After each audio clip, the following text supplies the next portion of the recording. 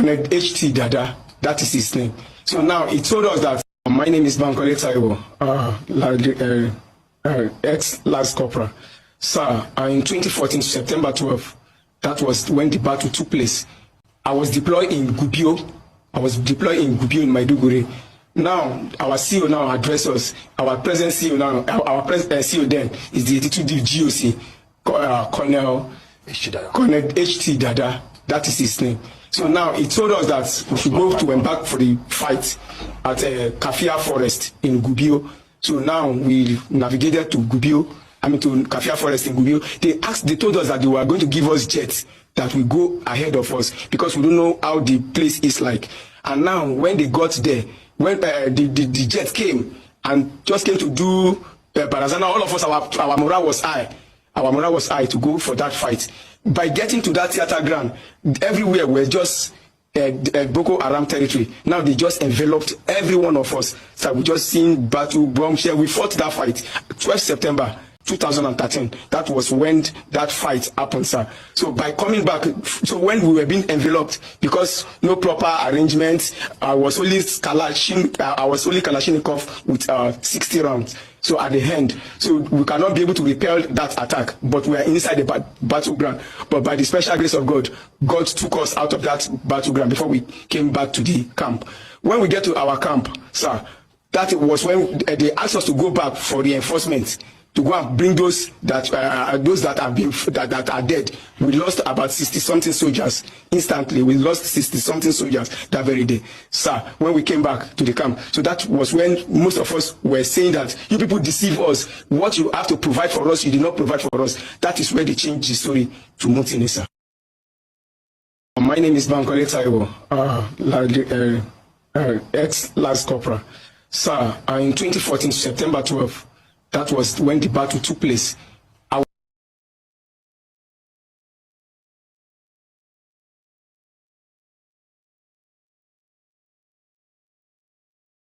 And we've seen action. Correct. Speaking tongue-in-cheek and saying that camp has been restored. The same thing he said 2 weeks ago. And we saw what happened yesterday. And we saw what happened yesterday. And what? You know, here we are so religious, we say that God forbid. But the truth of the matter is that it is still going to happen again. All right. Look, Olive, the massacre that was carried out 2 weeks ago, how many people were arrested? None. Where are they? Is anybody being tried for that crime?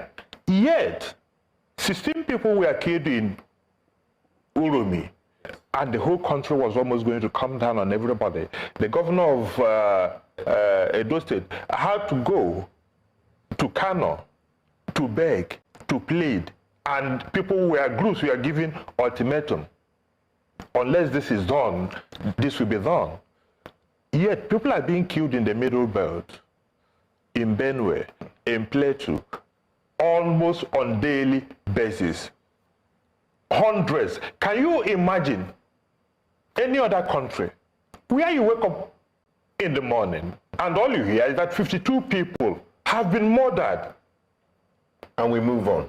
And one day, 2 days, this thing will be in the media in the next couple of days. And everybody will forget it until the next major massacre will happen. How long are we going to keep? How do we pray for Plateau? Pray for Benue? What exactly is President Bola Tinubu's responsibility?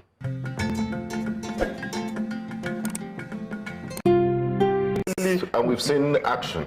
Correct. Speaking tongue-in-cheek and saying that camp has been restored. The same thing he said 2 weeks ago. And we saw what happened yesterday. And we saw what happened yesterday. And what?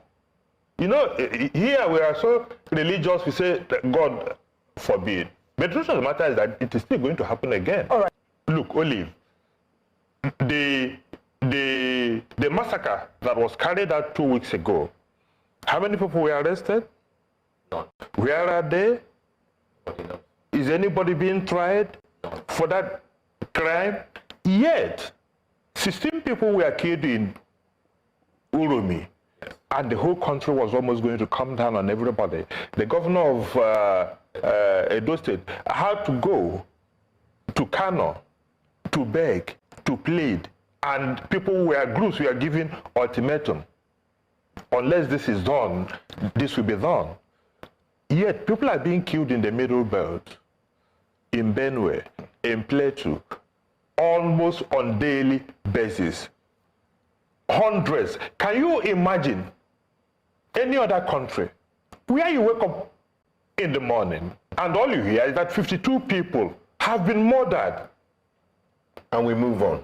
And just goes on. 1 day, 2 days, this thing will be in the media in the next couple of days. And everybody will forget it until the next major massacre will happen. How long are we going to keep? How do we pray for Plateau? Pray for Benue? What exactly is President Bola Tinubu's responsibility? And we've seen action.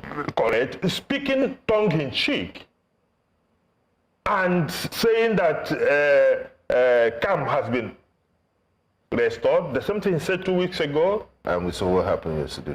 And we saw what happened yesterday. And what?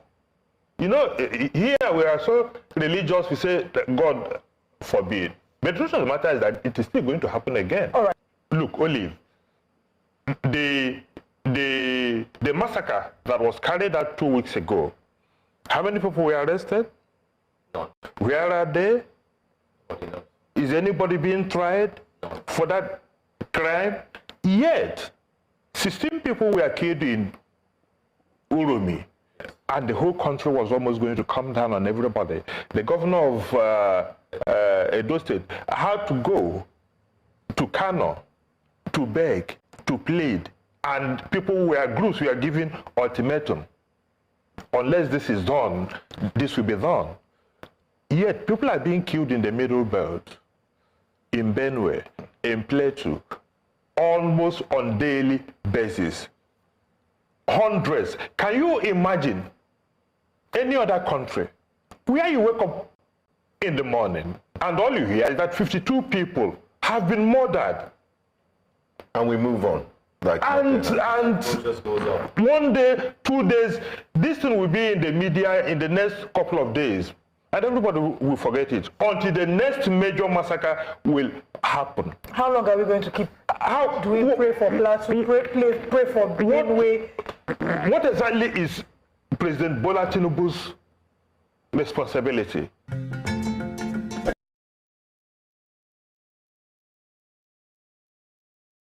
Yet another horrifying report is coming out of Nigeria as over 60 Christians have been murdered by Muslim Fulani terrorists in what is being called a genocide. Where is the global outrage? Well, Dumasani Washington, an expert on Christian persecution in Africa, joins us now. Dumasani, what can you tell us about this horrific event? Raj, this seems to be the latest in a string of events that goes back years, but the Fulani, as you said, the Fulani herdsmen, they're often called, they are a kind of a nomadic tribe. They are a herding tribe, predominantly Muslim, not all, but predominantly Muslim. And even as the article points out, it does a really good job in the Christian Post there. The vast majority of them not radicalized, but many of them unfortunately are. And there have been these waves of attack for years. And the attacks have been along the lines of taking land. They're targeting predominantly Christian Nigerians. So they are slaughtering those people. They are doing all kinds of horrible, unspeakable things and then taking that land. And often it is dismissed within the Western media as land disputes, of course, those types of things, but it's really a religious war at its root. Well, you sent me something that I want to read. Quote, what happened to the Israelis on October 7th, 2023 is happening every week in Africa. Can you explain that? Well, it's amazing because that quote, and in a long that quote has been coming both from Africans and Israelis who are aware of their situations, right? So whether it's the Fulani in Nigeria, including the Boko Haram, some of you may remember Boko Haram Bring Back Our Girls, something like 11 years ago when they had abducted nearly 300 girls, Christian girls. That Boko Haram is, again, a jihadist terrorist organization.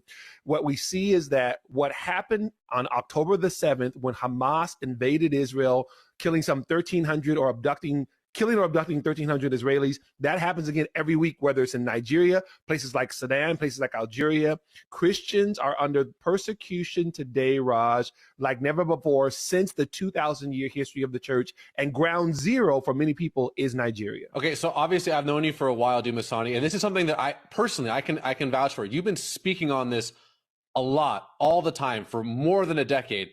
But the question is, Dumasani, why does no one care?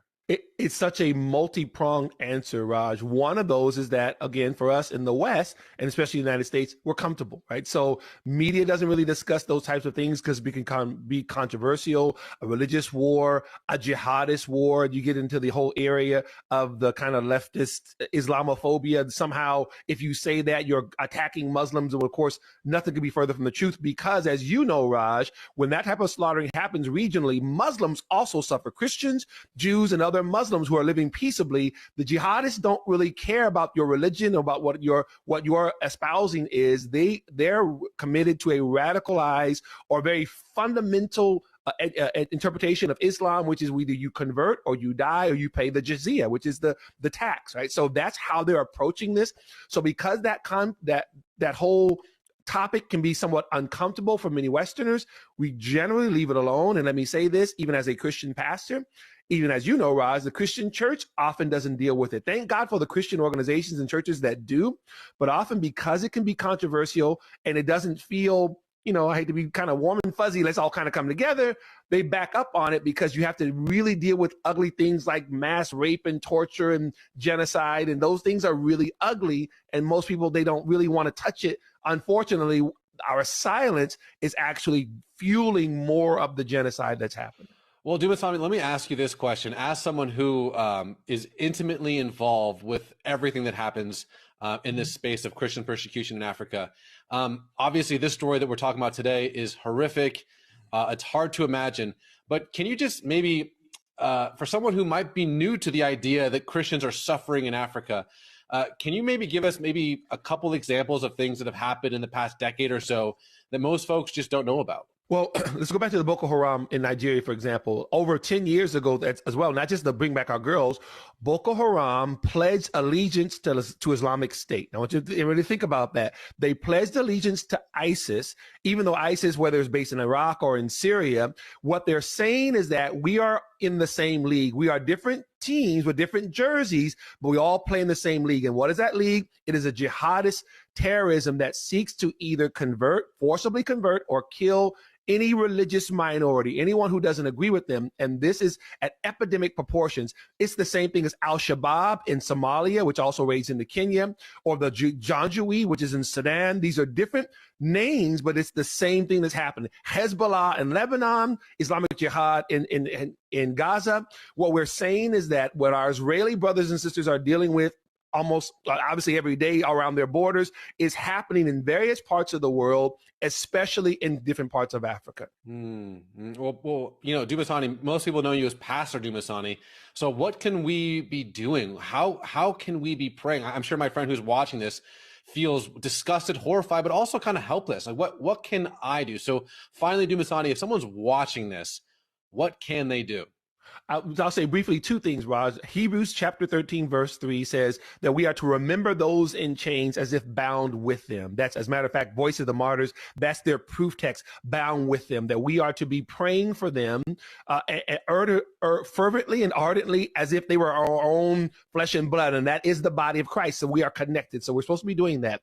And the second thing that I would say to people is that there are wonderful organizations like Voice of the Martyrs, like Christian Persecution. There's an Open Doors, that's a publication, everything. They actually give information about this, but they also give you the opportunity to sow a seed. And that if you want to sow a seed in those types of organizations, that goes to helping the pastors who get displaced and their families. Because if you think about it practically, when a church either loses its pastor because of he's been murdered, and that church has gone underground, they still need help in terms of Bibles, food. I mean, sometimes the persecution, ladies and gentlemen, is them being fired from their jobs because they're Christians. So I would say if they want to go further, inform themselves even more, and then also if they want to go further than that, sow a seed into those organizations because they're doing amazing work. We know as Christians that we are going to be persecuted in that way. The Word of God says that, particularly in the last days. So it's our job to do all that we can to relieve that suffering as much as we possibly can. Dumasani, Washington, my friend, thank you so much for coming on. Thank you, Raj. Thanks for having me.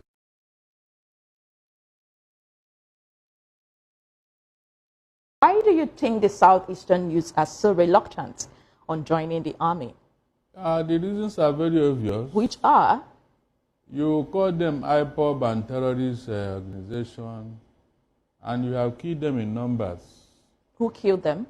The Nigerian military. Killed Southeast youths in numbers? Southeastern youth, yeah. They are in the Southeast as an army of occupation. And every youth they see in sight is shoot at sight. In the Southeast? Yes. These have been Are the governors aware of this? Of course, all of them are aware. All of them are. And what are they doing about it if this story happens to be true? Especially that of Imo State. In the local government of Hope Uzodinma, you can hardly see any young man there. They have all run away or they were killed. So when you have been doing all this type of underhand dealings with the Southeast, why do you think their youth will be very happy to join the army? Their belief is that you are going to finish them. What you could not do with this, all this, what do they call it, insecurity, you now want to finish them with the military. But Barrister, there is a belief, or some quarters will say that the reason why there is so much military presence in the Southeast is because of the insecurities happening there by the unknown gunmen. It was deliberately created.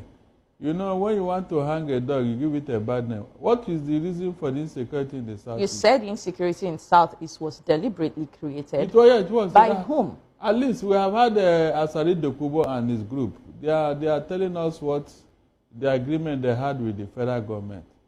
So what did Asari say they had? He said he has a contract to be killing the Igbos. He said that. He even mentioned the area where they were operating and all that. That his boys are the ones, the unknown gunmen. So, I mean, by the way, what is the reason for insecurity in the Southeast? What is the problem there? What is the reason for insecurity? That is what we should be asking the federal government. Initially, we claimed it was Simon Ekpa. And we all cried that Simon Ekpa should be brought down. And he has been in custody. So yes, let me ask you, as someone who is from that region, of course, you'll be getting information from that region. Has the rate of insecurity by the unknown gunmen reduced since Simon Ekpa has been in custody? It has reduced, not because of Simon Ekpa per se. Okay. It is because the Southeasterners have devised another means of checkmate this, because the outright killing on the streets of the Southeast are reduced. But the Fulani herdsmen are still rampaging in the bushes and farmlands. They are still there. So in the Southeast region, yeah, we saw women protesting in Enugu State. So all those things, who created them? Are they Southeasterners? Is the federal government not aware of what these people are doing? Why did they allow them to be carrying guns and be killing people? And when anybody wants to stop them or retaliate, the person is arrested, while the attacker is allowed to go free. So when you see all these things, are you not supposed to know that something is wrong somewhere?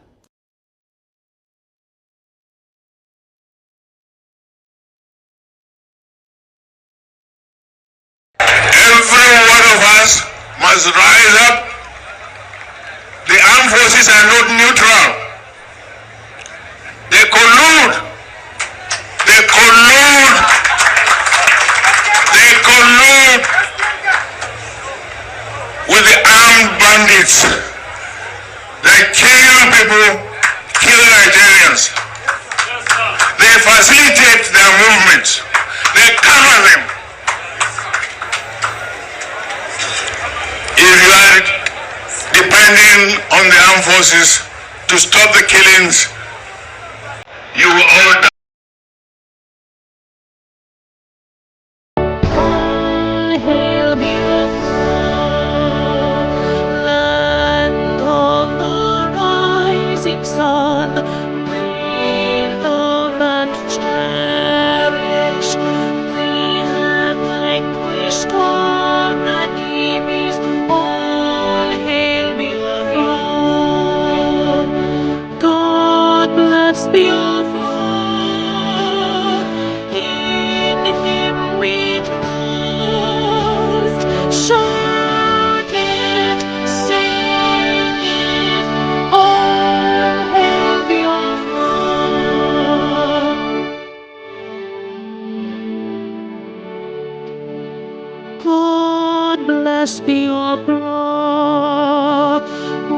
have emerged triumphant from all our foes.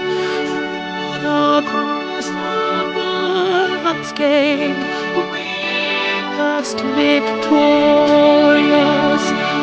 Our trumpets beat, our glorious song, play it, sing it, all hail Biafra.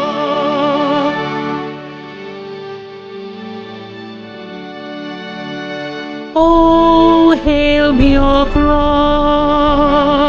We shall always remember all that perished in the struggle for our freedom. All hail our heroes, our precious men, who day and night save them always. All hail Biafra.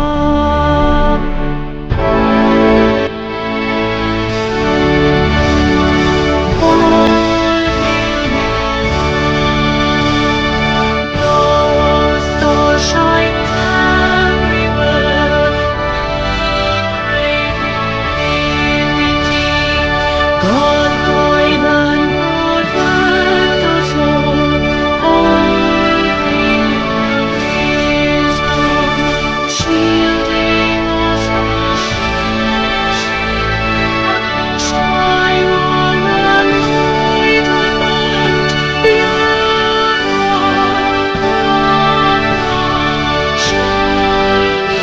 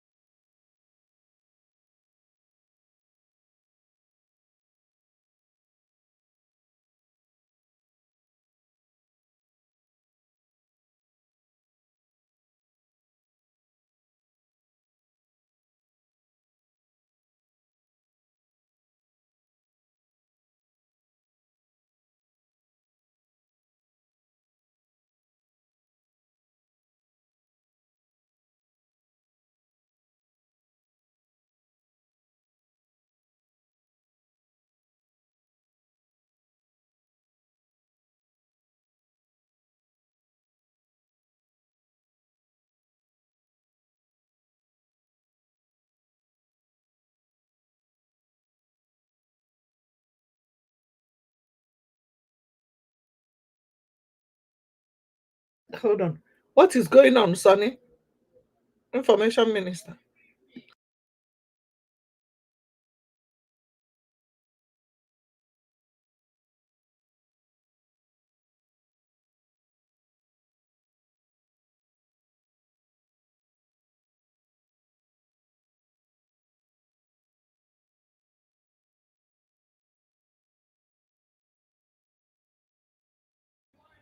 Okay, should be coming out now. Checking. Checking.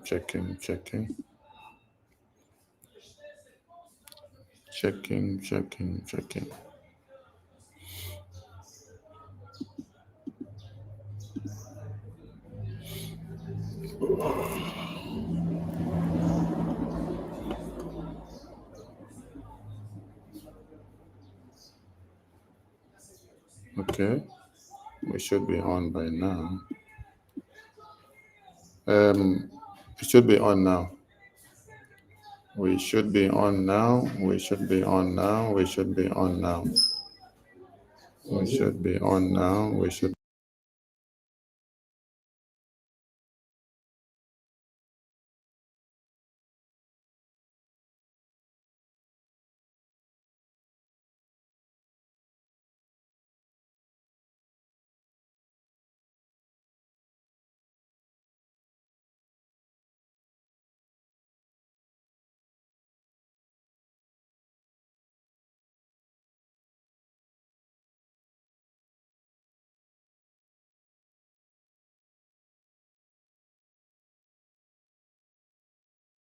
Thank you. Welcome back. I hope our voices on this YouTube now and all social media platforms. Welcome all dear friends. Check. Should be on now. Yeah, it should be on now. It should be on now. It should be on now. It should be on now. It should be on now. It should be on now. It should be on now. Greetings to all Biafrans and lovers of freedom who have gathered here this evening. And like I said before, the network issue, in line with the Christendom's traditions, happy Easter to all. All right, thank you. Happy Easter to all Biafrans who are of the Christian worshippers, and also to the Jewish traditions, whichever way they celebrate the Easter. Happy Easter to all of you, and to everyone that loves the religion of Christianity. Happy Easter and Good Friday to all of you. Yes, the term says Good Friday, right? But it is not a Good Friday to the Christians in Nigeria. To every Christian that exists in Nigeria, it is not a Good Friday to them. Rather, it is a bad Friday. It is a bloody Friday, because in Nigeria today, many lives have been wiped out. The Fulani terrorists, the jihadists that have come in the name of Fulani hunters, the way Nigerian government have branded them, they have butchered, they have cut off heads of babies, women, and children on this very day. So it's not a Good Friday to you as a Christian that is in Nigeria.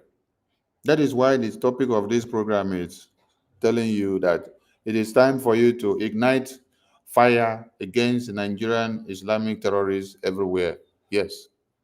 It is time for you to stand up against the terrorists, Fulani Boko Harams, that are being sponsored by Nigerian government. If you must leave. When we listen to the message that came from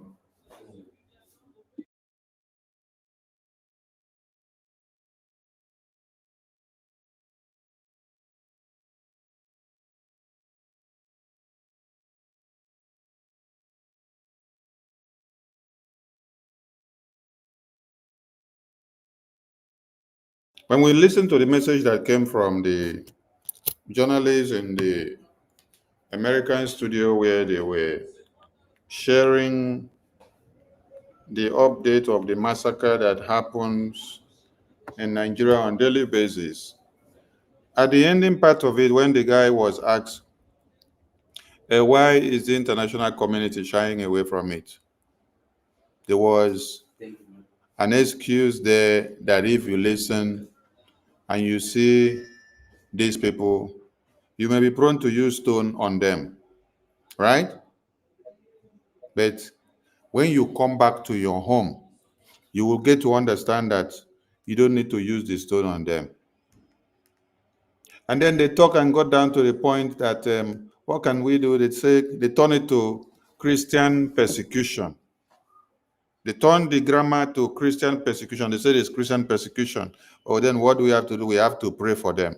You see, when genocide is happening, or let me just ask, which genocide will happen in America or in UK or Europe?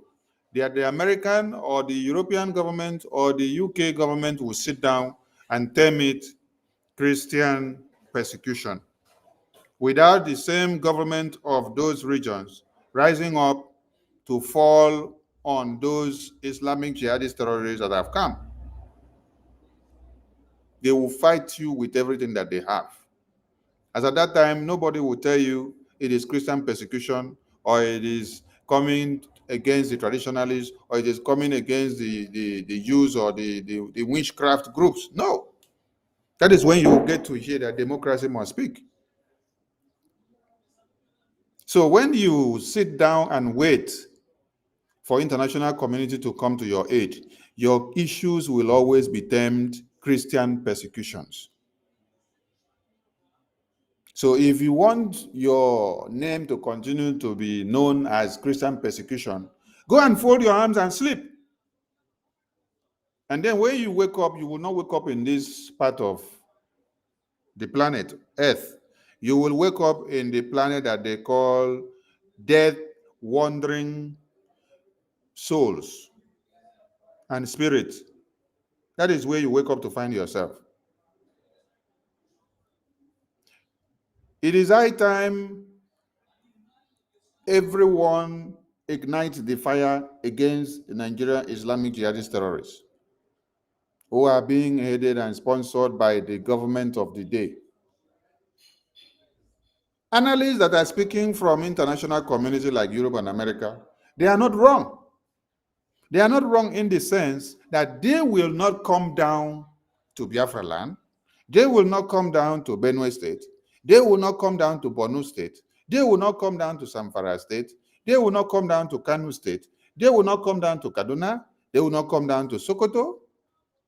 They will not come down to Ondo.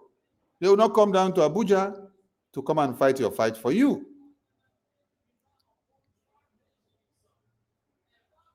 Is it not the same religion that teaches you that the kingdom of God suffereth violence and violence must take it by force?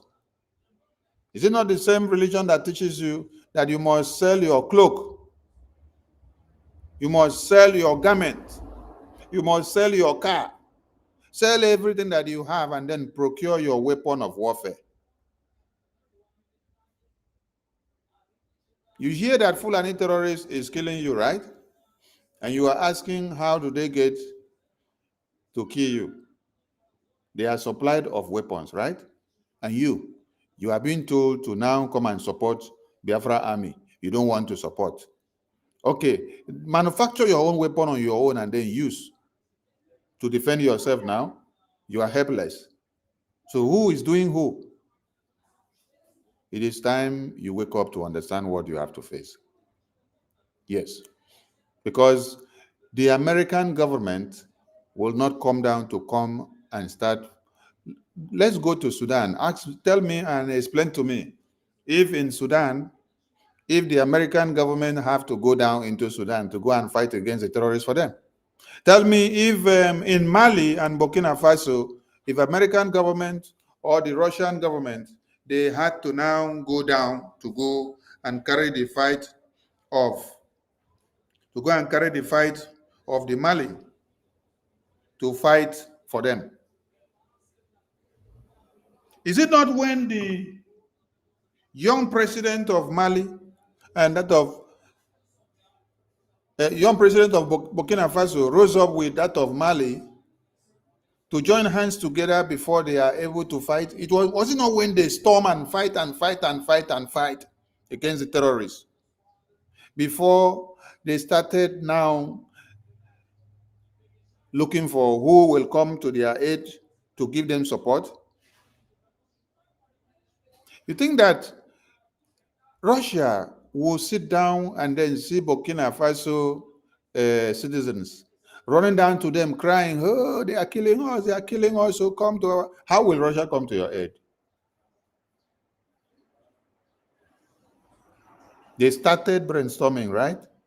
They set up a defense mechanism. What is different from what the Mali and Burkina Faso and Niger are doing? We're asking a question. Because when you use your leg to kick your own brother or sister who has become a king, because it's not you that has become the king, because of your sheer hatred and envy and backstabbing, you decide to disregard him. You think that you are doing that to your brother. No, you're not doing it to your brother. You're doing it yourself. You will go and celebrate Mali president, right? A young man. You go and celebrate that of Burkina Faso and Niger. Young men rising up to defend their lands against the terrorists. But what the Prime Minister Simon Ekpa had started, many of you stood against him. Today, the template is on the table. The Biafra army are already there since 2023 that they were unveiled in Helsinki. Instead of you to queue in and then support the Biafra army, you want to become a leader of your own. You are telling me today now that the template that we have been using with the Biafra army since Helsinki 2023, October, that it is not the right way. You are telling me that you know better, that you even know better than the Prime Minister Simon Ekpa, that even had the vision, the idea, the new dimension of us coming to this point. It is you that he even wrote that he called to come and work with him. It is you now that is standing up to say what Prime Minister put in place was not in order. Now, to you, you have a better way of doing it, and you know how to do it best.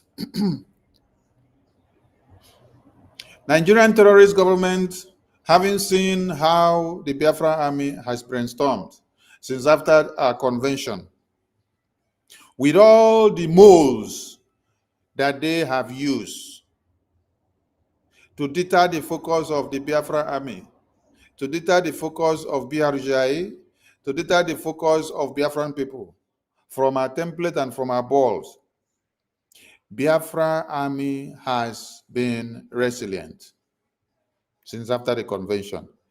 You may not know what they have been facing on daily basis in the battlefield, even with the attack on their finance, even with the attack on their personnel, even with the attack and with the sabotage that has been set in by those who claim they were working with clear heart and minds while our Prime Minister was here.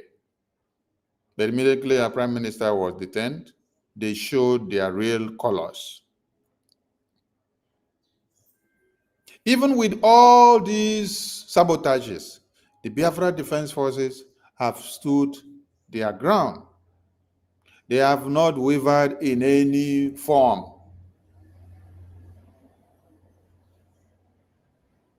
They refuse to bow to pressure. They refuse to bow to the enemies of this very government. And they have been in battle since after convention and even before convention. A week to the convention, the serious battle started because we were to declare, right? We were to declare our nation. And then they prepared and knew what was coming and what that meant. But in the media, you will see them coming to tell you that we are taking their airwaves. And when we destroy them, when they come to kill Biafrans, they cannot come out to report and say Biafra Army. They will come and say IPOB. We are IPOB. IPOB means the indigenous persons of Biafra. So whether you want to take the glory of Biafra Army and call it IPOB, we are still IPOB. No be so? What you could not do was to take the glory of IPOB and then call it Niger Delta Militants. You could not do that one. But the Woto Pro Max was increasing. In the absence of Prime Minister, The Woto Pro Max has increased. And Musa knows how many body bags he has taken home. From the week of the convention, a week to the convention, and to this very day, Musa knows that he has counted over 200 body bags. The fact that the Biafra army don't post everything on the media for you to see is to put Musa on the edge. Yes. When you see the war of attrition result coming out with the cry of the Biafra army, coming out openly to tell you that we are now coming to beg Biafrans to come and join Nigeria army. That is the result of the war of attrition, which they have refused to tell you what has been happening to them a week to the convention down to this very day. If Musa is truthful to himself, let him come out and explain to you how many body bags he has taken home. You know, the bad thing in one Nigeria is that the combatants that they send into the battlefields, they are not well documented. That is the problem. That is the reason why many of us that may have joined the Nigerian military in one way or even the paramilitary in one way or another had to pull out. Why?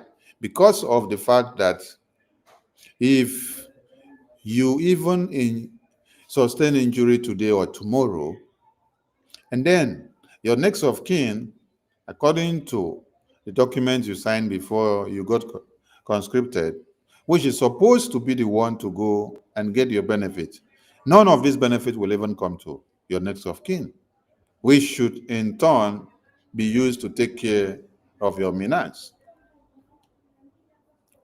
So when many of you sit down and you don't see your fathers and mothers, your brothers, your siblings, your uncle, your nephew, your niece, who got into the Nigerian military, not coming back for 2-3 years, and they still tell you that they went to Syria, they went to Libya to fight, they went to Sudan to fight, they went to Mali to fight.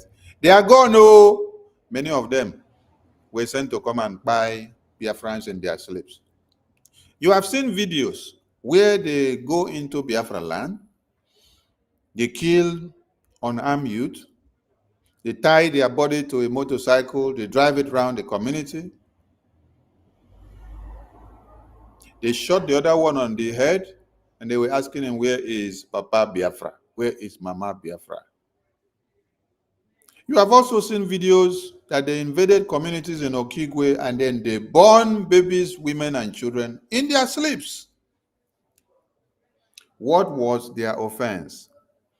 Just being a Biafran. Not even being a Biafra army, being a Biafran. You have listened to the journalists here, spoke on VOP TV. This is in Nigeria. And the question they asked were very pertinent questions. That they have massacred thousands and many. Nothing has been done by the government of the day, by the same Fulani terrorists. And they have been massacring like this since 2012, coming down to this day. But only 16 of the terrorists that they call hunters were accosted in Uromi. And as they gave them justice the right way they deserve, oh, the whole media got a cock. The whole media got a cock for weeks. And today we saw something else that is so inhumane. The governor of Plateau State said he is setting up investigation into cows that were poisoned or that were found to be poisoned in Plateau State while they are grazing on an open space. Over whether 65 cows or whether 36 cows. The governor of Plateau State is telling you that he wants to investigate how come the cows died.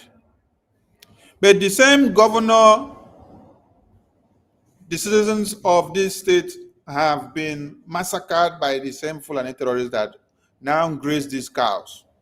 Since 2021, there have been series of massacre in Plateau. The one that just happened 3 days ago, and even last night, another one happened.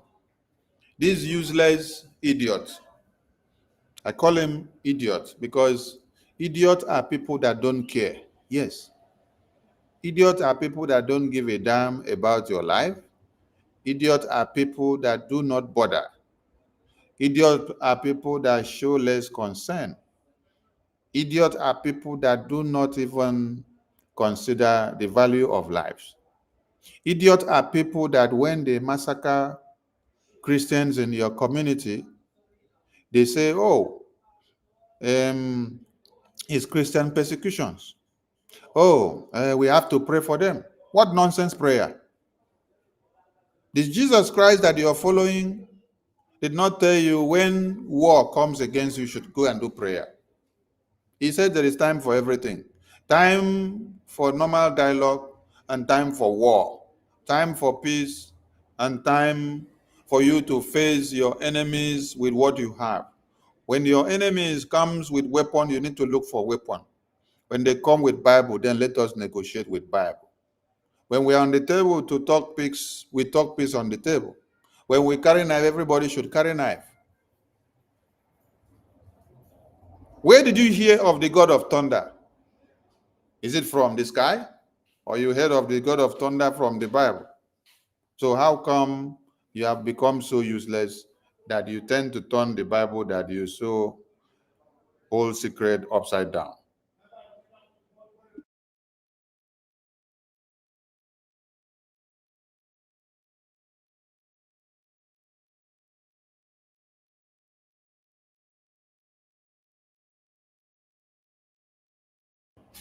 So, the kingdom of God suffereth violence, and violence take it by force. The Jesus Christ is the God of the God of a second chance, God of war, God of thunder, God of lightning.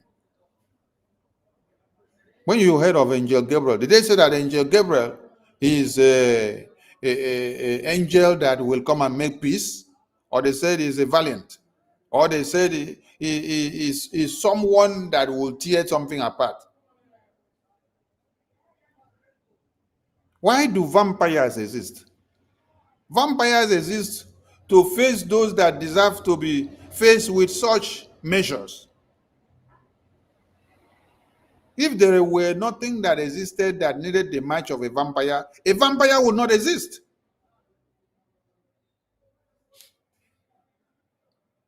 You continue to be saying, pray for who? When you don't kill somebody, the terrorists come and don't kill the person. Use knife, machete you, cut off your head, and you come to do prayer. What does the prayer do?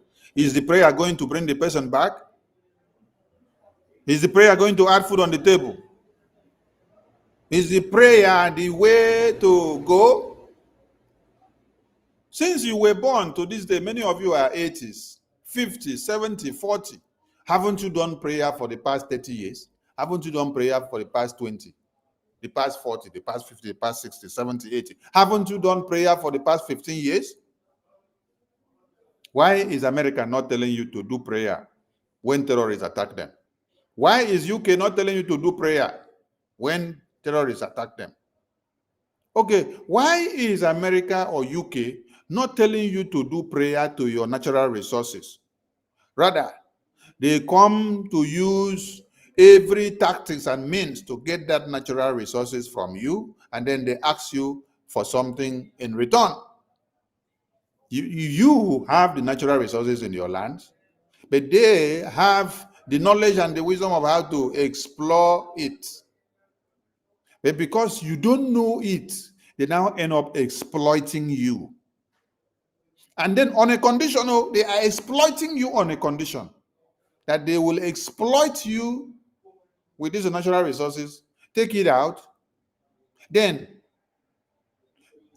if the value is 100, because they have exploited it for you, because they are not exploring it, they have exploited it for you. If the value is $100 per gram, they will give you on a condition of what? $60, but because they are the one that came to exploit you in the name of exploration.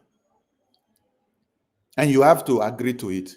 And then that residue, when you're refining a product, that residue of that product also serve another value. Yes. Can you use it to generate electricity? Can use it to do many other things. Do they return that residue that they will use like a byproduct now to do some other thing? Do they return it back to you? No, they don't return it back to you. So in how many ways are they gaining? They have gained from the exploitation. They have also gained from the residue that is left. They have also gained by creating job opportunities for their people, because all that thing that is extracted now, they have to take it to their place to go and refine, right? So the job creation is now domiciled in their country, right? Aha. So that is why they now tell you, take visa, come to America. Take visa, come to Europe. Take visa, come to UK. There is job opportunity in Canada. Come down there. At the end of the day, who is losing? So if it is about prayer and fasting, if it is about, let us pray, let's pray for them because they are Christian persecuted. If it is about prayer, why will UK need to come and exploit you? Why don't they do prayer? Why don't they do prayer in their own land and let everything be flourishing the way it is, so that they will not come and exploit you? It is not about prayer, Mumu people. Because the same Bible now, the same doctrine says, my people are dying because of knowledge and understanding. Wisdom. They know they give person. Now naturally born. That is why many of you will no go school. When I get wisdom past people will go school. Because people will go school now and go acquire certificate, call themselves doctors with many certificates. They are foolish. And it is not about speaking grammar. It is not the best grammarian that has saved the world. But it is the strategy and the wisdom that needs to be put in place. What are we saying here? What we are saying here is that the same way you see that the terrorists are massacring you, find a way to stand up to defend yourself in your own way. If you're from those areas where you know that your government have become so useless and you have no defense mechanism for yourself, because you can't sleep and wake up every day. Massacre in Plateau, Borno. Massacre in Plateau, Borno. Then your governors are kneeling down to the terrorist government of one Nigeria. In Biafra land, we have a defense mechanism, and you all have to wake up to do what? To support this template. And as you support the template, you need to also by yourself become a security to your family. Yes. Be the security chief, the security officer in your own family. Time have gone, and that time is no more here, when men in the family will be sleeping and snoring. No. Let the women sleep. Let the children sleep. As a man, you should be keeping watch when it is worry. When there is war, a man should not be sleeping and snoring anyhow. A man should be keeping watch, to watch over the surrounding. Please, those calling now should stop, because the device we are using is where we are talking through. Don't call now, please.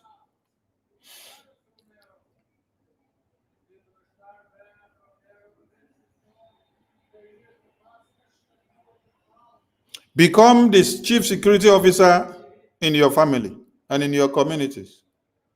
Orientate everyone. Now, there is an intel which we have printed in a flyer and circulated out. The zoo terrorists had done this before. When they had recruited Asare Tokumbo with his men, all those people that you see with special force uniform, special forces uniform. For those of you that have been in the military before, they were nothing like special forces uniform. Special forces uniform is something that they just brought out not quite long. And this came about as Tinubu just wanted to start the campaign of 2023 elections. This is when the Special Forces terrorist uniform came out. It is a squad that is brought out for elimination. Listen, no, elimination. Because I've seen some people write some rubbish there just to fine-tune and give a good name to the terrorist group. The Special Forces, for any of you, I'm telling you now, if you know you have served in Nigerian military before, come out and tell me that the Special Forces terrorist group, that you just saw that uniform, that it has existed far back as 2010. Come and tell me. So that you will tell me from which unit you got your own orientation from. The Special Forces uniform is something that came out recently. And they brought it out as a special squad so that they will use it to do what? To go and be eliminating people in their communities. Because when they brought it out in the first place, you saw special force. So you did not take it serious. You will not know. They did not mix them up with the Mopol, the police, the army, the Air Force, and every other thing. So you just take it lightly. Oh, special force, this one. Maybe it could be security uniform. But it is last now that all of you now starting. When they recruited them, where did they send them down in the first place? Biafra land. Biafra land was where they sent them down. Because they were on a mission. Send them down to Biafra land, go eliminating house to house, anything that says Biafra, anything that says IPOB, anything that says Biafra, anything that says IPOB, go and eliminate them. So when you see them, they came to Biafra land. When you check, all those ones that they sent, there was a video where some of them were sent into the market. They went into the market, they were threatening our women. You see them on the uniform, special forces. They were speaking our language, Igbo, threatening our women in the market that if they don't come back on Monday, if they observe sit at home, that all this their market and their belongings will be burned to ashes, and they will buy all of them. Broad daylight. So when they bring all these terrorists out, they brought them out just for Biafra, and so they did not bring it out for Nigeria. Asari Tokumbo, there was a time they were to use seminarians' dress code, bishops and pastors' dress codes, preachers and missionaries' dress code, to parade as if they are coming for missionary teachings, evangelism, deliverance, seminarians, so that when you see them, you say, oh, these are our brothers and sisters in the Lord. But there is AK-47 inside their long trouser that they wear inside. Then they will wear the white kaftan or the red kaftan or the yellow kaftan or the black kaftan, any color of the kaftan that they will wear. Those of them that came to battle with the Biafra army, they collected them back in body bags. And now they think that they can initiate that same strategy again. So we've circulated a flyer. So when you see that flyer, make it to go viral. Where they have made another plan now, since they have gone to the houses of Biafrans to burn them in their sleeps, and the message has gone around everywhere, and Biafra army have engaged them recently, and they are going back in body bags. They want to devise another means of doing it now. Coming into your communities, disguised as bishops, missionaries, seminarians, pastors and bishops, and cathedral bishops, or whatever you call it. When you see them, you think that they come to do preaching or they come to do deliverance. But there is AK-47. There is a small gun inside their pocket. Every Biafran, you must be security conscious. And like I said before, whatever you know how to do to be security conscious and to protect your immediate family before the Biafra army will do the rest of it, do it. Do it so that you keep watch. Don't go and sleep. Don't go and sleep. And as you do that, support the Biafra army with everything that you have.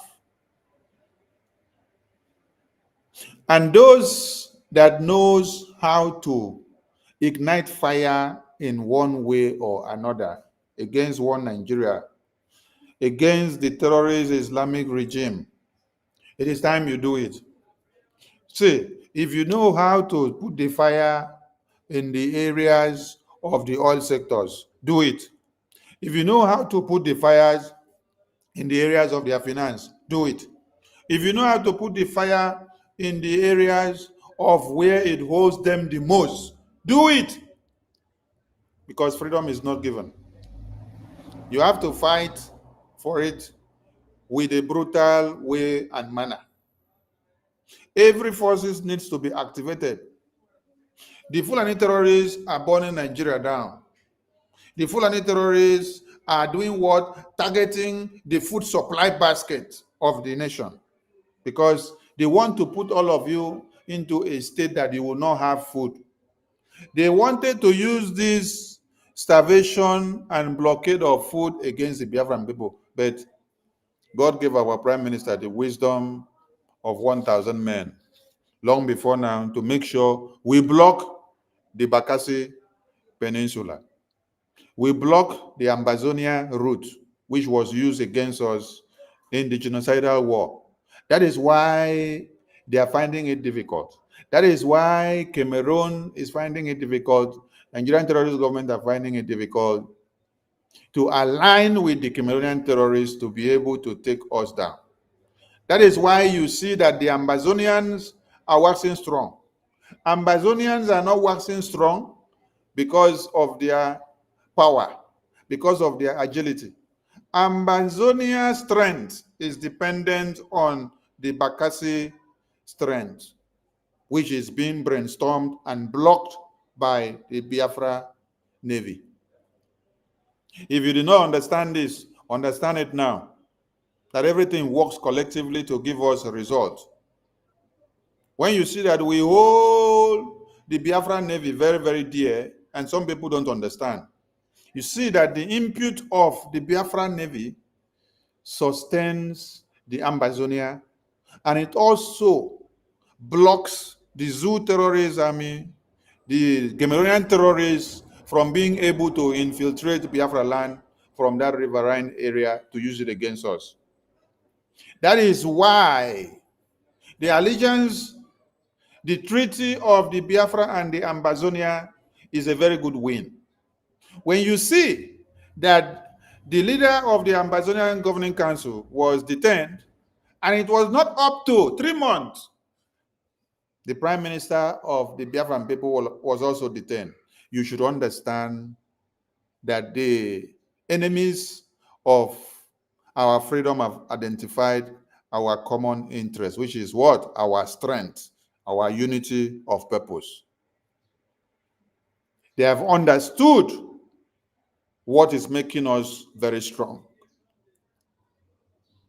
That is why I said, it is not how far, it is what? The wisdom of 1,000 men that God will give you.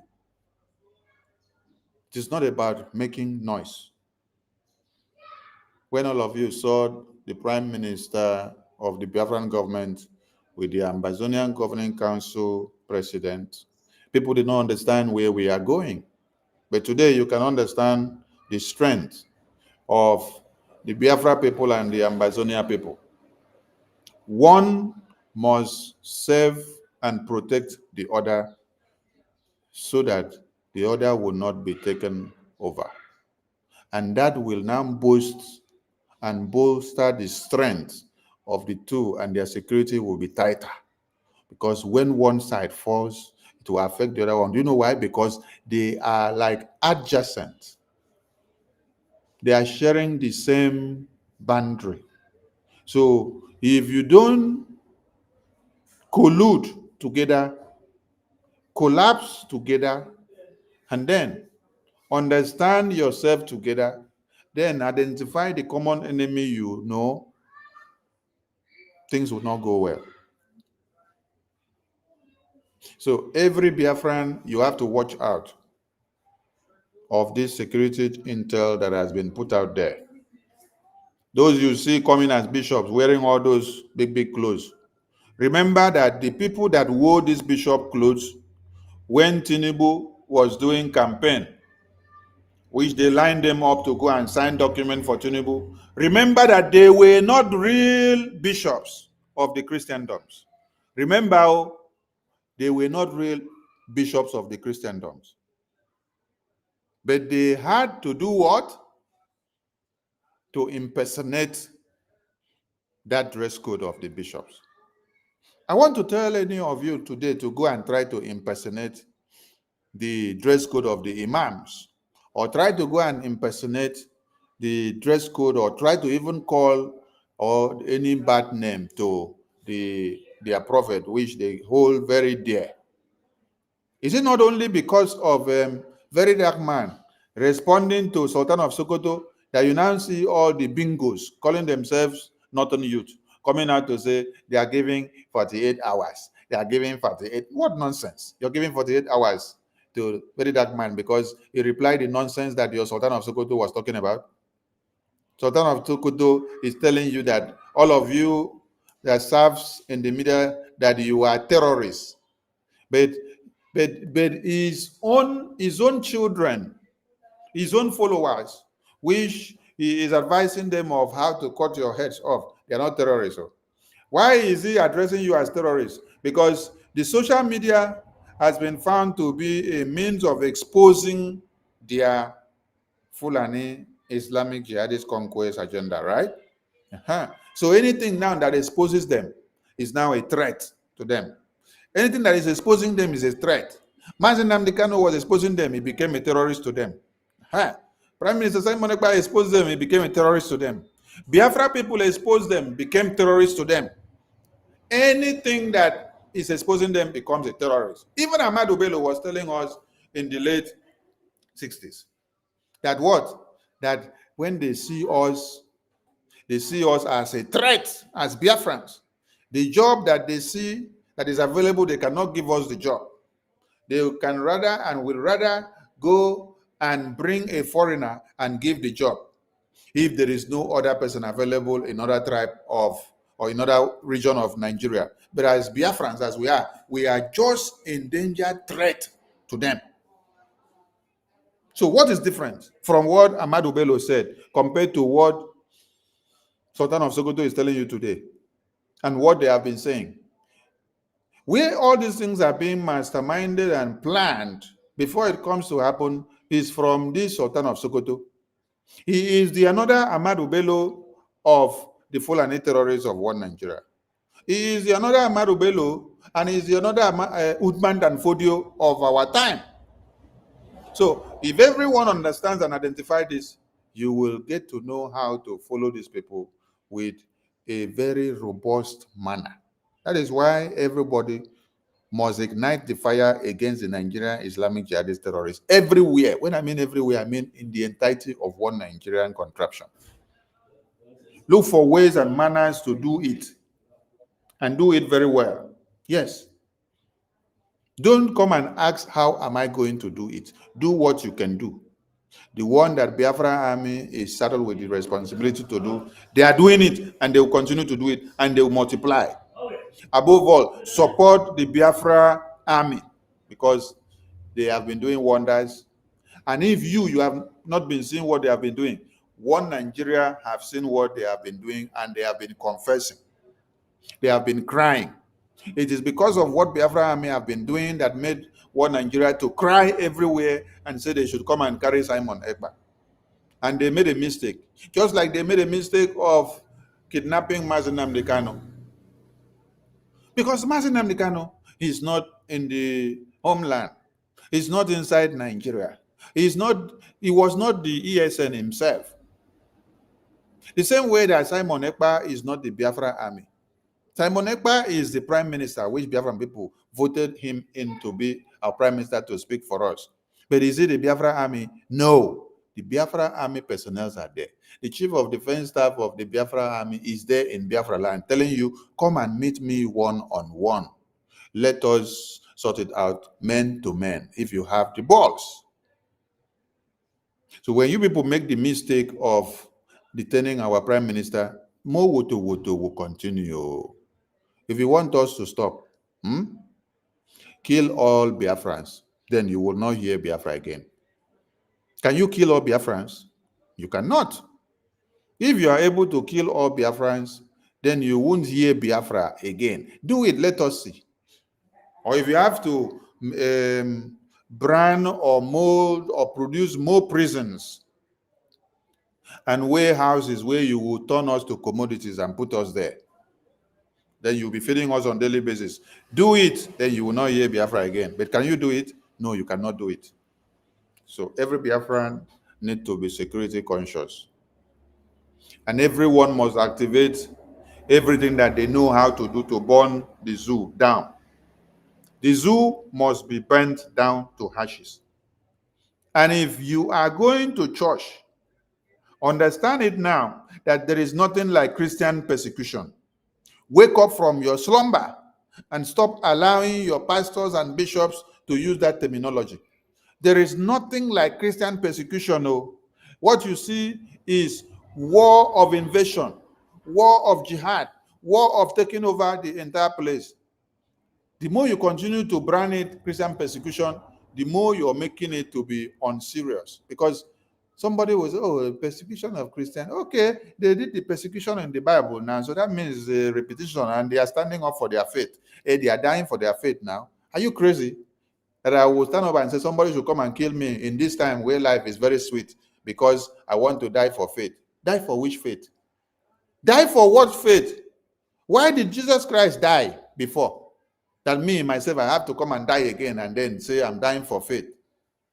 Why must persecution happen a second time? So do you mean that Jesus Christ died on the cross of Calvary for the remissions of our sin, and then we have to come and die again? We will have to allow somebody to come and cut our hands and cut our heads off again? Are you crazy? Then if we are to face persecutions again, then that means there was no point of Jesus Christ dying. So stop being misinformed. Wake up and face the reality. You are in war. And in war, Jesus Christ would not tell you to go and start doing preaching. Somebody carry Bible. The other person carry AK-47. That is madness. And somebody carry AK-47, go and look for your own weapon. Look for your own weapon. That is in Luke 22, verse 36. He that had no sword, let him sell his cloak and buy one. Yes. Prepare yourself, all of you that are carrying dead bodies every day in Plateau. Because if you had taken us serious, while Mazi Nnamdi Kanu was preaching from 2012, you will not have joined one Nigeria to call Biafrans criminals. You would not have joined one Nigeria to call Biafrans traitors. By this time, your eyes would have opened very well, and you would have understood the common enemy that have come for everybody. Because you were deceived and you allowed yourself to. Where is Pastor or Bishop Kumuyi today? Where is Pastor or Bishop Oyedepo today? Where is Enenche today? Where are all the pastors and bishops today that heated the street of Nigeria to protest against Goodluck Jonathan? When they used the Boko Haram to hoist him out of office. to create the insecurity that you never saw. They foiled. Oh my God. What did they not do? What did they not do? They brought in the terrorists from all over the Sahel, and you people were clapping and moving about, singing, yes, oh, a government that cannot protect their people, they should take them out overnight. Where is Kumuyi now? Where is Oyedepo now? Where is Enenche now? Where are the rest of them? Where are all the churches that carried the placard? Where are all the celebrities? Where are all the Nollywood actors? The numbers of Christians that are massacred on a daily basis is more than what necessitated the invasion of Gaza. Something necessitated the invasion of Gaza. The terrorists, the numbers of Christians or the numbers of the Israelis that they massacred on October 7 before the invasion of Gaza started is not something that is compared to what is happening here now in Nigeria. Go and ask now how many people were massacred on that October 7. Then tell me how many people were massacred in Plateau yesterday night.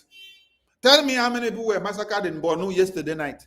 Tell me how many were massacred in Gombe yesterday night. Tell me how many in Kano yesterday night. Tell me in Borno, tell me in Zamfara, tell me in Kano. I'm using these places as a point of context because if you overlook, for those of you that claim to be, oh, it is happening in the north, it is happening in the middle belt, it's not my business. You're wasting your time because this is how it has been happening since 2012 and you say it's not your business. It is degenerating and coming down to your own enclave gradually. It's coming down. By the time it comes to take your own throat, you want to now realize yourself, it is too late. But what happens to the Biafran people? Biafran people have been standing their ground and they will continue to do so because the terrorists have all gathered.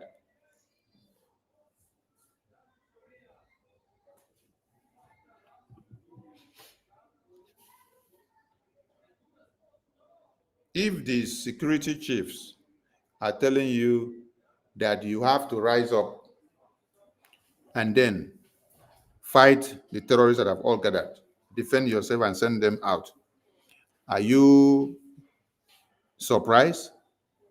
If the governor of Plateau is telling you today that they have failed you, if the governor of Plateau is telling you that you should go and defend yourself, if the DSS director is telling you you should go and defend yourself, and he was even citing what other people did to defend themselves, don't wait for your own case to be exceptional.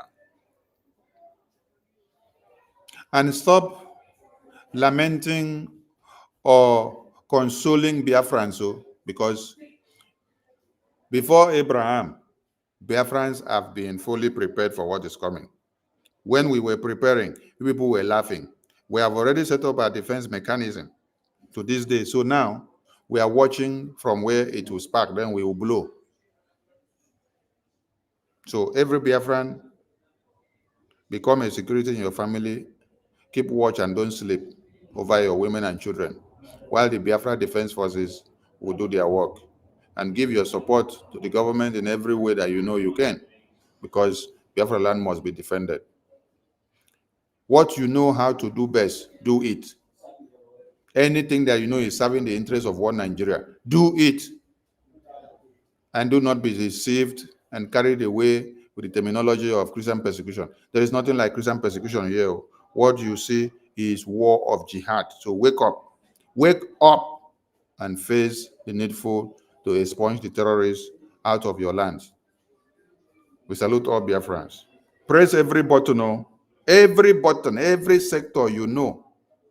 You know everything in Biafra land that serves as food to one Nigeria. Cut it off. Start pressing them. Press their neck, left, right, center, and let everything blow off.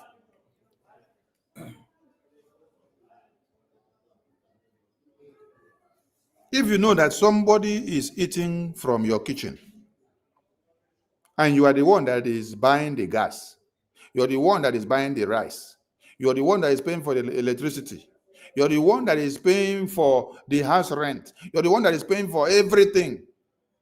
Are you not the one having the lifeline of that person? So do what you know is best to cut off the life of one Nigeria in Biafra land. Do it so that you will help. If you so love the Christians that are in the far north and the middle belts, that they are being pied every day, do what you have to do in Biafra land, which happens to be the food that is feeding Nigerian terrorist government. Cut off that food from their mouth. Wake up and face the needful. Because this is the common enemy. This is the prime enemy that everybody knows. No more lamenting. If you want to continue to lament, the more you lament, the more they will regroup and come.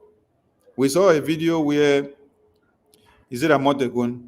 That is why we laugh at these Yoruba people. Yes. You accosted terrorists who came with weapons of warfare to come and massacre and to cut off heads of babies and women and children, who claim to be going into the forest. Going into the forest to do what? To hunt your women and children and to kill them when they sleep and wake up. You will come out and then start crying the next day. You go and carry the dead bodies. Then you come and start crying, oh, Fulani have been very low. Fulani, oh. You now go and prepare over 500 coffins. You come and put them, pack them to go and bury. How many Fulanis were there? About 114 or 115. That Fulani terrorists that you see, so each of them can take down the life of five persons at a blow. Because what do you people know, Yoruba people? To even fight war, you don't know. All you know is to do party and to do embezzlement. You use people's head and brain to do rituals. Later you come out to the media to come and be talking shit against the Biafran people who have been warriors fighting to see that you don't take our babies while we are still alive. The January 15 coup that you heard of, the gallantry nature of the military men that stood up was not to defend the Biafran people, but it was to defend you, the Yoruba peoples and the Middle Beltans and the Northerners that were already massacred, just like what is happening today. But those that took the stand to be able to defend your lives are the same people that you came back to stab on the back. Yes, you stabbed them on the back till this very day. So you call yourselves now a Motekun. Even the person that initiated the Motekun, you people kill him. Yes. You kill the very man that came about the Motekun, you kill him because of bribery and corruption. You kill him. Today you are suffering very well. You carry weapon. You see terrorists. You cannot kill the terrorists. You carry the terrorists. You go and give back. You see, they say the governor of Ondo State say we should send them back. Send them back to where? Okay, send them back. Send them back to Sultan of Sokoto. When they come back and then kill your women and children, you don't carry the people that kill your women and children back to go and give the people that send them. Why you now carry the dead bodies of your women and children to go and bury? Your mumu know too much.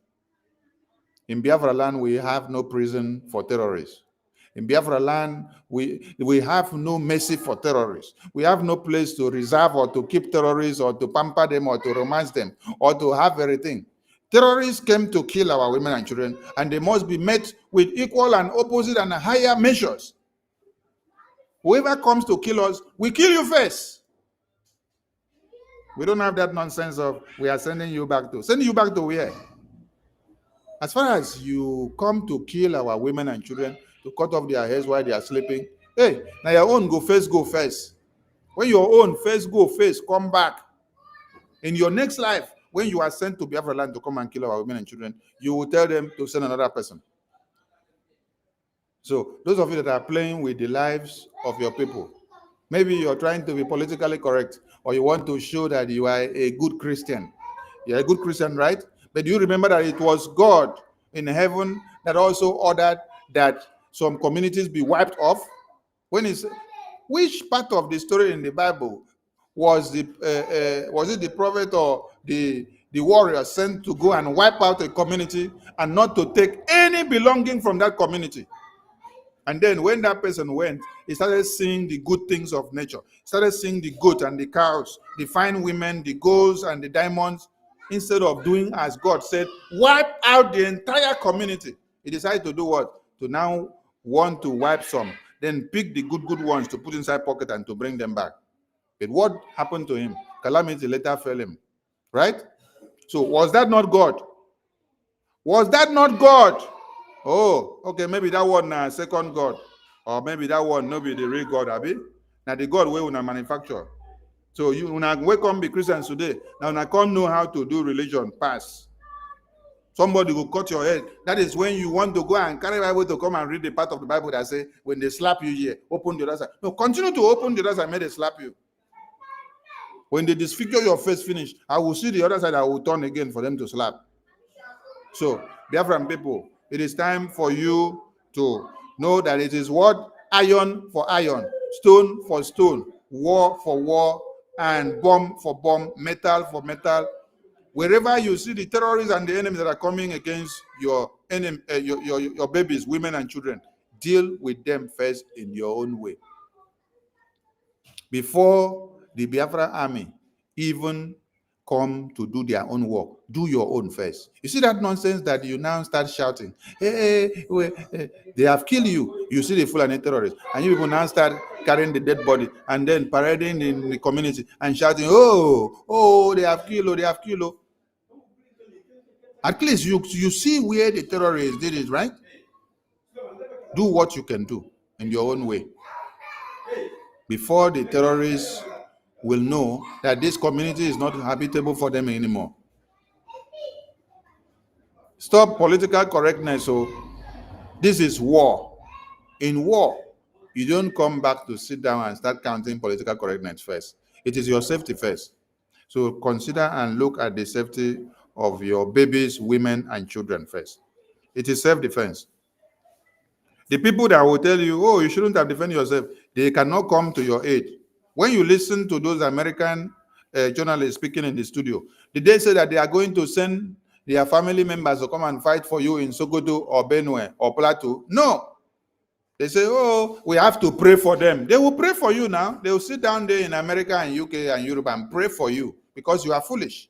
Until you realize that you have to be the one to fight back so that those that are watching your television will now know when you need their help. They will only do prayer for you. They will not come and invade your community to go and start fighting who they should not fight. That is your own fight. It is when they see, they are waiting to see who will win the fight, who will conquer, who will take over the land. Then they will come to negotiate to see what they will get with the inhabitants of those lands. That is the point. They hear me so? They don't care about how they massacre you or how they slaughter you. They are just waiting for the opportunity of who has won the fight. Who has won, they will come for negotiation. They will now come to trade the natural resources you have. And what do people want? How do you want us to go? That is where they want to come in. But for now, if you want to wait for them to come, they will only come and pack your dead bodies on the ground. And when your dead bodies are on the ground, they will come to negotiate with the person that have won you by putting your dead body on the ground. So wake up, Biafrans. Wake up, Christians in the north. Wake up, Christians in the middle belt. Wake up, Christians all over one Nigeria. We laugh. We laugh because as they pain some people now, as some people they cry now, it sweet us. I know why they sweet us. Because God bless us with Mazi Nnamdi Kanu. God bless us with our Prime Minister Simon Ekpa. God bless us with Biafra Army. Yes. And God bless us with all these Biafrans that are supporting this liberation. This is not 1966 to 70s. The social media that you heard Sultan of Sokoto say is a terrorist has become endemic to them, to their Islamic jihad, because in 66 to 70s, the media was not there in our hand. Everybody were only hearing Ogokondem's voice from only one radio source, while the international community now will take only the downplayed reportage of Nigerian government. Only what Nigerian government will go and tell them is what they will take, because there was no other way to transmit the evidences to the international community. So when you see Sultan of Sokoto being so much against the social media today, he is making sense. Yes, he's making sense, because social media has given us opportunity to expose them and to bring them to the entire world to see their evil. And they will continue to grumble. They can't do anything because the time has changed. I salute all Biafrans. We'll leave the mic to those that have one and two to add as we continue to push the fire. Activate the fire from every angle. Ignite it. Let it burn. Yes. The Fulani terrorists have started showing you the signs that they cannot wait. They have a template of when they are supposed to activate, but they say they can't wait. So as they say they can't wait again, what you have to do is help them to burn the Nigeria down very fast and earlier, so that it will go down in history that we have done it while it is burning. Yes. My Minister Jerry, are you there? Yeah, go ahead, sir. Okay, thank you. Greetings, dear friends. All protocol, duly humbly observed. So you mentioned about issue about is not a Christian persecution, which is 100% right. But what you have to say, sir, in a place whereby a clear man of God is sowing blood and giving to his member, telling them to use it to stand somebody with the AK-47. And these people are being killed on a daily basis. Yet, that person keep mood in the name of a large small car of law choosing. They are giving his members apron to move to confront somebody with AK-47, and they are being killed. Last time, 50 of them killed in Ebonyi, and this man keep mood. What do you have to say about that? That is why I said that narrative or that nomenclature, Christian persecution, has to be removed. Yes, because on that name, Christian persecution, people are taking your mind back to what happened in the Bible. Because they say, oh, the martyrs suffered this fate. So you that say you are a Christian, that it is a tradition that Christians must be persecuted. Christians must be martyred. Christians must be killed, massacred, cut off heads. Why? Why? If there had been Jesus Christ, who died on the cross of Calvary for the remission of our sins, for us not to face that kind of sin again, why do we need a second persecution? Jesus Christ was persecuted. The Christians of high esteem then were persecuted, the prophet. So we are facing a war, and then people are turning it to Christian persecution. No, tell it the way it is, that this is war, so that nobody will say, oh, it is Christian persecution. Go and fight war, prepare yourself, and then fight war and face it the way it is. When you remove Christianity out of it and say it's not a persecution of Christianity, it is war that these terrorists have come with, you will have the mindset of going to fight war. Okay, take for example, you serve in the army. You serve in the army.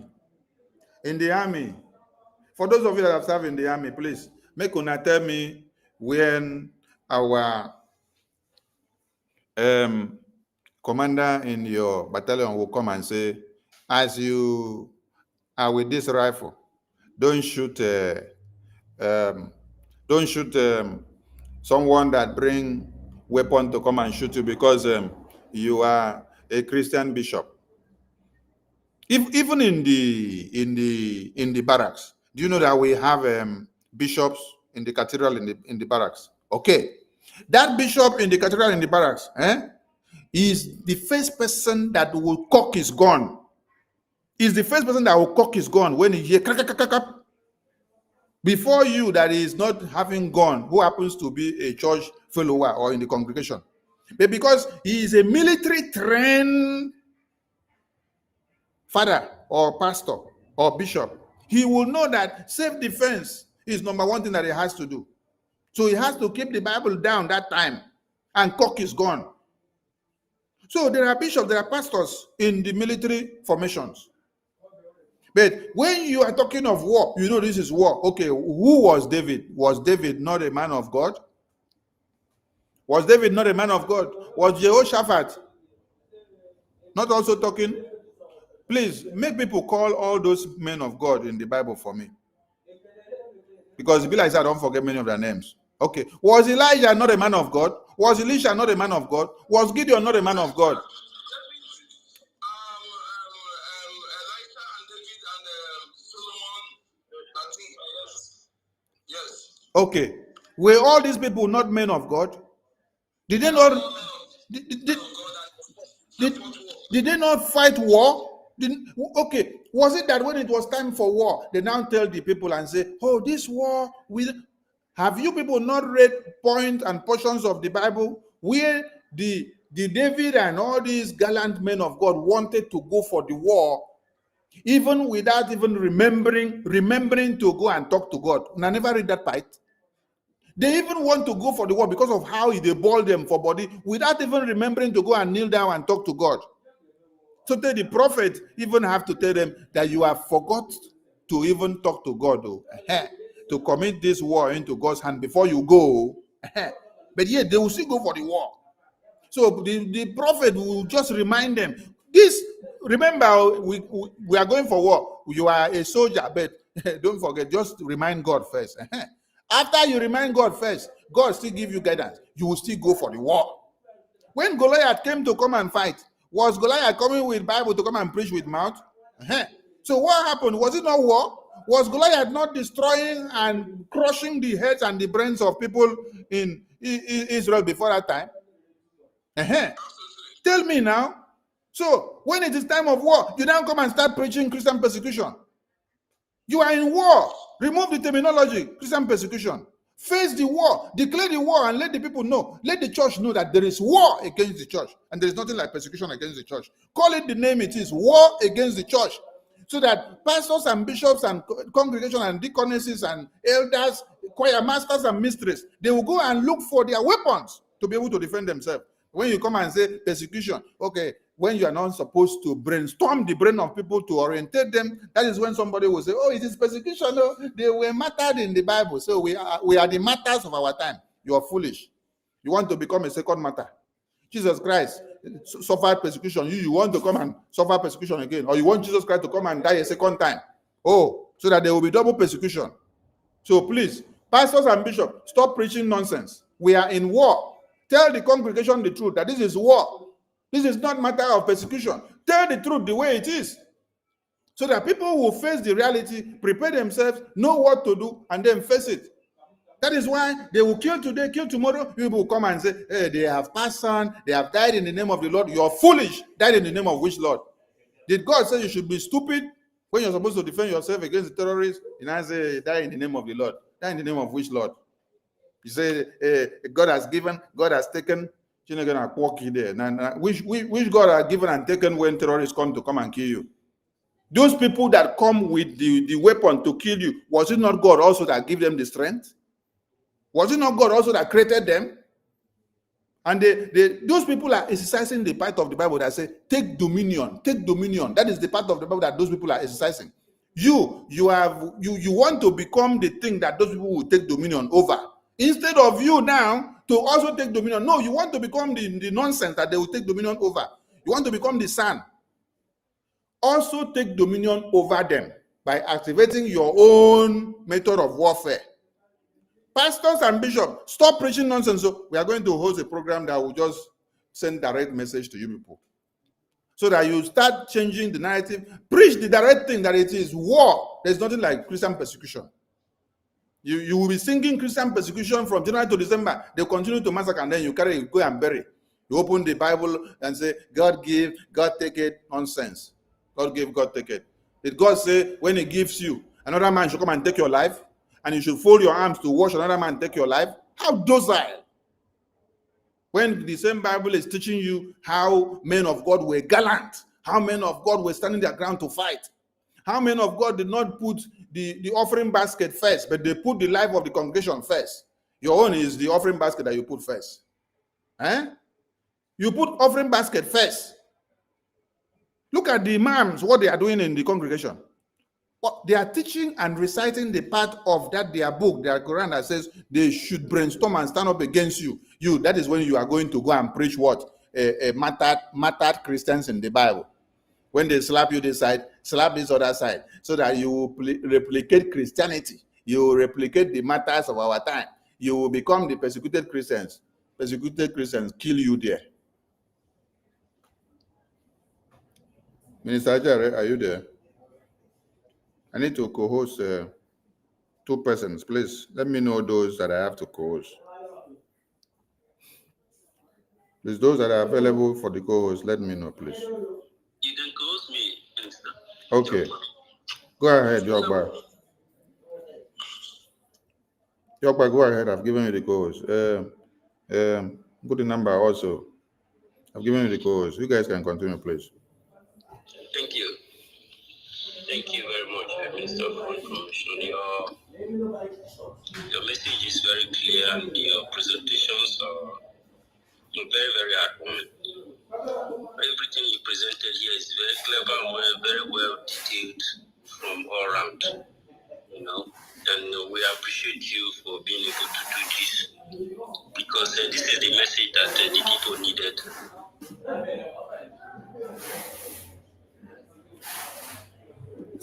Dims was explaining. Sorry, I say Clara Dims, forgive me, please.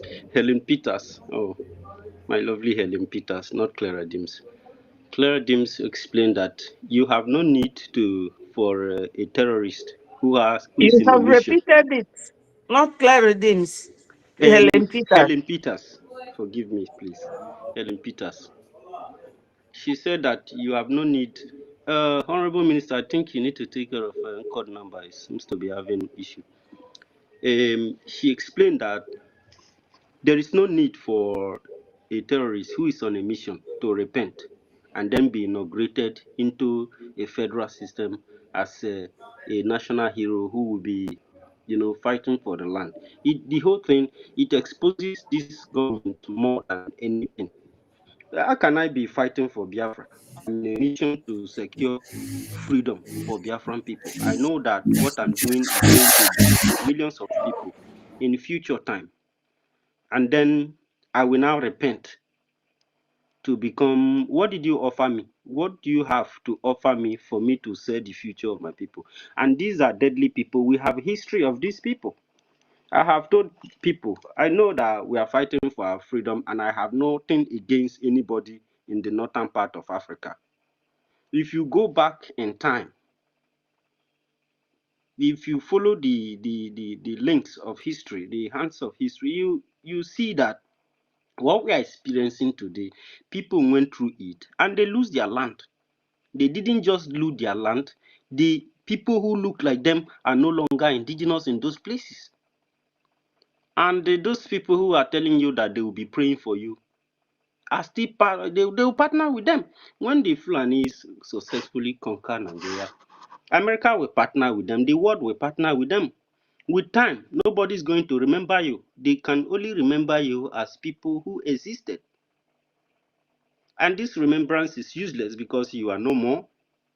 They don't need you. They don't need Nigerians. That's why our earlier broadcast, I put slaves in the place of Nigerian people, because these guys, these creatures, they don't need you. They need the land. He who has the land has the people.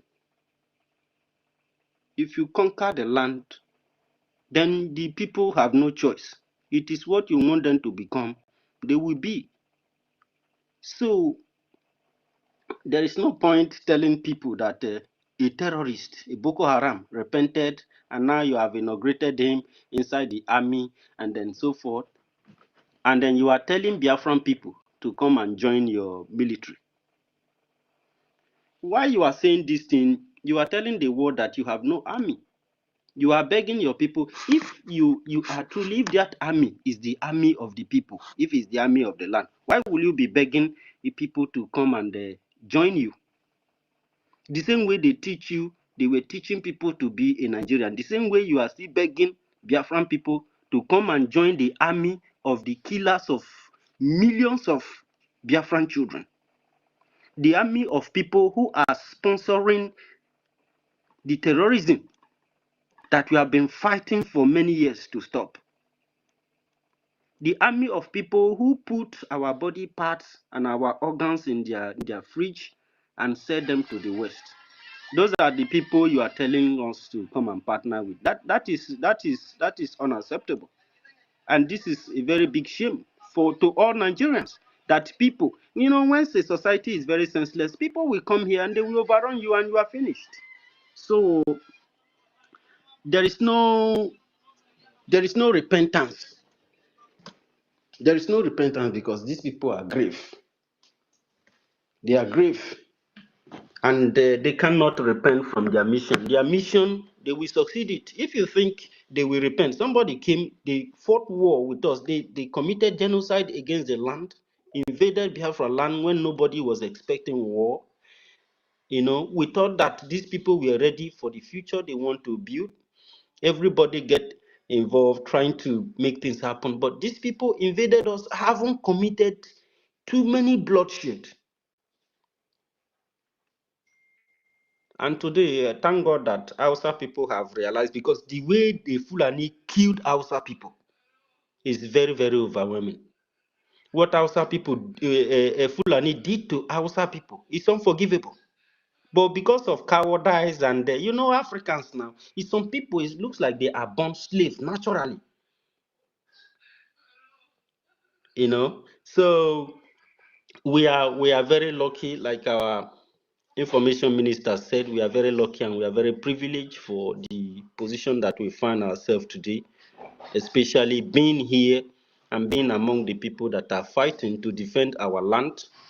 As you continue to make this as a priority for you to enlighten people, to continue to tell the story the way it is and not be politically correct, as many Nigerians are, because this is the worst thing, that every single being that is born in a society and you are indigenous to that society, you own that society responsibility.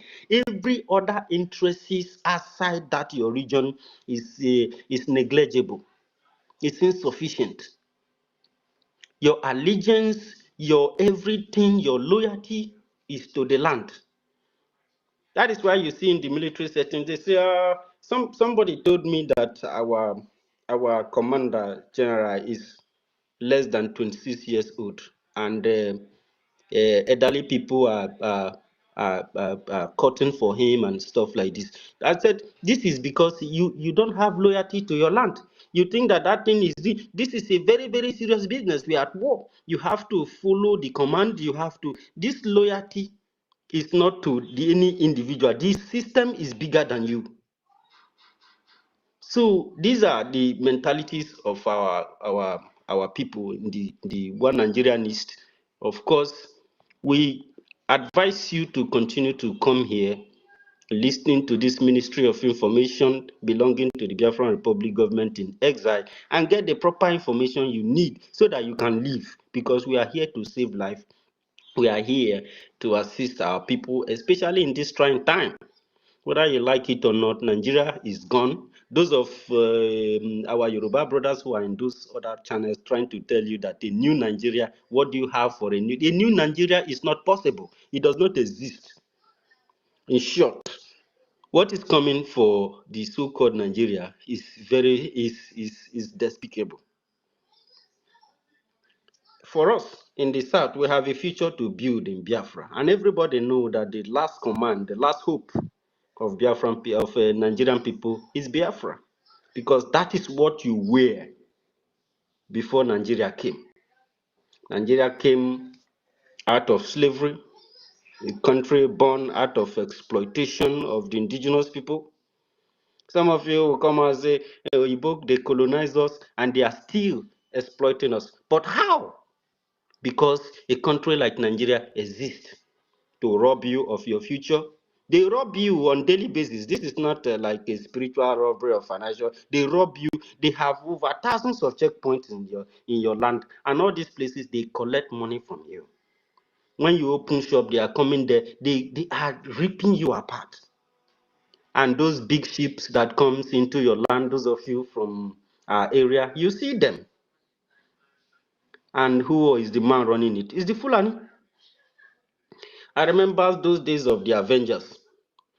We used to stage our camps in the areas where there are resources, where there are heads.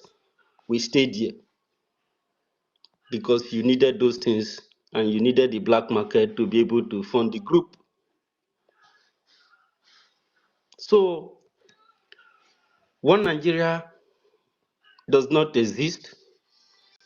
And if Nigeria is actually one, the use of that word, one Nigeria, it shouldn't exist. Why you not say one America?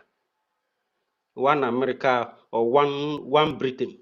Have you ever seen? Because I'm a citizen, you are a citizen, we share equal value, we have unity of purpose. There is no point of referring to somebody in his own land as a minority. There is no point of referring. You people are hypocrites. Nigerians are hypocrites. They turn blue to black.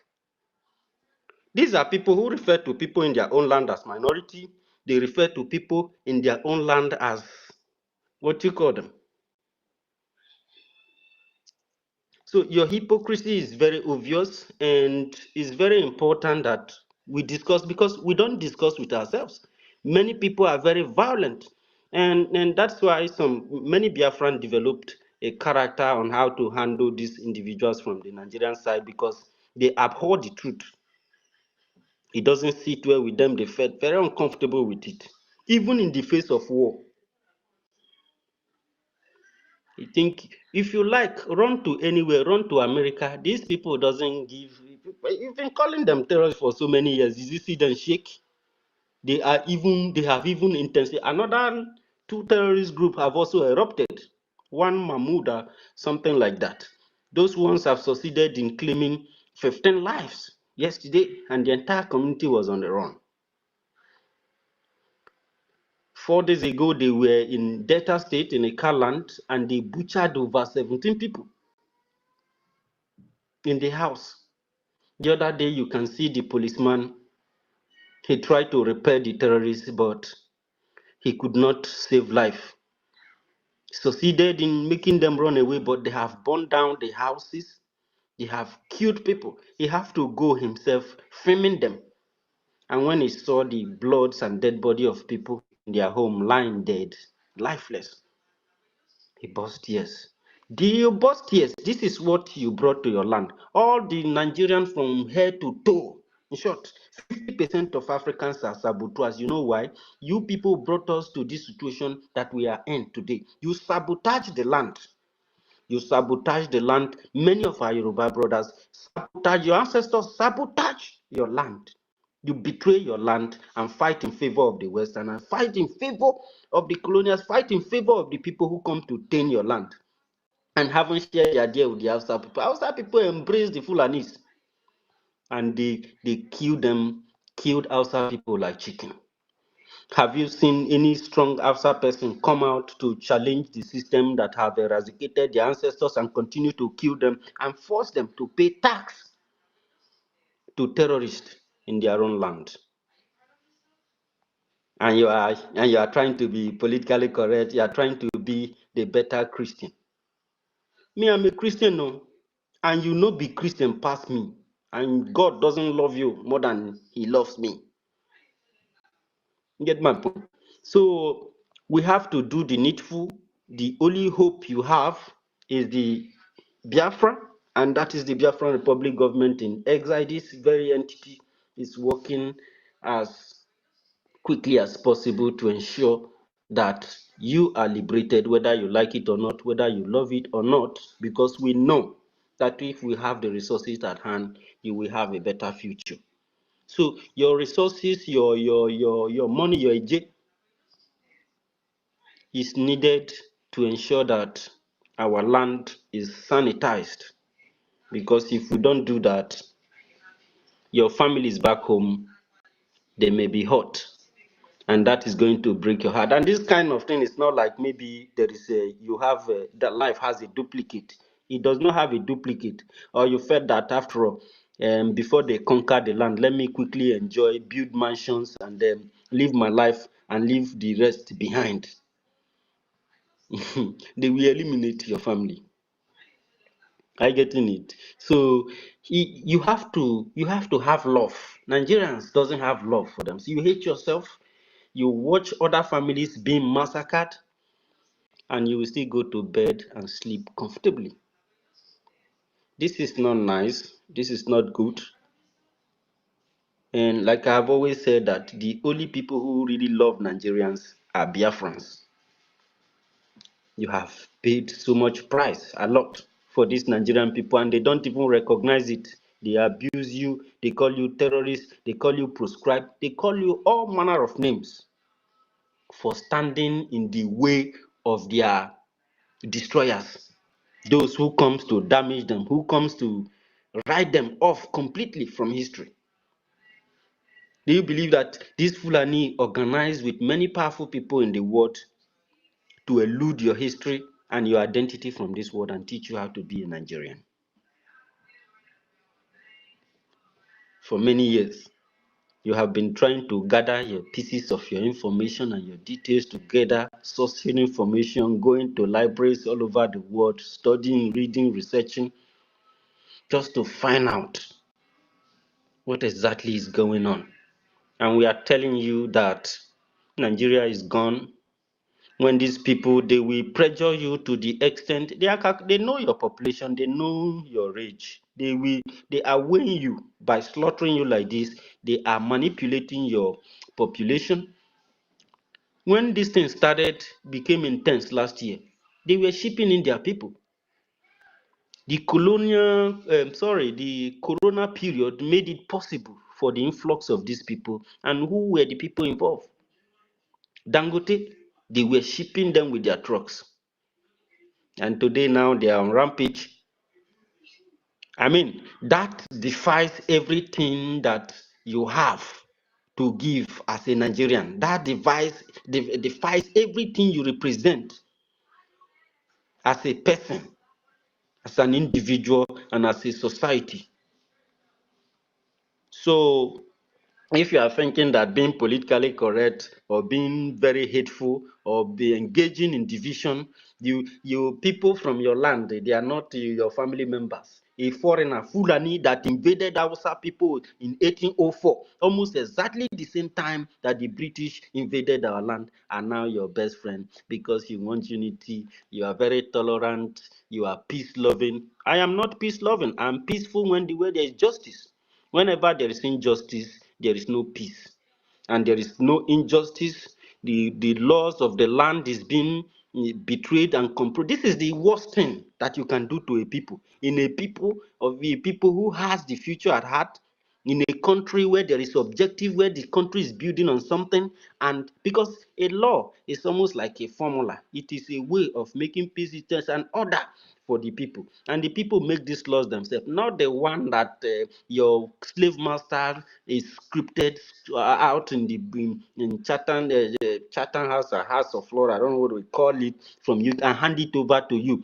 The same slaves that were fighting, that they betrayed their land and fight for the invaders and follow the invaders to conquer the land to the extent where they give you Nigeria. The same people became your leaders, they became your military government, and you do your shenanigan and say you have a democracy. Meanwhile, you do not have a democracy, but you have been deceiving yourself, you've been hypocritical, you are not ready for anything. The future and change fears you more than anything. And you want to, because our message I had in your ear, I see you don't want to come and hear it, because when you hear it and you do not repent, you know that you are just deceiving yourself. So, like our Minister for Information said, let the rain start, let it keep raining, allow it to rain, because that is what we want. Even if you say that you are even looking for a new Nigeria, your new Nigeria will never arrive without a fight. This is a fact too. Your new Nigeria cannot come because it does not exist. And even if that your new Nigeria has to come, you have to destroy the old Nigeria and then come to rendezvous with others if you want to live with other people. Of course, if you said you want to live alone, you want to be independent, at least this time, it is your decision to make. Your life is yours, your existence is yours, and yours alone to determine. But the situation you are in right now, we can assure you that if you don't fight to defend yourself, you are not going to, you may not make it out alive in Nigeria. And if you do, you are still going to perish because your women will be used for sex slaves after they've been conquered. It has happened before, we've seen it.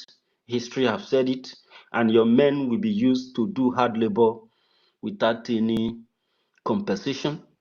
And when you are weak, you will be obsolete. And that will be the end. And gradually, your race, your tribes, your families, your clans, and everything that you think you are will vanish gradually. So thank you very much, Minister, for information like no other, and his deputy. May Chukwu Kikabiama continue to bless you and give you more wisdom to serve Biafran people. So I salute everybody. I'd like to give the mic back to you, Mazin Code Number. Thank you. Let the deputy minister for information let him go first. Then, if you have something to say, Minister Bam Bam Bam, if you have anything to say, you can go on before I will begin to distribute the mic, sir. I'm not sure Mazin Vam is there. Okay. Information I've called on him. It looked like he's busy. Okay. I think Let me Honorable just Betty is also before here. I share the mic. Dear friends, this is not is a matter of. I thank God there is a place He said in the Bible that if you don't have a sword, you sell your garment to buy sword. This is the matter of you. If you have to sell that to your house, yes, sell it now. If you have to sell that to your car now, sell it now. It is better. We want to tell you raw, tell you how it is. No political correctness, okay? If it's better be homeless and be alive and make sure that and also have that your territorial heritage. It is better to be homeless and that's your land, that irreplaceable heritage, your ancestral land. It's better to be homeless and have that land than for you to have all those mansions, yes, and still lost everything and lost everything. Okay, it's better for you to sell everything and use it to fight for your land, for your life and the future well-being of. You see, what guarantees the sustainability of our race is that land. I want you to know how important is that land. That land guarantees the sustainability of our race, of our continual existence on this planet Earth. And that land has no duplicate. You can lose everything and regain it back. You can lose your mansion, lose your car, and other things. As long as you control that land, you will get all those things back. Yes, you can make, from that land, you can make World Bank. But if you go after World Bank and what money can buy and lose that land, you cannot gain it back. That land is where you have the right to practice your cultural heritage, things that makes you who you are, things that makes you, this is a Biafran, this is an Igbo man, this is a Biafran, this is an Yoruba man, this is an Ishekri man, this is an Ejo man, this is an Igolomigo man, this is an, so whatever you are, those things that makes you who you are, it's that land that makes it. If you lost that land, nothing about you. You are stateless and gradually you become forgotten on this planet Earth. Like our minister referee said, if as the West they are looking at you now, anybody that succeeds to control that land tomorrow, they will make deal. They will work with the person. Okay? And that land is yours. We are the owner. And now look at how our leader said they gave us devil's alternative. Either we sit back and be conquered as a slave, or we fight. We fight. That is devil's alternative. So, and we choose to fight. Instead of sitting back and still die and lost that land, let us fight. Even if we fight and die, that is better. So rather we die fighting than to sit back and still die. So my people, what will it profit you than because of you are going after money and you don't want to bring that money out and the enemy will take over your land and still take over the money from you? Couldn't it be better? You and I and use that thing we have and fight, and we are grateful to Chukwuki that we have those who are volunteered to fight for us. If we don't have those people, what we have been saying, no people to fight for us. So now we have people to fight for us. Will you be happy tomorrow that you tell your children that because those people that volunteer to fight for us, that no bullets or no weapon or no logistics, let me put that way, to fight is the reason why you lost that your territorial heritage. Don't allow that kind of, because it will not be, history will not be kind with the generation that allowed that to happen, which is our generation. We are obligated, we are under obligation in making sure that that territorial heritage that we herited from our ancestors, that we also hand it over to our children and unborn generation as a free people, not as slave. Because look at what the enemy is doing now. Any pastor, any traditional ruler that is not telling you how to defend your land, that is not telling you how to protect yourself and your vulnerable ones, is your enemy. And if you don't bring your enemy down, your enemy will bring you down. This is not the time of trying to do let us political correctness, or let us say it this way, let's say it this way. What is coming is to make you a slave, to kill you and make your children a slave. That is why we want to speak it, to acquire you and make your children a slave. That is what is coming, okay? Where you will be slave in your land, where you come out from abroad. Some of us who are abroad, you are gathering money to make show, to go and make show. Before you go home, you see that your village, they have changed the name to something else. And you begin to say, is this my village? Am I getting it wrong? Is this the Amis road? Is that your village? But because you don't want to pay attention to what we're saying, the enemy will rename it, and that enemy will take you, that your money and whatever you think you have, they will make a policy that will cripple you. Cripple you under 1 month, you see yourself as a beggar. That is what awaits you if you fail to rise up. So my people, tomorrow is our fundraising. Tomorrow is our fundraising. What we are gathered there not to do show, but to gather money to fund our defense forces. And like I do said, I am ready. I have what I can impart on our youths, what they can use to hold themselves. Yes, till now, and let our defense forces to do the higher ones. In your villages, there are such natural remedies given to us for a time like this. All those things are given to us for a time like this. You use it well, properly for your self-defense, it is not a crime. It is not a crime for you to use it to protect your vulnerable ones. This is not the time you sleep and you go to a party and gather to drink and do other nonsense. Okay, it's better you awake when things is happening. You'll be able to save life and save some certain things than you are asleep. And you know, these people, they almost attack at 4 a.m., 3 a.m. when you are deep asleep. You see, Musa is growing fat now.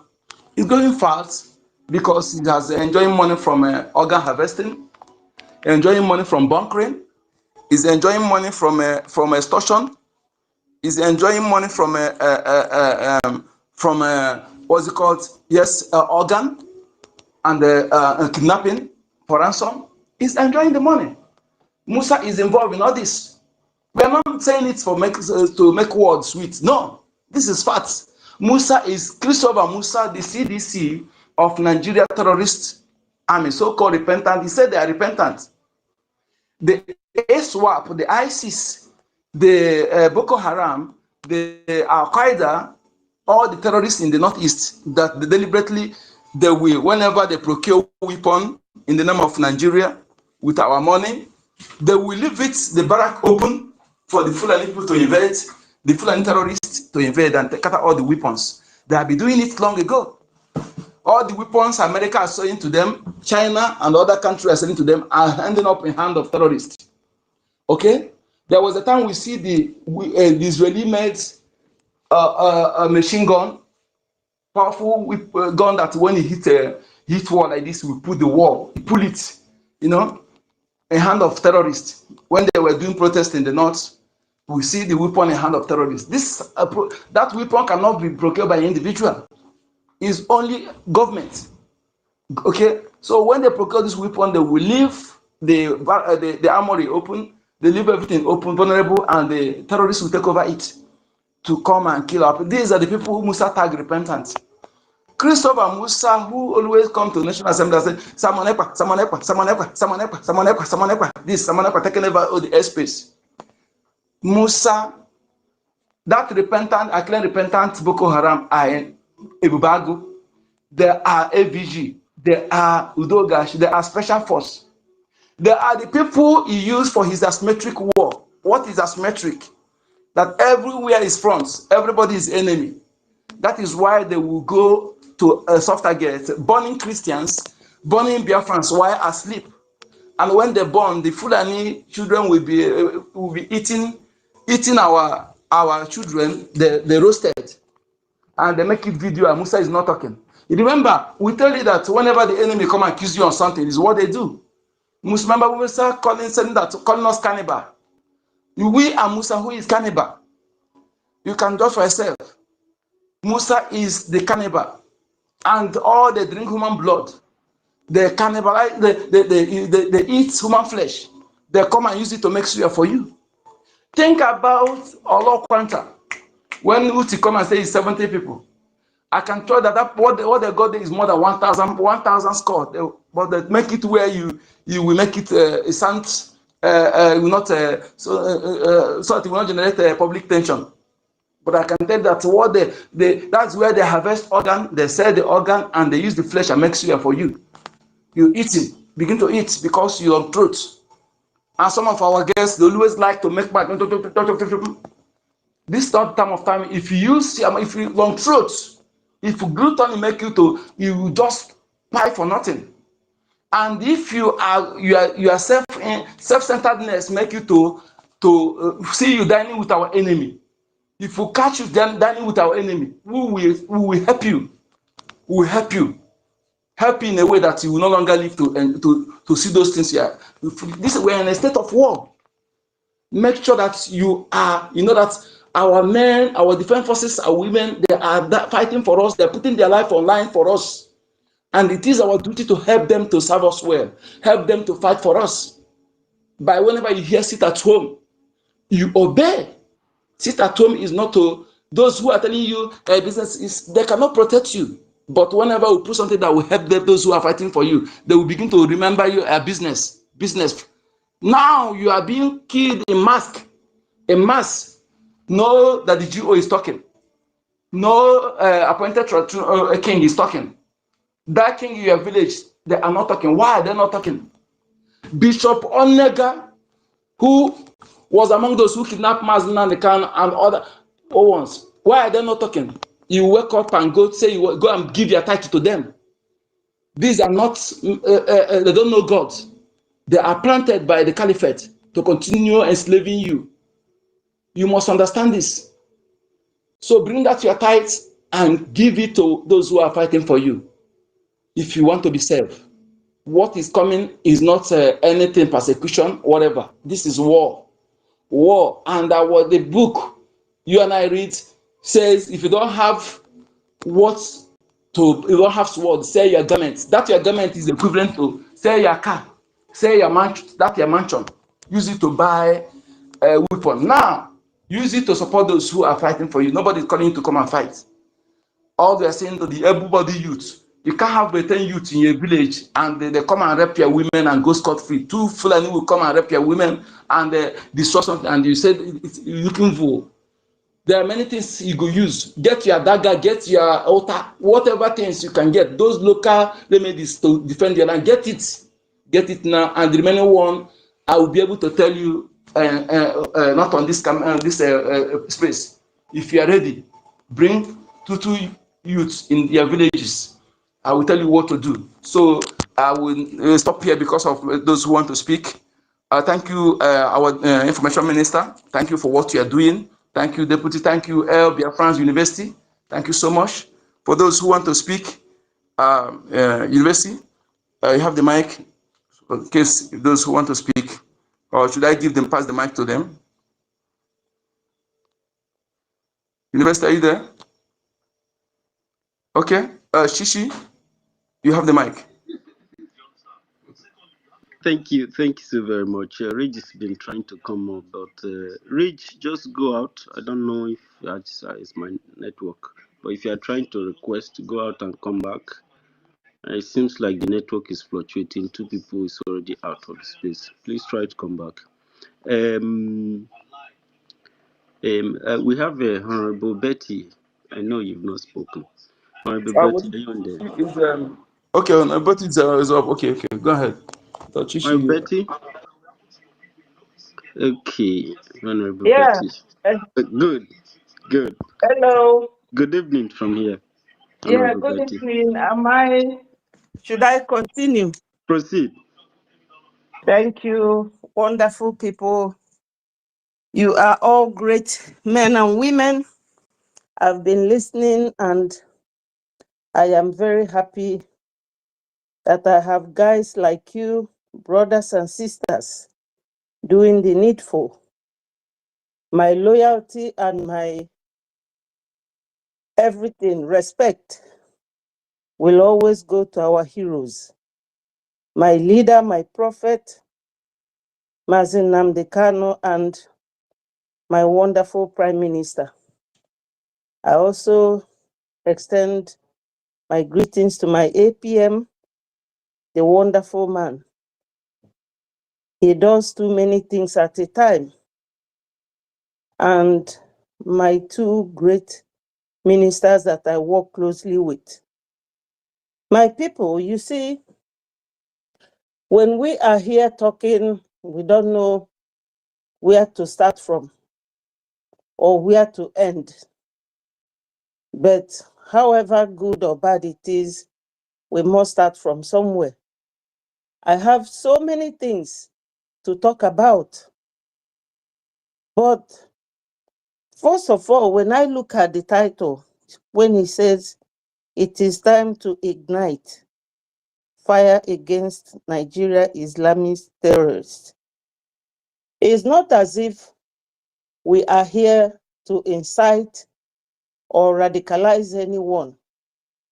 We are Biafrans, and Nigeria is Nigeria. So between Biafra and Nigeria, there's a great difference. And that's the reason why we will always do what makes us Biafrans. We are educated, we are civilized, we like to follow things systematically. Onyendu said that we are whiter than white and whiter than snow.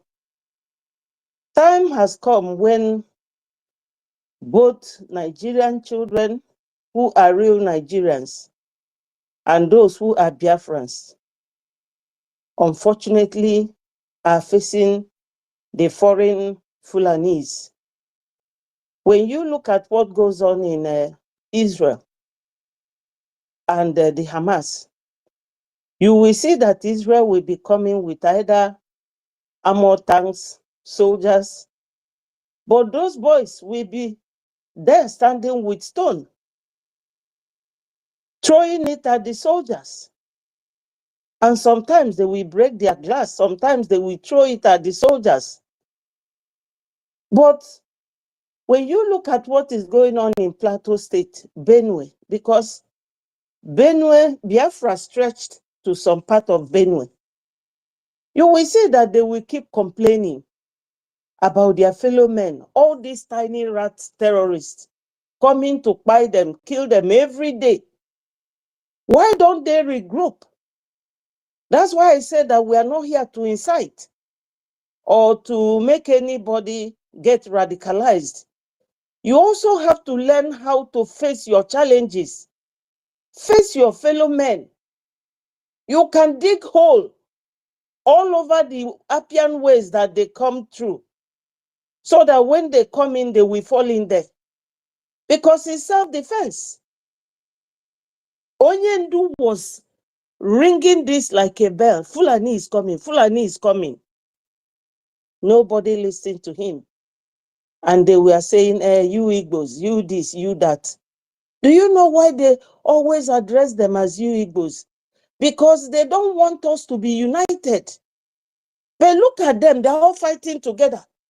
Sometimes they will use Dangote's tanks to go and ram into people in the marketplaces. They will use his tanker with fuel, Go to 9th Mile where there is these 4 junctions and kill the people in that whole area. They will light it up because fuel, when it falls, it doesn't come with light. It falls and the thing will be dripping out from the tank. It is somebody that will light it up. So they have so many strategies. What is the number or the size of Fulanis in that whole region that everybody will be sitting, crying every day, watching the minority foreigners killing 300 and something million people? For how long will this last? I'm really sorry that some people died. Many people are being killed. I say may their souls rest in peace, especially during this Holy Week. But my people, for how long? Both Oduduwans, the Hausas, the Biafrans, when are you people going to rise up? Or will you just be there reporting, talking? Oh, they are coming.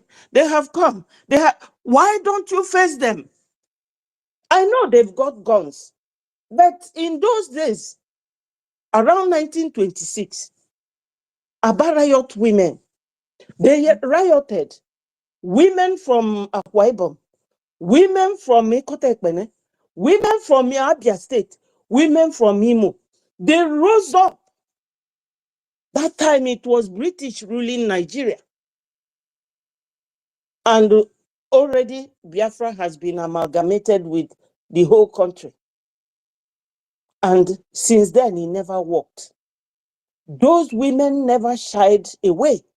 Women, they stood and was facing those white men. And they started shooting them. Killed 50, injured 50. Go and Google it. You will see it there. Because that's where I make most of my researches. Then from 1926, that's when they started. When do you think they will stop? If they haven't stopped from 1966, killing our people till 2025, do you think they will just suddenly get up and say, oh, we are stopping? They will not stop.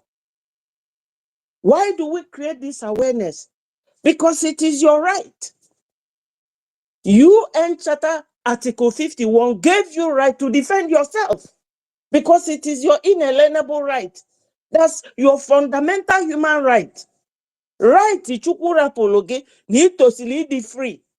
Now, right, you stand there like a tree because it's the only tree that people come to inspect. How are we going to cut it? Are we going to use chainsaw? Tomorrow they will come with that chainsaw and the tree will still be standing there. But we are humans. That's why we create this awareness. We are not radicalizing anyone. We are not indoctrinating anyone to violence because we are not violent people. And that was why they thought, when Buhari said we are adults, that they will come and walk over us easily. Till today, they are fighting Biafrans and they haven't won us. Because Nigeria never wins any war. Even when Russia and Britain and Egypt were supporting them, they never won. It was Ojukwu who decided, instead of his people dying this way, because all the wealth that his father made, he used it for the war. Unfortunately, we don't have anybody with that kind of money now to support us. But Ojukwu did it. He has a half-caste brother. They were living with us somewhere in Lagos, and we know them personally. So, my people, why are we saying all this? We don't have to be every day we are talking about the terrorists, the this, the other one. Why don't you rise up? Even if it is a stick in the bush, use it to defend yourself. We don't have to be crying. Look at the one they call Emir of Sokoto. Emir of Sokoto, it is because of them that all these networks. Sultan of Sokoto, Sultan of Sokoto. Sultan of Sokoto, That's why they are not allowing people to display all the atrocities they are committing, because they bribe them. Now he is saying that internet is terrorist. Whereas he told you that the real terrorists, that if you attack them, you are attacking God. Tell me, Muhammad and Jesus, who were born first? Because the commandment that God gave Moses on the mountain Sinai was, thou shalt not kill. So who are they killing for? These two men that we are either serving, you are either serving Muhammad or you are following Christ.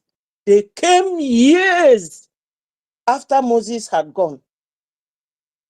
So, my people, we cannot be sitting watching these people decimating us and nobody is doing anything. America, Britain, Germany, they will not come for your help. All these countries, they also fought wars. They will even ask you, did you come to help us during our own time? Because if they would have come to your aid. So we have to do it ourselves. That's why we are always donating every Saturday, or anytime you can go to your Google, search there, biafragov.org/donate or Biafra in USA.org/donate. You will get it there. $1, $2, $3, $5. Even if you have 1 million, give it under IOU. Because we need to support our men. We need to support them. That Sokoto caliphate who is telling you that internet is now a terrorist has never condemned the real terrorists. Garuba told you that they are terrorists fighting for their own freedom. Are they Nigerians? Are they Biafrans or are they Oduduwans? So why would everybody fold their hands watching these people? Let me tell you people, Tinubu did not come to be the president, so he's not the president. There is this Hajia called Najatu. She used to be APC, now she's with PDP. She said that Tinubu is the one sponsoring terrorism. When this man, Sokoto, the leader of terrorists, were being looked for, they found him in Shetima's house in Maiduguri when he was governor of Borno. So Shetima, the terrorist sponsor, is the president of Nigeria. Tinubu only came to recover the money he spent in sponsoring Buhari.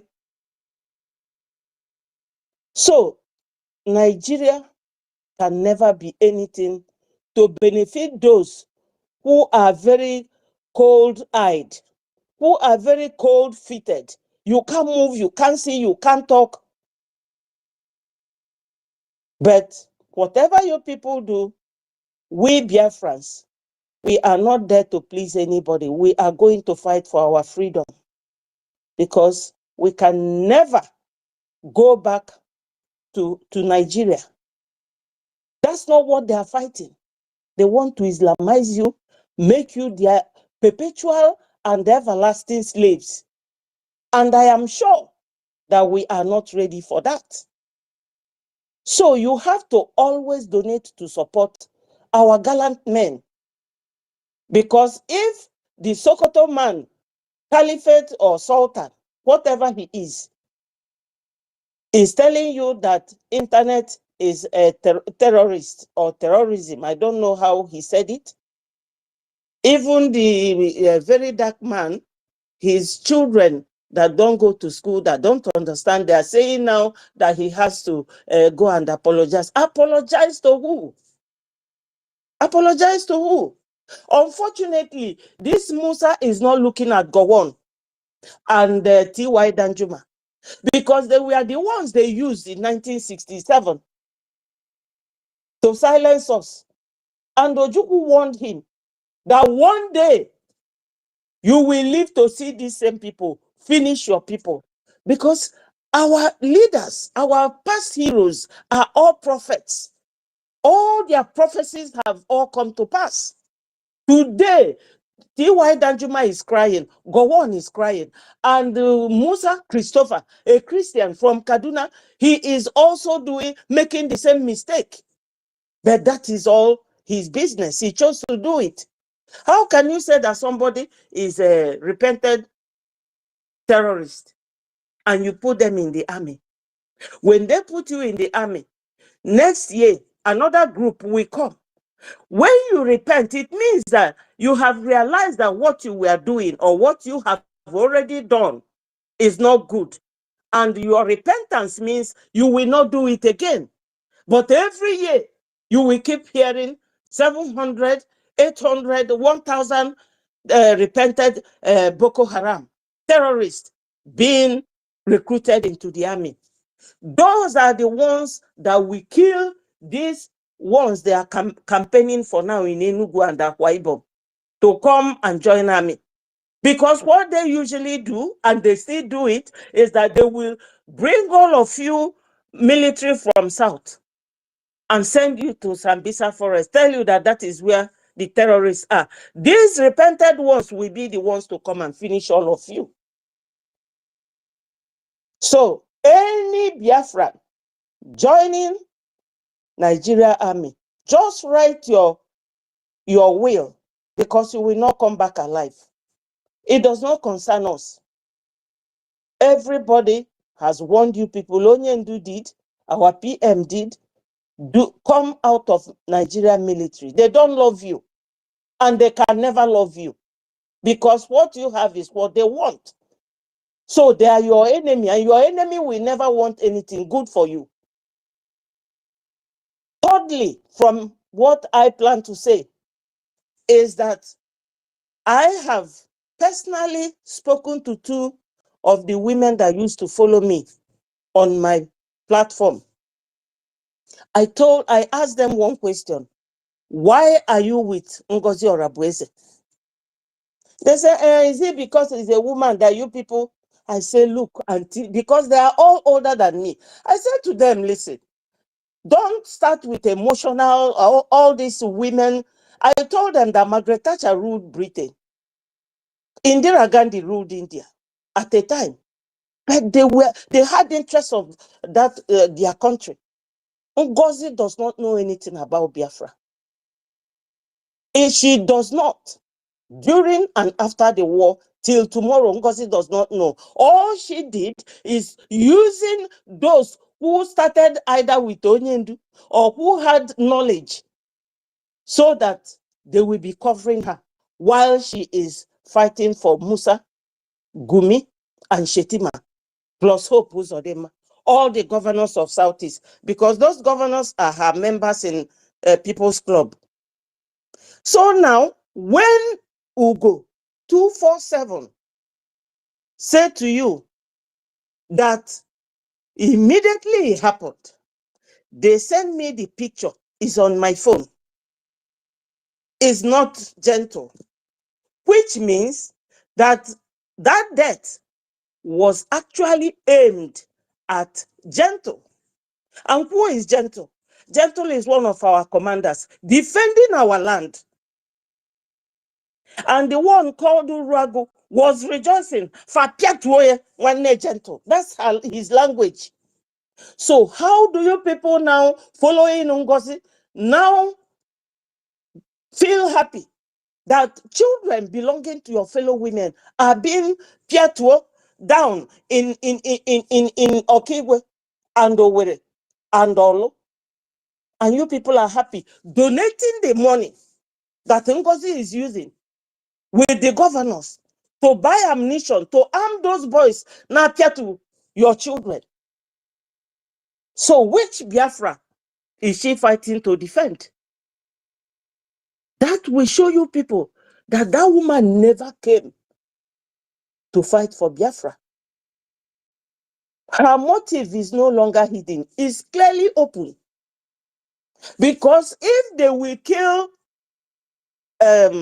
Commander Gentle's brother and send the picture to Ugo 247, that means it was premeditated. That's the plan. So why are you with her? Those of you who are with NGOZI and the 247, the chief media of NGOZI, you all are the enemies of Biafra. You all are mothers. Some of you fathers. And our children are being targeted, killed, and their picture is being taken, being sent to Ugo 247. And Ugo 247 will forward it to their madam so that they will be popping champagne that their enemies are falling. My people, time has come. Remember, if people from Plateau State, in fact, there was a time, the last time I listened to my PM, there was a Benue guy that was there and said, PM, how can you help my people? And PM said, talk to your people. Some of them, let them talk to me and we will take it from there. They don't have anybody like our PM. They don't have anybody like Mazi Nnamdi Kanu. They don't have anybody like the BRGIE ministers. They do not have anybody like Mr. Sonny Akbarawa and Raphael Ajere. They do not have anybody like Helen Peters or University or Uncle Denamba or David that comes to talk on their behalf. So for those of us who knows what is good for our people and who wants the freedom of our people, do not relent. Ika gununu, my people. If Aba women did their riot 1929, if what's his name, Usman Danfodio, did not capture our people then, my people, they cannot try. They are trying, but they will not succeed in 2025. Going forward, we really don't have to continue talking to people on daily basis. But remember that a stitch in time saves 9. If you come and donate $1, nobody will be angry with you. We will clap for you. We will praise you and thank you. Ndị Ọnịcha sị na Kora na-ewetara onwe. Come tomorrow, Biafra time 7 p.m. Do your best. I'm sure that God Almighty, who is with us, will definitely bless you. Biafrans, do you know that we are direct descendants of Jacob? And in Romans chapter 9, verse 3, where God says, Jacob I love. God can do it for us, but he will help us. And they said that heaven help those who help themselves. Just come tomorrow. Join us. You have all seen it. The USB, as they call themselves, that our enemies, they are not there to do anything relating to what we are doing. They are there to destroy. It's like what was said in, is it James or John, chapter 9, verse 10. The thief cometh not, but for to steal, to kill, and destroy. That is USB. But Jesus said, I have come that I might give you life, and that you might have it abundantly. So, if we want that abundance of life, why don't we come tomorrow? Even if it is $10, don't be shy. I know sometimes I wouldn't have anything to give. I will be so shy calling my name on $10. But my spirit will say, just give whatever you have.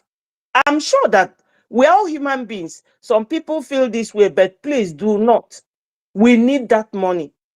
We need it. That is the nitty-gritty of all these things we are saying.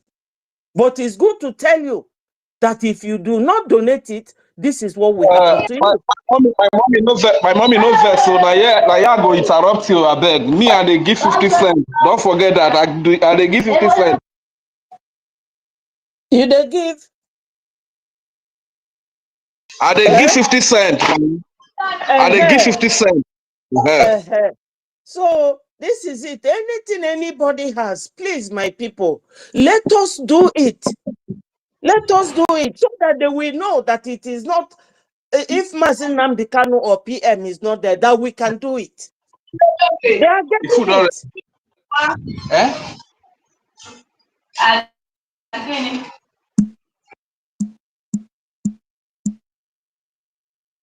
Hello. Please go ahead. Please, Radio, mute your mic, please. Go ahead, my lady. Go ahead. Yes, my people. Stop opening your mic, please. Go ahead. Yeah. Yes. So, Biafrans, do not keep wondering why are they always calling for donation, because sometimes when we are on the when we are doing our group media broadcast, you will see some of these fools following NGOZI. They will come there and they will be saying every time they are asking for money. They are idiots. They are idiots. I will use that foul language on them, because they know that is either Fulani buy them, or the Europeans cholo our gas and our oil. We buy them, because the things we are facing is not one. No, it's just that we don't want to go deeply into things. Europe wants what we have. Fulani wants to Islamize and to Fulanize, because they are like bat. They don't belong to the skies. They don't belong to the earth. They are always floating, looking for where to perch. And because we are good people, we welcome them when they came so many years ago. So they now felt that they have arrived, that they have searched for teeth in our mouth, and they did nothing, nobody buy them. So they now believe we are no longer Hausa Fulani, we are now Fulanis, not in our land. My people, not in our land. Let them go with their violent nature. We are not that type. It's good to let the world know we are not violent people. We love life. We work hard towards whatever we want. We work for it. You can never see a Fulani man working. It's either he's in the office, NNPC, where they will be stealing oil, or he's the head of customs, or head of any department, stealing money. Very lazy people. They don't go to school. Only few of them that goes to school. Now they want you people to come and join the army. Why? How can you go and join your enemy in the first place? Because joining the army is joining your enemy. Please, Biafran boys and girls, do not join that army. Do not. They don't love you. The moment you come, they will buy all of you, because what they are looking for is to reduce our number, the number of our men. Do you people know that, the way I think of it now, the number of people that have died within this period is more than what died during the war? Because during the war, people were living in the farm. Those who could not run far, like the elderlies. And some of their families will be coming from either Okigwe or Ndizog to go and see them in the farm. And they will go from farm there through the bush, and they will go back. But now, you don't even have that bush to go and stay. You can't farm. They want you hungry, just like Awolowo did during the war. Awolowo, when Russia and all of them came to help Nigeria, and they saw that they could not do it, Ojukwu introduced all of them, all these Ogbunigwan things, and they were finishing them. They devised the means of hunger. And that is exactly why they are now feeding the crops of our people to their cows.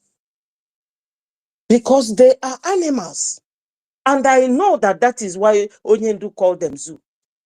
They love animals more than human beings. So they want all of you hungry. They are making your fathers to go hungry, your mothers, they rape them. And they want you to come and enter army to go and continue to serve them. Why would you do that? Why would a Biafran want to go and serve the Fulanis in the military?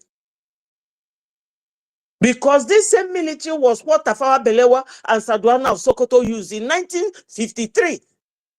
By the Yoruba land. That's how they got Kwara State. They used it by the people of this very Plateau State now. They are always, because they are looking for a way to come and overwhelm Biafra land. But it is God that kept us where we are. Because we are like people who are at the center. They can never, and they will never try it, that they are coming to Fulanize us. It is impossible. They cannot do it. We can never be either Fulanized or Islamized. They are always using religion. Always using religion. But this is not religious war. It is a camouflage. So that people will be saying it's a religious war. It's a No, it's not. It's the same conquest that Usman Danfodio set out. And his children never forget. So why would you people forget? Why would you want to leave your land for them? So these soldiers who are protecting the land, we need to feed them. We need to give them what they will use in defending our land. They need it. Because they have been in that bush since Onyendu created them 2020. They have never left that bush for one day. So if you eat, you have 20 pounds. Enjoy maybe 7. Keep 3 for yourself and donate 10 for Biafra. These people must never take our land. They must never take our land. It's now in our hands. I know that we are now like orphans. Onyendu is not there. BM is not there. Fine. But we know what to do. They have spoken to us. They have taught us. Let us not disappoint them. Onyendu told us, I will not disappoint you. That's why he's still there. Because they are making Onyendu various and assorted type of offers. But he's not taking it. Onyendu has no limousine, not like Obi Kubana. Onyendu doesn't do that kind of party. Onyendu doesn't dress that way. He doesn't live in that kind of mansion. But he's suffering for us. We shouldn't disappoint him. Try and spare something for your donation. Try. Remember those about women riots. Remember Odumego Ojukwu who used his father's money. Remember Onyendu. Remember our handsome PM who is now kept in one place for going to 6 months. So my people, let me stop here. Thank you so much for giving me this time. But remember why you are going to donate. It's not for me. It's not for anybody. But it's for all of us. Thank you, Biafrans. I remain proud of you people, and I will forever be proud of you. See you tomorrow at the fundraising. Thank you so much, everybody that is here. Bye-bye. Thank you very much, Honorable Betty. Thank you so much for what you said earlier. When they kidnapped Oyendu, we knew they had further plans. Kidnapping Oyendu was to stop the freedom of Biafran people, and when they did that, they had also planted people inside us so that those people will be necessitating the fall of the system. Yeah, Dr. Nelly came, several other people came, and this very particular one, and it's failing. It's going to fall apart completely. Thank you so much for everything you've said. It's wonderful. Tomorrow is fundraising, and the Biafrans are going to come and grace it as usual. We have Honorable Raphael Ajiri Van Van Vam, the Deputy Minister of Information. You have the mic, sir.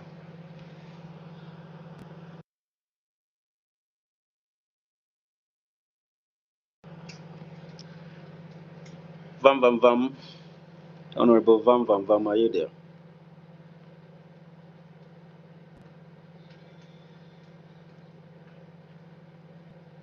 Okay. Jokpa Vam Vam Vam is not there. Code number, can you hear me? Shishi. Mazin code number, can you hear me? I hear you. I can hear you. I say if Bam Bam is not there, let it give the mic to Chichi. Chichi. Okay. Chichi, you have the mic if you are there. But I don't think Chichi is on mic. From my side, she's not. So mic here. I can see him. I can see how Okay. she raised hand up. Chichi, are you there? Chichi, proceed. If you Good evening, thank Biafra. you. Am I coming out? Absolutely. Proceed. My people. I dey hail our people here. I greet everybody. Good morning, good afternoon, depending your time zone. I want to thank every gallant soldier here that have been at the battlefront since we declare our independence. And the enemy they planted want to scatter everything, but we stand gallant. That's no way. This is our government and nobody. Despite how many they plant, they will fail. I want to thank my leader, the Lord and personal Savior, Mazi Nnamdi Kanu. I want to thank my Prime PM, wherever they are. I pray that we will continue to protect them, strengthen them for the battle ahead. I want to thank the Biafra Liberation Army, all the defense forces in our homeland that is protecting the holy land of Biafra, our women and children. I use this medium to throw a salute. May the great spirit of our ancestors continue to protect all of you. When the enemy come, you will be at the front. When they come at the front, you will be at the back. They will never see you, but you will see them. At the end, we shall sing the songs of victory. In the name of God, he said. I want to use this medium to advise our people. It's time our people that call themselves Christians should go on Sunday sit at home.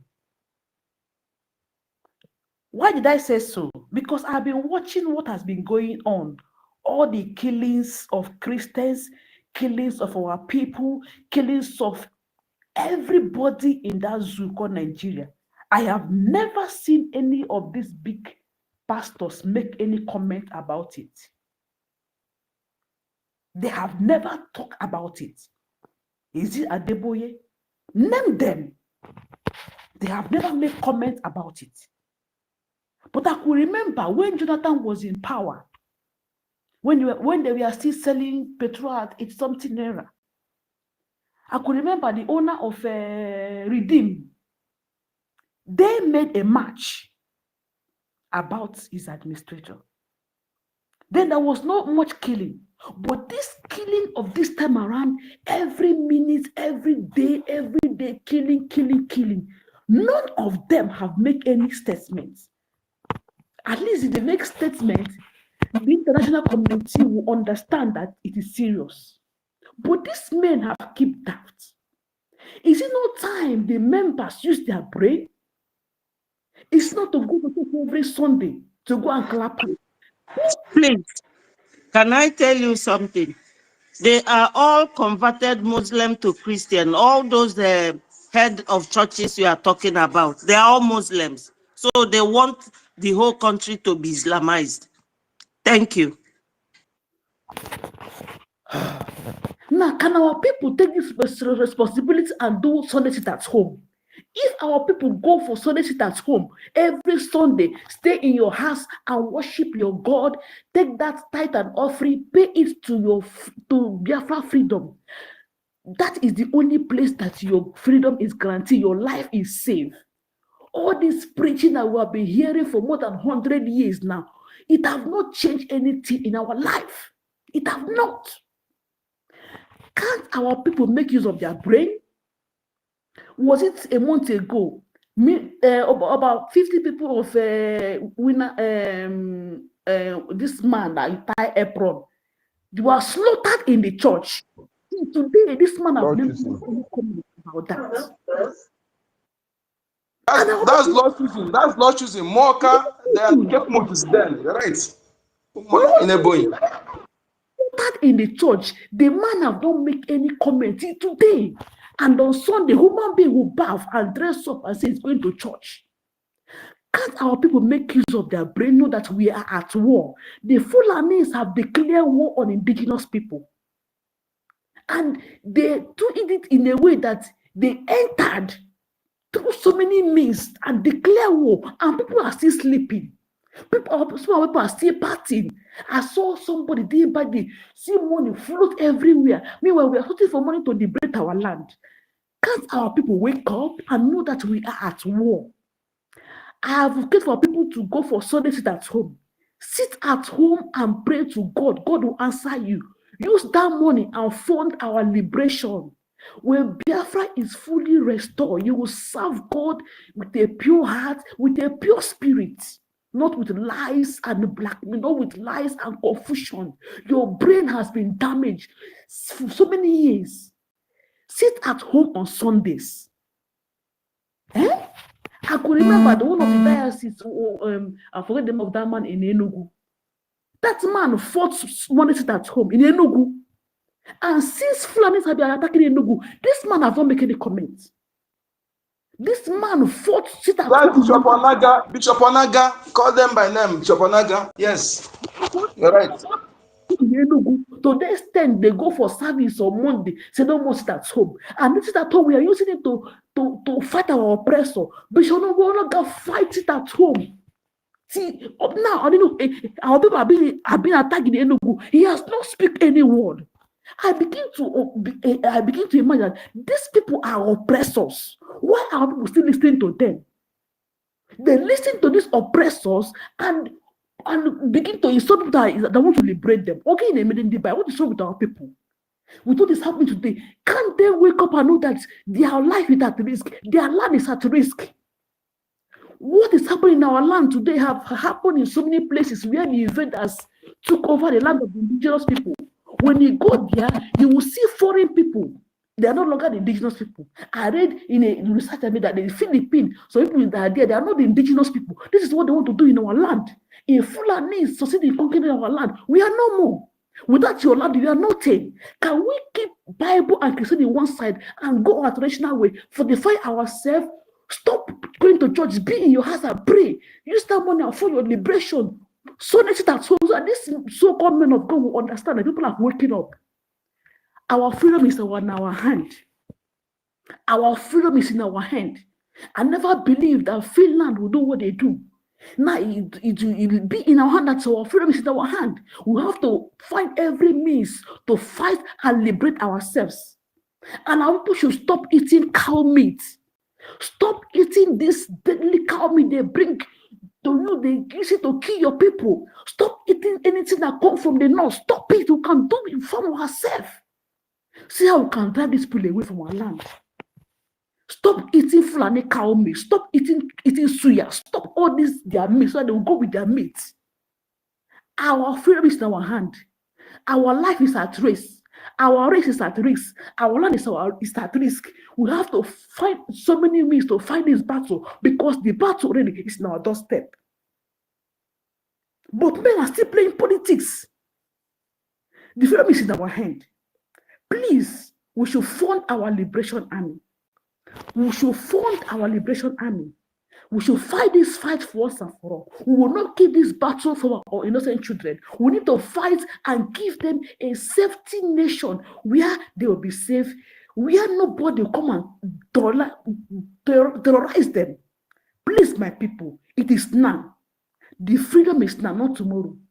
Thank you, everyone, and God bless you. Thank you so much. Thank you very much, Chichi, for that very powerful one. Chichi, I pick up 2 points from you. You are advising all the Nigerian churches to begin to prepare themselves and support the freedom and support the war that is going on, because we are at war. All the pastors should be getting themselves ready because they are not doing enough.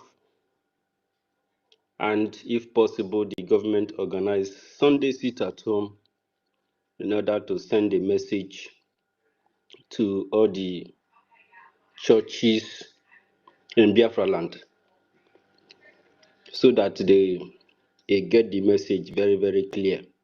When our people sit at home on Sunday and worship God at home, they will acknowledge the fact that the situation is no longer smiling. So, yeah, thank you so very much, Chichi. So we go to Minister Okesin. We understand that F00L is not there. Minister Okesin, Honorable. Can you elaborate who is at home to talk because he's at home? Let him give his submission because he's at home. Maybe network. All right. I was giving my minister a mic as a matter of precedence. But Regent Furi, you can go ahead now. You have the mic. Okay, I think the minister should have the honor to go first. I should wait, please.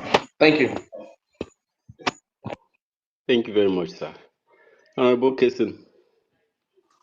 Oh, thank you, honorables in the house. Thank you, Her University. Thank you also, Minister Akbarawa and the Ajere, and all ministers and officers in the house. Regent Furi, thank you for allowing me that grace. It's really a heart-beating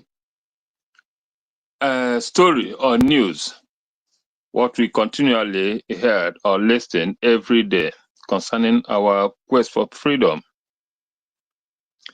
Today's afternoon, I think I overheard, I was here listening to also some things that was discussed about gatekeeping and things to be done.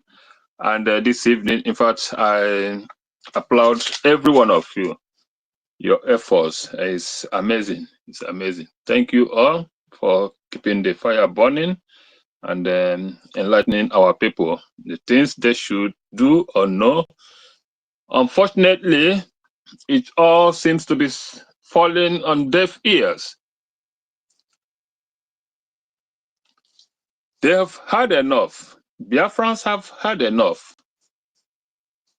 Africans have had enough. A lot have happened for every one of us, blacks on this planet, to come to reason, to come to terms, at least to know where the rain starts to beat them. But they don't seem to be reasonable enough to grasp that. Sometimes I become so furious and ask, does it mean that all these warnings, all these things that are happening on daily basis, don't our people have brains to understand? Are they so witless that they cannot even read the handwritings written boldly for everyone to see?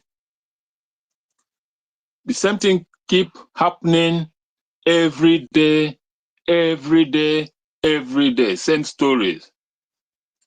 The worst even is that people rise up to free them, to help restore their dignity as human. Some of us still take up the mantle to be stumbling block for their own freedom. That is very, very appalling. That is unheard of. Actually, I don't like to talk about the Christianity folks and the rest of it. At least the Honorable Minister sometimes say that we shouldn't speak about them. But sometimes it's also good to revoke these teachings. It's sometimes very, very necessary to at least touch on it, because it is part of the things that has putting us in this mess. It's not criticizing the folks, but criticizing the people for refusing to learn.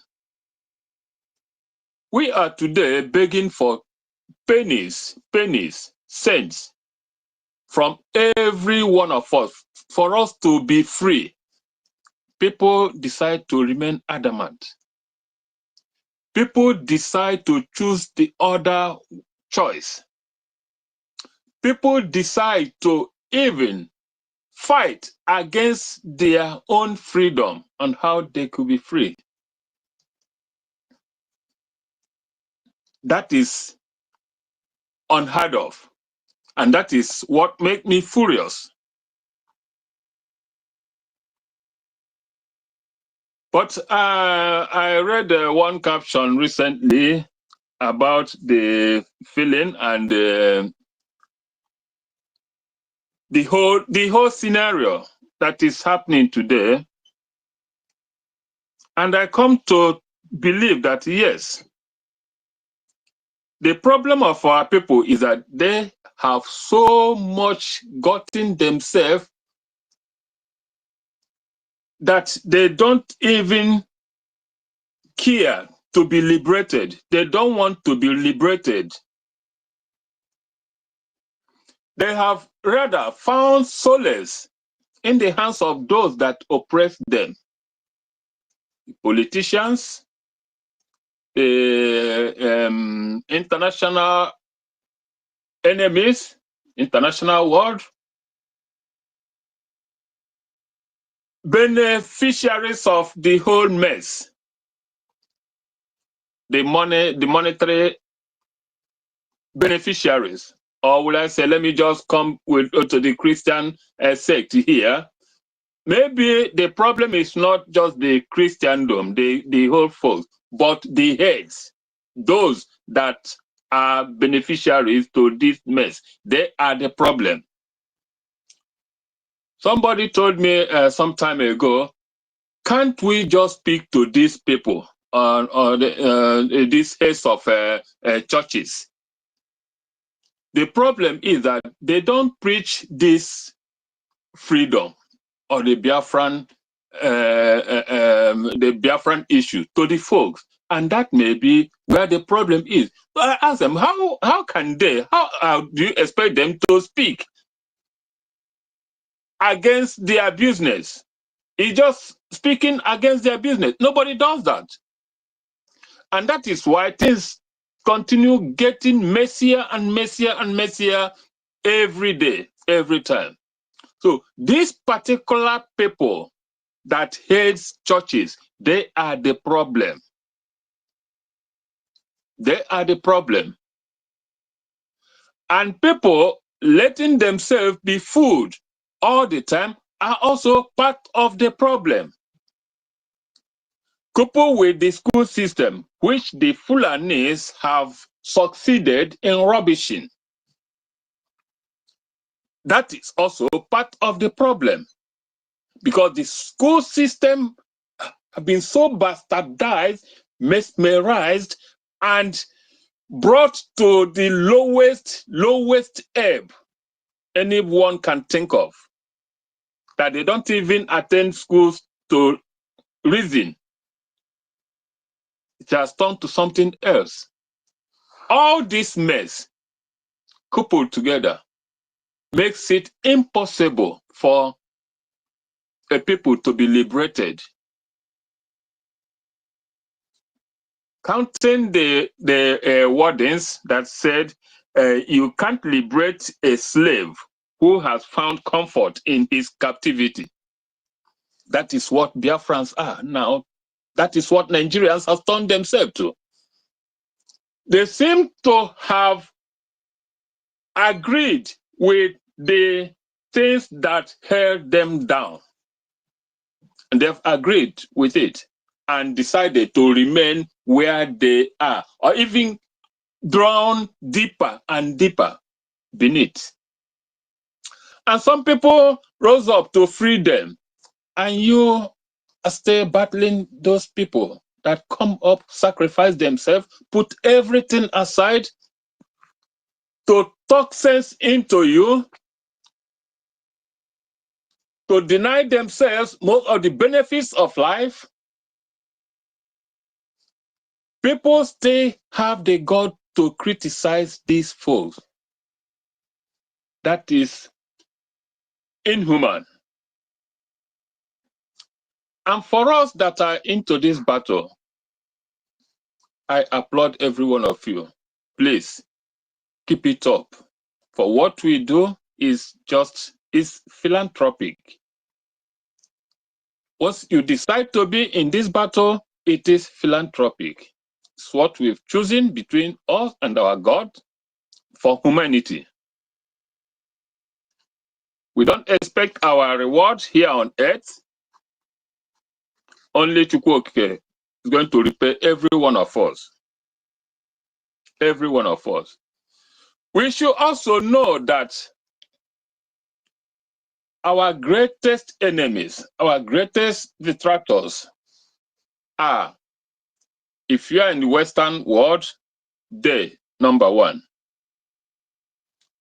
The whole Western world are our enemies.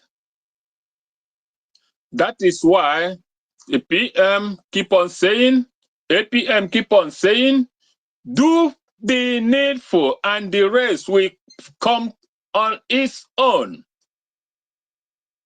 We have to show that we are serious to liberate ourselves. Anything outside that, believe you me, nobody is coming to our rescue.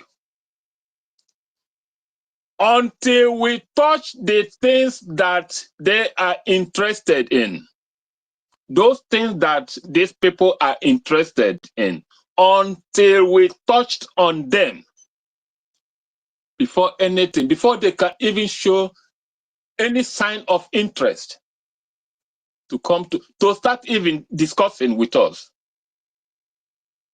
we have to pull the head, we have to pull the strings.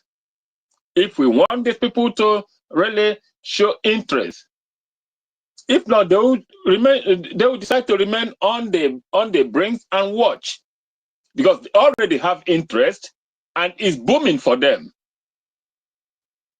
The interest they have in the zoo is at the moment booming for them, every one of them. Now the politicians of the Biafran origin in the zoo,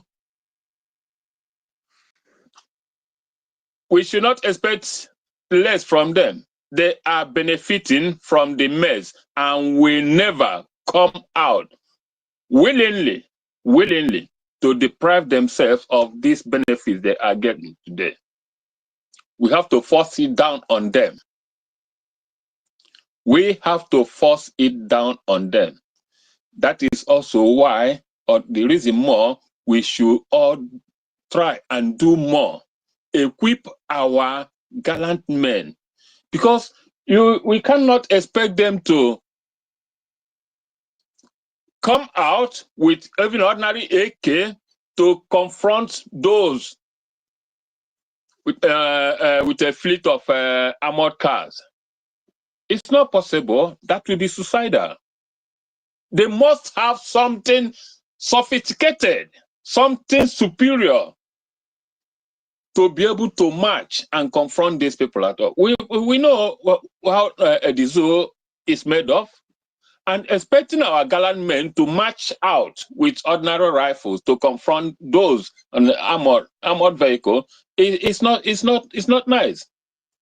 We shouldn't even encourage it. And the men are willing. We must only equip them. We have only one option, just one option, to equip them to match the enemies. That is when we can come out boldly and even question them when they fail or when they do not meet up to the expectations. Without funding them, without doing as much as we can, we don't even have the right to question them. It's a two-way fact. So please, Biafrans, it is hard, we know, but let us try. Many people, why I'm saying this is there are many laws who come to space, who listen, who pride in listening, but at the end of the month, they don't do nothing. They don't come up with anything. It doesn't help us. It doesn't help us. Once you queue in this struggle, please be ready to at least give in, even if it's cent, penny. Many of us, I'm sorry to add this too. I know that many of us lived in Yoruba, Oduduwa. Many of us have Oduduwa friends, but these folks, I had this line of thought in the afternoon when I joined, but then I couldn't make any contribution then. Yes, convincingly, these people are not our best friends. They are part of the things that are holding us. We can laugh with them everywhere. We can mingle with them, laugh with them, befriend them, but please, we should not take them as serious friends and allies. Because part of the things that is affecting us today, they are the culprits to it. Because in the journalism sector, where they head, you cannot come out here to say boldly that all these atrocities will be going on in that place and is not heard of anywhere. The media refuse to carry it as long as it's Biafran issue. They shy away from it. They censor it. Everything that have Biafran that's outlined that's on it is censored by this media. And that is why we are having this problem. That is why we are having a greater problem, because rightly say they are in control of this sector of the government in the zoo. And they have decided to censor everything, every news that will incriminate the zoo before the world. These people have decided, they have agreed within themselves to make sure those news does not come up. That is why anywhere you go, it seems as if Biafran issue is not heard, because they own the sector that will have portrayed this information. Imagine what happened when our APM went to Washington, the inaugural party of Trump. Honorable, please don't be offended. Honorable, don't be offended. Let me also quickly add that these very news that is censored are the reality on ground. I'm sorry for that. Thank you. Yes. Okay. Okay. Yeah. That's. I just feel like touching on it. Exactly. That is the point. So that alone is what is affecting us, because why is like many countries don't hear about the atrocities in the zoo? Remember, you know, most of the embassies, in fact, don't listen or rely on social media news. They get daily supplies of daily news supplies, and once these news are missing in the headlines, even that's in back pages, you won't blame them, most of them, for not acting on it. And that is exactly what is affecting us, because this news don't show up in the national daily in the zoo. But anytime any slight thing happens in any of the Yoruba circuit, any of the Yoruba areas, you will hear it in the national daily. And that's why even the Fulanis don't joke, don't play with them, or sometimes soft handle them, because they know their strength, they know where they control this fear. So they are always quick to carry anything, any news that happens around their vicinity. But once it happens in Biafra land, it becomes taboo. They don't carry it. So those are the things, those are the reasons why we should go back in drawing board to know exactly where the rain starts to beat us. I'm pleased because at least many of you here will be the champions of this course in the future. Many of you as scholars will, after gathering all what have transpired in this scene, will at least bring it up later, either in the curriculum sector or however, but they are not, it's not a lost vibe to be speaking about this. They are very, very important.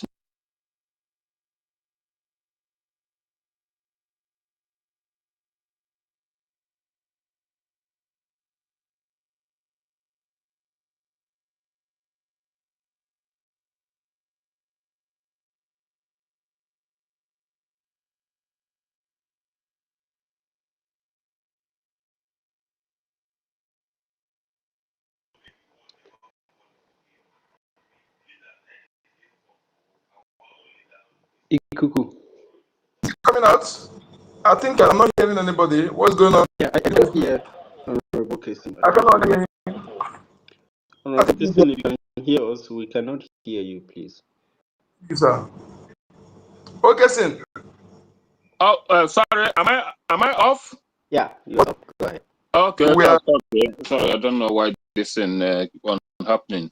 So yes, okay. Where I was before, I think about our neighbors Ploit and exactly. Yeah.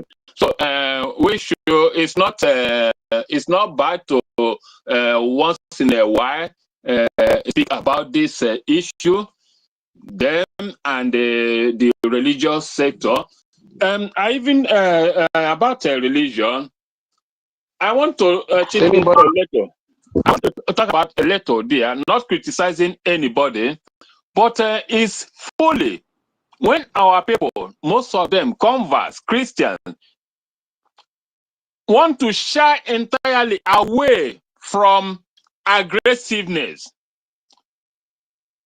You cannot really remember. I was brought to Africa with aggression, and during the primordial times, churches supply churches manned by popes and the archbishops.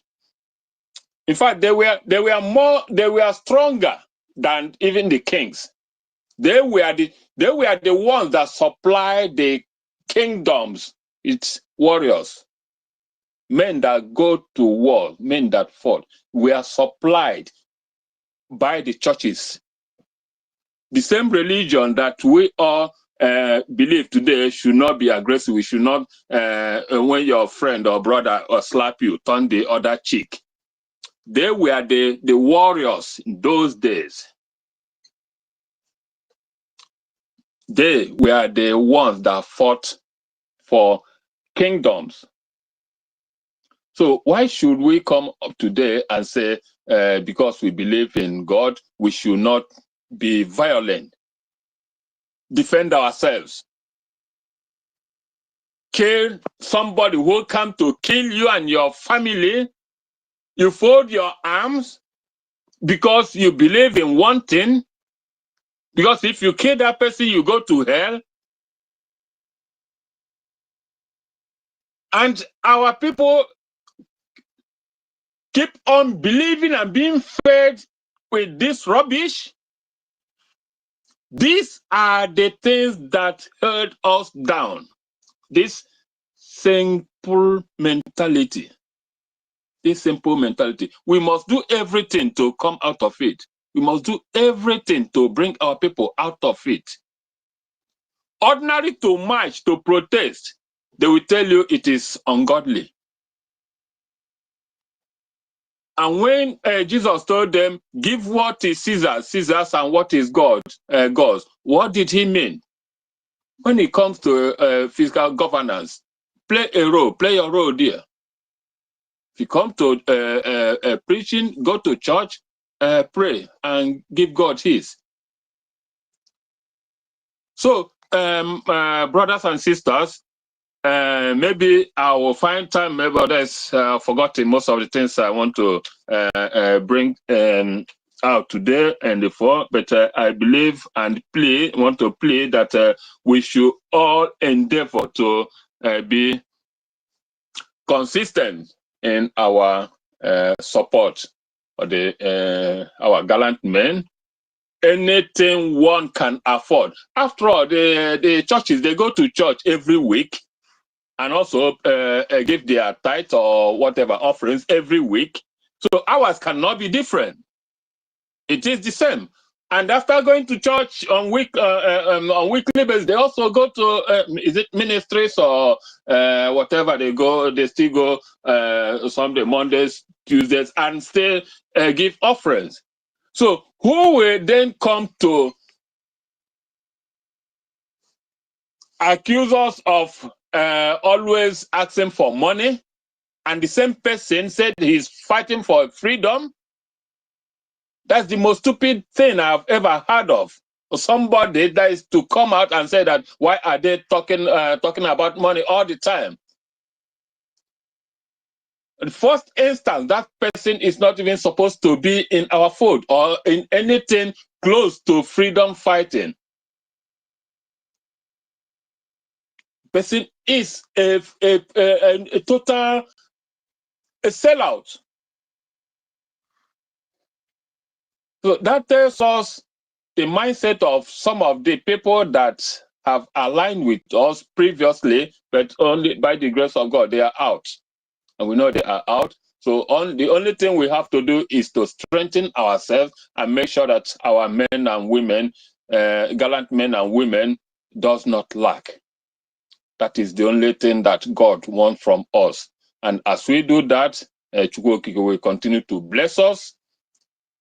Give a penny, you will certainly be replenished by him. Honestly, it's a miracle.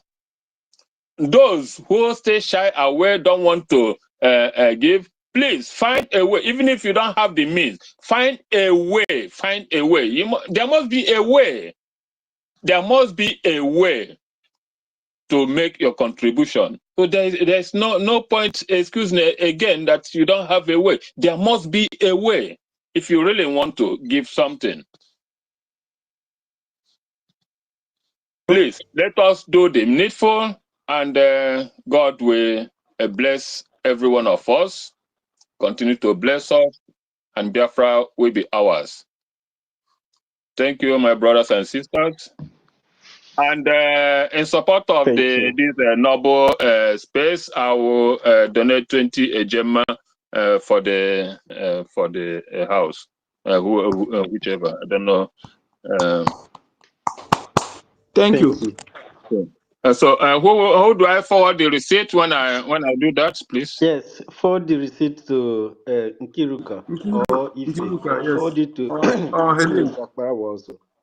Nkiruka or Helen. Both of them. Or Helen. Okay, thank you very much. Peters. God bless you all. Thank you so much, Honorable Kason. But Honorable Kason, there is one part that I didn't agree completely with you, because I think that the major problem is we.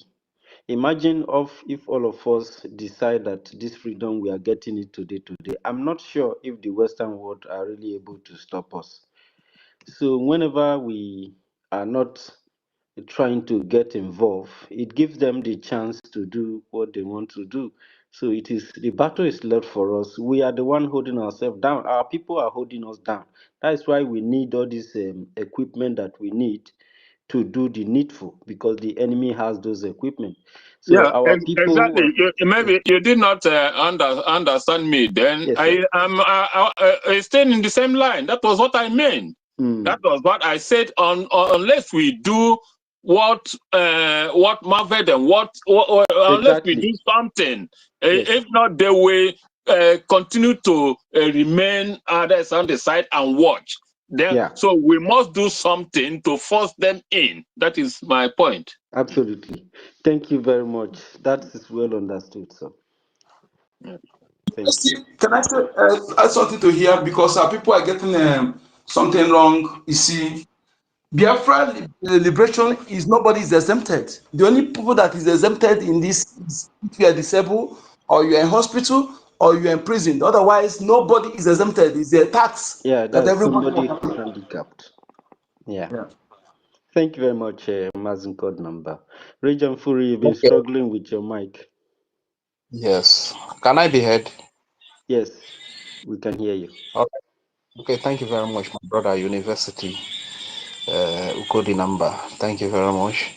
And to all the great Biafrans that are here present, I greet you all. Greetings to all the Biafrans, all my fellow Biafrans all over the world, both here in homeland and those abroad.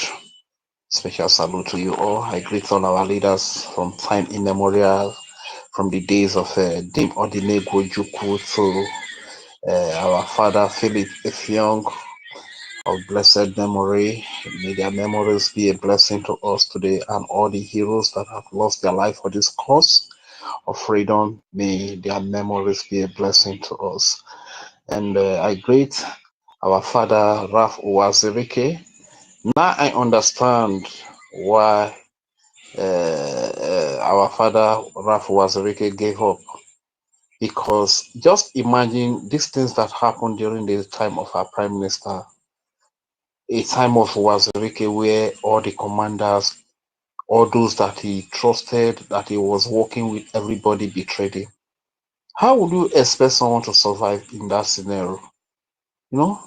So Raf was written, now we know what happened, and we really understand perfectly. Anybody in your shoe will do what you do, except it takes a special grace like the grace of Mazim Nandekano and the grace of Simon Epper today. Thank you very much to Raf Wazirike and to our leader Mazionyi Nandekano and to our beloved Prime Minister Simon Epper and to our acting Prime Minister that are doing wonders today, that are leading us to the liberated and fully recognized nation of United States of Biafra. Thank you very much. And to every great comrade that is speaking of day and night, especially to our mothers, Chichi, Adabeti, Eunice, Helen Peters,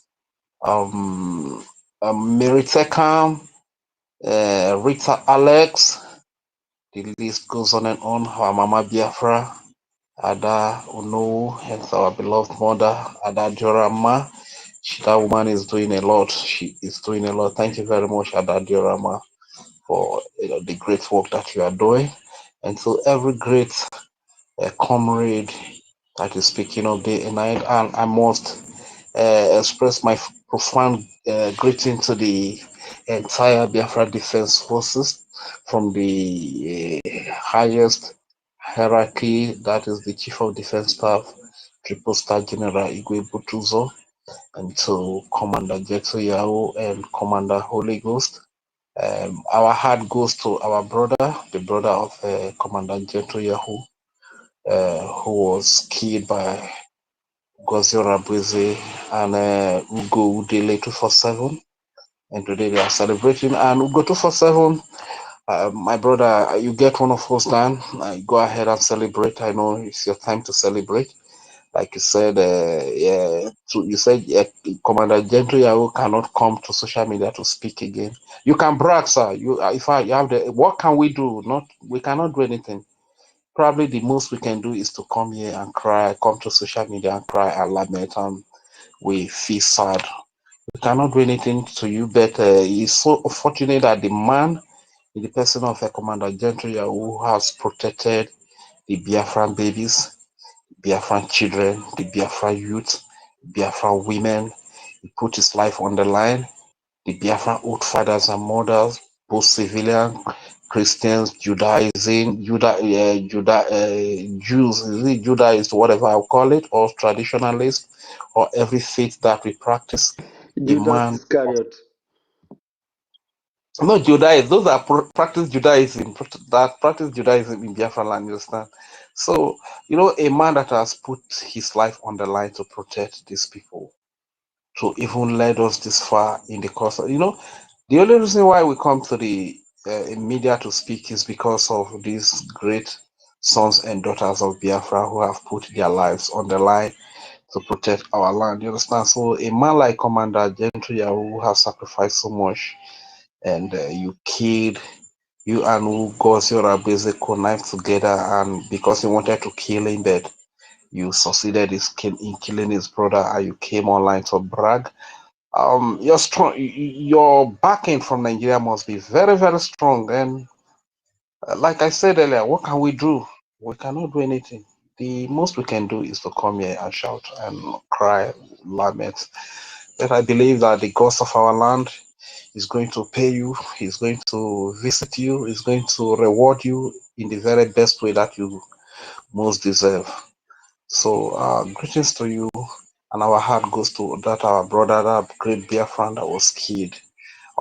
May your soul rest in peace, but may your spirit fight along with us until we have a liberated Biafra in your memories, and may your memory also be a blessing to us.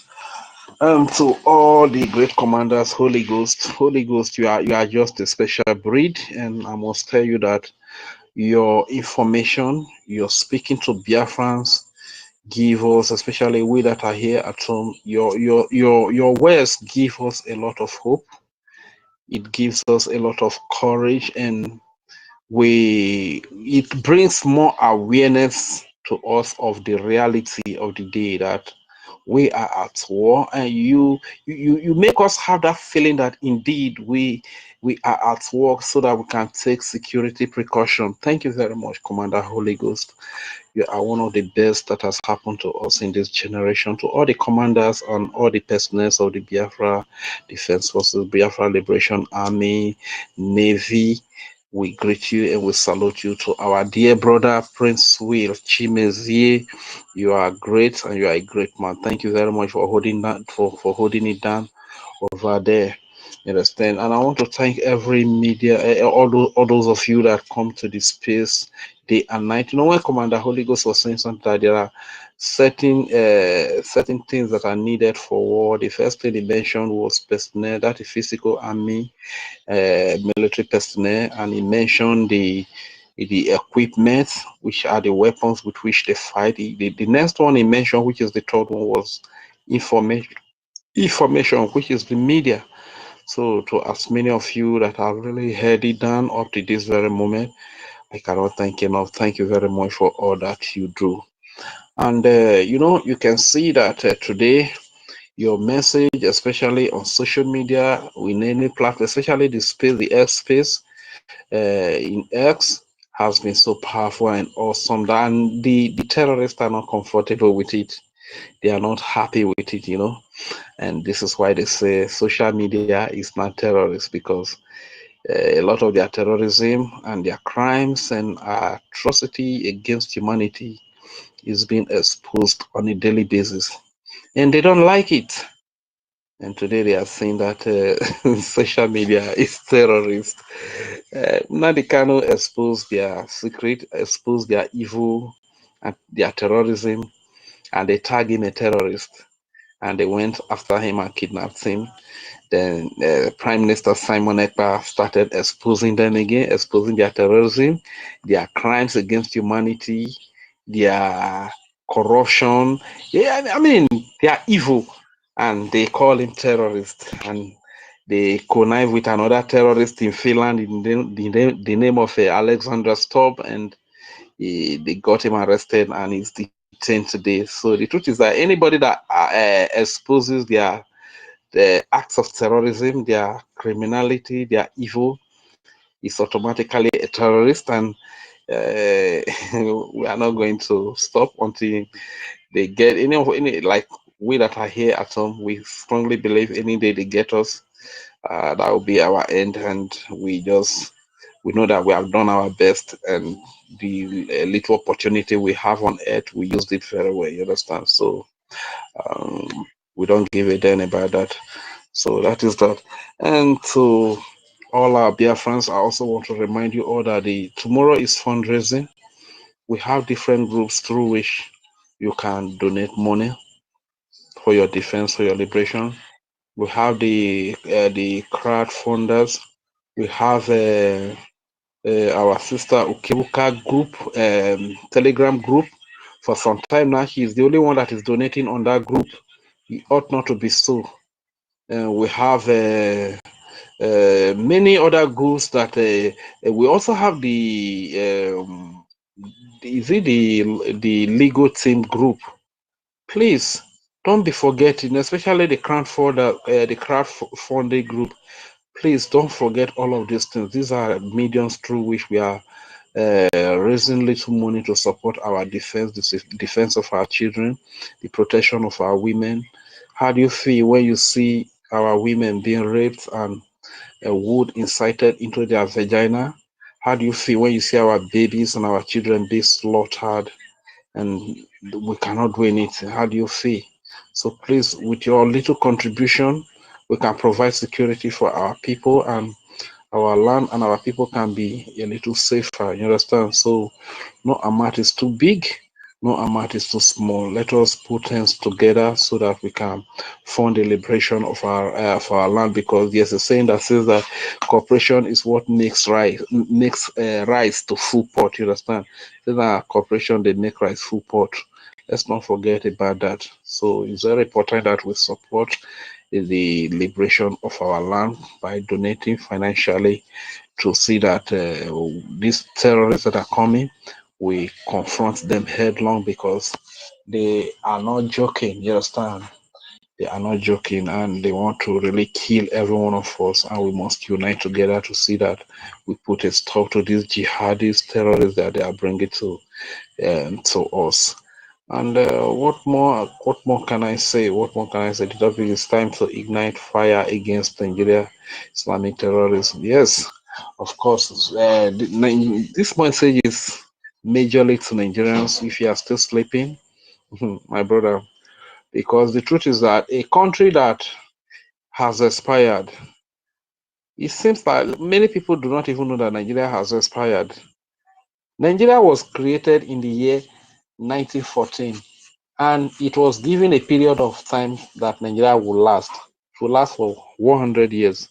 And it expired 2014. If you don't believe what I'm telling you right now, download 100 Naira note. Download both sides of it. Look at both. Today I brought the 100 Naira note and I looked at it. It is clearly written in that place. 1914 to 2014. That is 100 years. Nigeria expired 11 years ago, okay? We have So to preached you this that thing several times to our people, telling them anybody who don't clear with that, that person is a mumuna. Let him continue fooling himself. so like I've already said it, if you are in Nigeria or you are in Biafra land, but you are so stupid to understand what we are telling you, you have access to 100 Naira note. Pick it up. Look at the back of it. It is clearly written in that place. 1914 to 2014. Nigeria expired 11 years ago. So if you are still calling yourself, that's why this Fulani, you say Fulani are not educated, they didn't go to school, but they are very, very educated. They know that an expired country does not belong to anybody. And anybody that is strong can grab as much as he can and control the land. You understand? So this is what they are doing. The strongest will grab as many part of the land they can, and it becomes their own. You understand? So those that are still very gullible and very stupid, thinking that there is still anything called Nigeria, before they know their ancestral land, because of their stupidity, the land that is handed over to them by their parents will be grabbed and taken away from them because they think that there's still anything called Nigeria. Even Britain knows very well when they say the amalgamation is going to last for 100 years. I don't. School in Nigeria is just a mockery to school. It's a mockery to school that even professors up to date who still claim that there's Nigeria, like that our foolish father, they call Edwin Clark, that is dead. I believe today demons are pooing. Demons are pooing in his mouth and flogging him seriously. Very, very stupid man. You understand? That he has no other country than Nigeria. Nigeria that expired 2014. And you say you have no other country than Nigeria. So are you not aware? I believe that man was educated, and a lot of professors, a lot of degree holders in Nigeria today that are still claiming that Nigeria is their country. Nigeria expired 11 years ago. That was 2014. Go and look at your 100 naira note. It is clearly written in that place. I'm not the one that wrote it. Am I the one that printed the 100 naira note? I wish I can carry the 100 naira note and I'll snap the back and post it here. Everybody will see it. It's clearly written there, 1914 to 2014. Nigeria expired 2014. So why are you killing people for something that has expired? And when you see a lot of death, a lot of killing in Nigeria, it's as a result of the fact that every expired product is dangerous to people, people's head. It's very dangerous. Nigeria has expired. And the Fulani, they understand very well that it has expired. So if you are strong enough to grab... Can I join you and putting things right, okay? So that we cannot, Fulani don't think that they are doing what they're doing is legal on what they're doing. What expired is that Nigeria, not the land that belongs to the people, okay? That Nigeria is what expired, and the land still belongs to the owner. What if the land that belongs to the what if the land that belongs to the indigenous people, but the indigenous people doesn't know that that land belongs to them, and they still see it as Nigeria that has expired? And Exactly. somebody that has the understanding that this so-called Nigeria has expired can invade that their territory and collect it away from there in the name of Nigeria. You understand? Because the original owner of the land do not have the knowledge that this land is originally their own before they were called Nigeria. That 80 years ago, there was nothing like Nigeria. 70 years ago, there was nothing like Nigeria. But you that is a fool today, a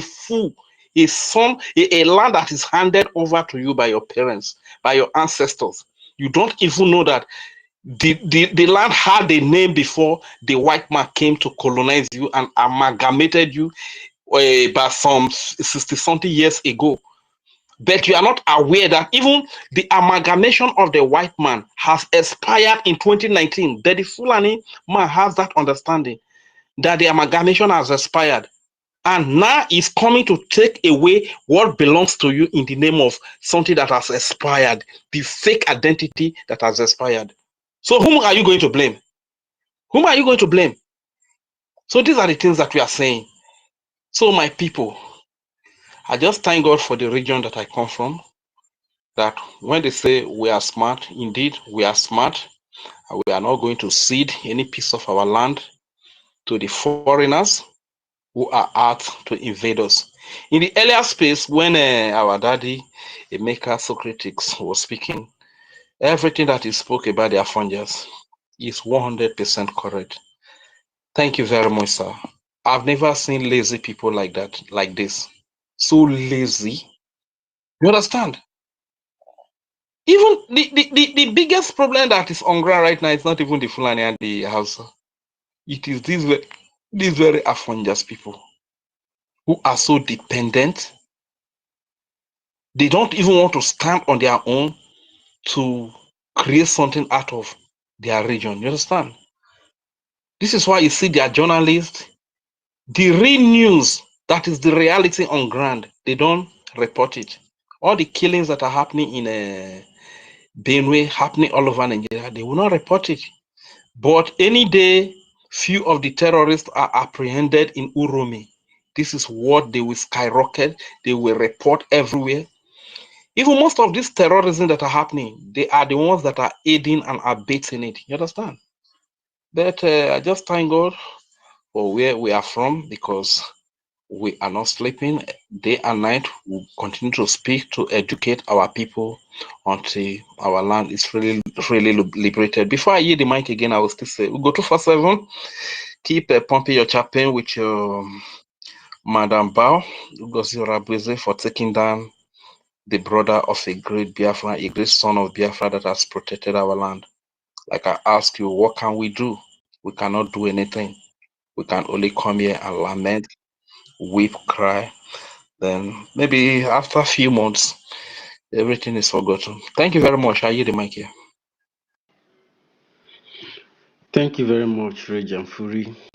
For the record, Go 247 accept the killing of Biafran, and their target was missed, so the picture of the person they killed, they went for a Biafran commander, and they couldn't get him, so they decided to take down his brother. Having killed him, we sent his photograph to Go 247 to confirm the mission, how it was accomplished.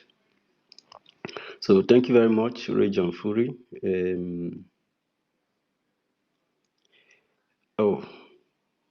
Ozzy has left. So Ancestral, you've been struggling with mic. Ancestral, are you in there? Ancestral is sleeping. So Mighty Dot Nkowanine. Mighty Dot, you have the mic. Hello, can you hear me? Of course. How are you? Oh, I'm great, thank you. Well, your greetings all. Well, awesome. Yeah, I was on YouTube.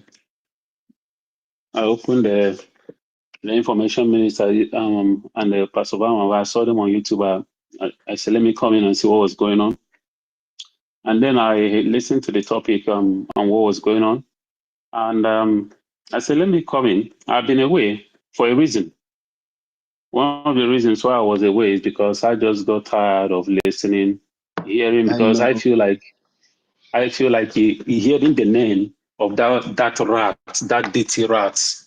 You know, I cannot be in a place where the Biafran and the spirit of our and the memory of our people are being ridiculed, the spirit of this struggle. Because anywhere that woman's name is mentioned, it's a ridicule to us. She does not. I cannot be in Professor Eloha thought the same. Yeah, I cannot be in a place where she's giving a credence. I cannot be part of people that will give credence to that rat. So that's why I stayed away, even fundraising, because I have continued to do my fundraising. I continue to donate to the website, but to be part of where this woman is being talked about, no, I cannot. So anyway, but that's it. So I delivered a message last time, a few weeks ago on the US Town Hall meeting, and I was taken out of context in a way by the information minister, but I'm happy today that the speech he gave today. You see, every one of us, we will keep rigmaroling until we, at the end of the day, we are still going to come back to the final conclusion, the inevitable conclusion that we cannot win this war without our ancestors. We have to go back to the origin. Let me ask us a question. America and the rest of the world, Europe, during the 1967 to 1970, were they not aware that there was land and sea and war, embargo? That was a crime against humanity, a crime against every norms of war, act of war. America knew that these people committed a crime. Every part of the world knew that Britain and Nigeria committed a crime that took life of over 3 million children. because of hunger and starvation. They did not come to our aid. They did not do anything. They kept quiet. The problem with us is that we do not know our enemies. That is the problem with Biafrans. We don't know who our enemies are.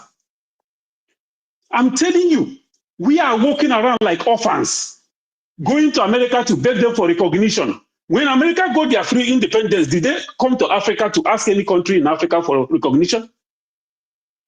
We are having a mentality of conquered people, slaves. Even many of us in this Biafran struggle. The only way we are not ready for this war. Forget that 60 million voted for referendum. 95% of Biafrans are not ready for this war, for this freedom.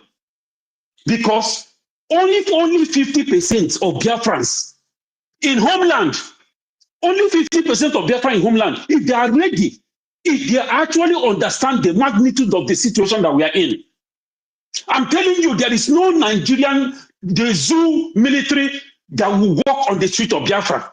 There is no police, zoo police that walk on the, any military parastatal of the zoo, those terrorists, none of them will walk on our streets, let alone living in our houses, in our cities. Every single one of them will be watching their back. Anyway they step up, they will leave our land by force. Because there will be a target in every street, in every corner. But Biafrans are busy partying, holding weddings. People that their land is at war, they are doing wedding. It's high time we face the reality and stop rigmaroling. This sentiment is not going to take us to anywhere. It's not.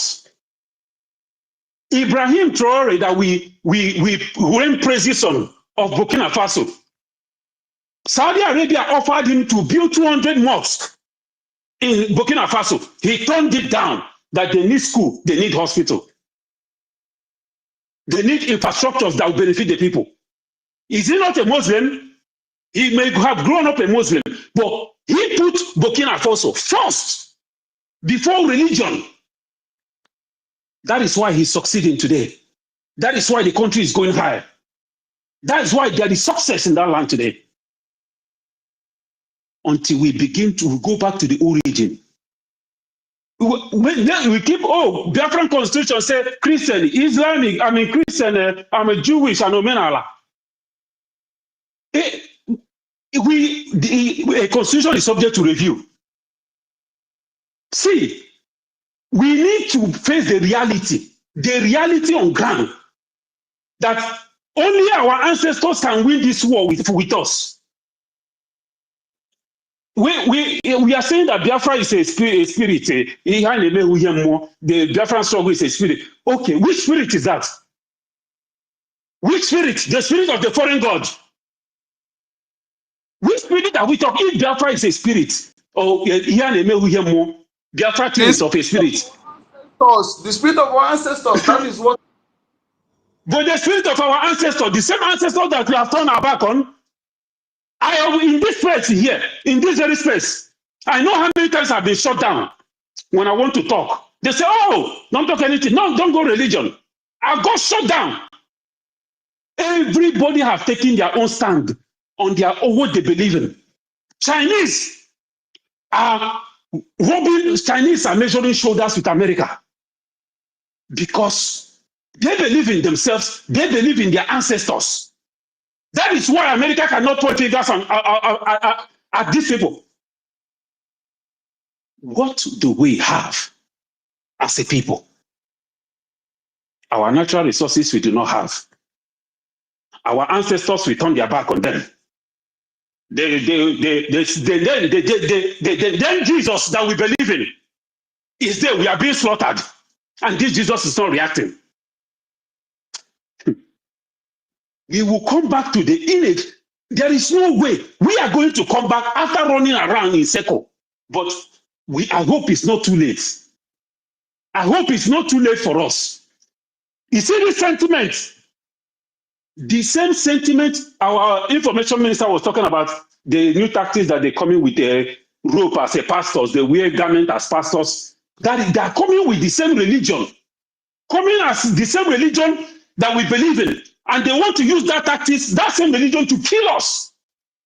What exactly have we benefited from this religion?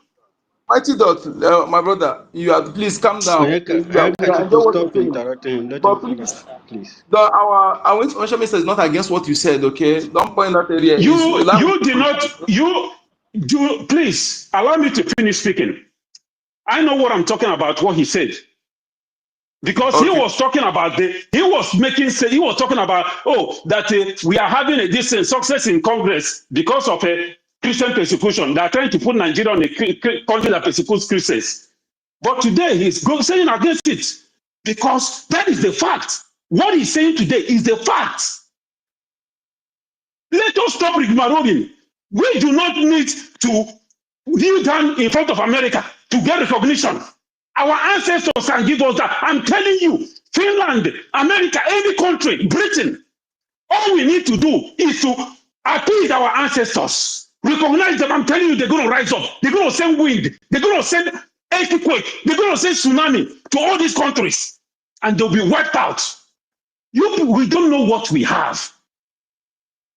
We don't know what we have because our pineal glands, our brain has been calcified with this nonsense dogma and doctrine of the so-called heaven, whereas the heaven is in our land.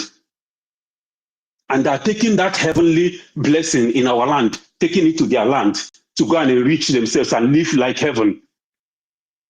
And then we are still expecting one goddamn heaven somewhere. Now, 48 hours ago or so, American government just admitted that they have the technology to manipulate time and space. My people, I'm talking about time travel. And in all this, the world is moving forward. And yet we reach somewhere, living like morons, deceiving ourselves. When our ancestors bless us, we give the glory to one foreign god. We need to wake up. I did not want to come here, but my body was itchy. I said, I got to. Let me just come here again. We need to wake up. The fight, the war I'm talking about the final showdown. It is coming. The final showdown. And we cannot win this war. Like Mazi Nnamdi Kanu said, the coming of Biafra, even Britain, they say it's the end of the world. Why do you think they think that? Because they know we are not like any other people. We are not like any other people. For these people to leave us alone, even America here, that we are seeking recognition from, these people are going to keep ignoring until Donald Trump 4 years is over. And then we start afraid. I'm telling you, these people, if we understand our enemies, it will be better for us. No country of European world, Finland, anywhere, the West, none of them want us to be free, especially Biafra. Do you know why? Before I hang up, let me say this. Which other country in Africa that you will go anywhere, remotest area of the world, part of the world, you will see, except Biafrans. Biafrans are the only people that can penetrate anywhere, live anywhere, and turn that place into city. Biafrans are the only people that have the guts to go any land, travel far, distant land, and set up their business and make life out of that place. These people know that Biafra is the only people that can set Africa free. The earlier we understand Biafra is the only people that they know that these people are bold enough, strong enough, stubborn enough to set Africa free. That is why they don't want us to be free, because the freedom of Biafra is the freedom of Africa. And when Africa is free, France cannot get nothing. European Union will not get nothing. China will not get nothing. America will not, none of them will get anything, because Africa will be solidified as a strong union. Every country in Africa will be in competition. That is the reason why These people are making sure that Biafra do not get freedom so that Africa will not be free. So my people, we have a task ahead of us. We can donate and donate and donate. But if we do not go back to the people who made it possible for us to be here, the first people to set their foot on this planet Earth, if we do not go back and appease them and recognize them and stop all these nonsense sentiments, we are not going anywhere, because we are not going to get that freedom with a foreign god or a deity.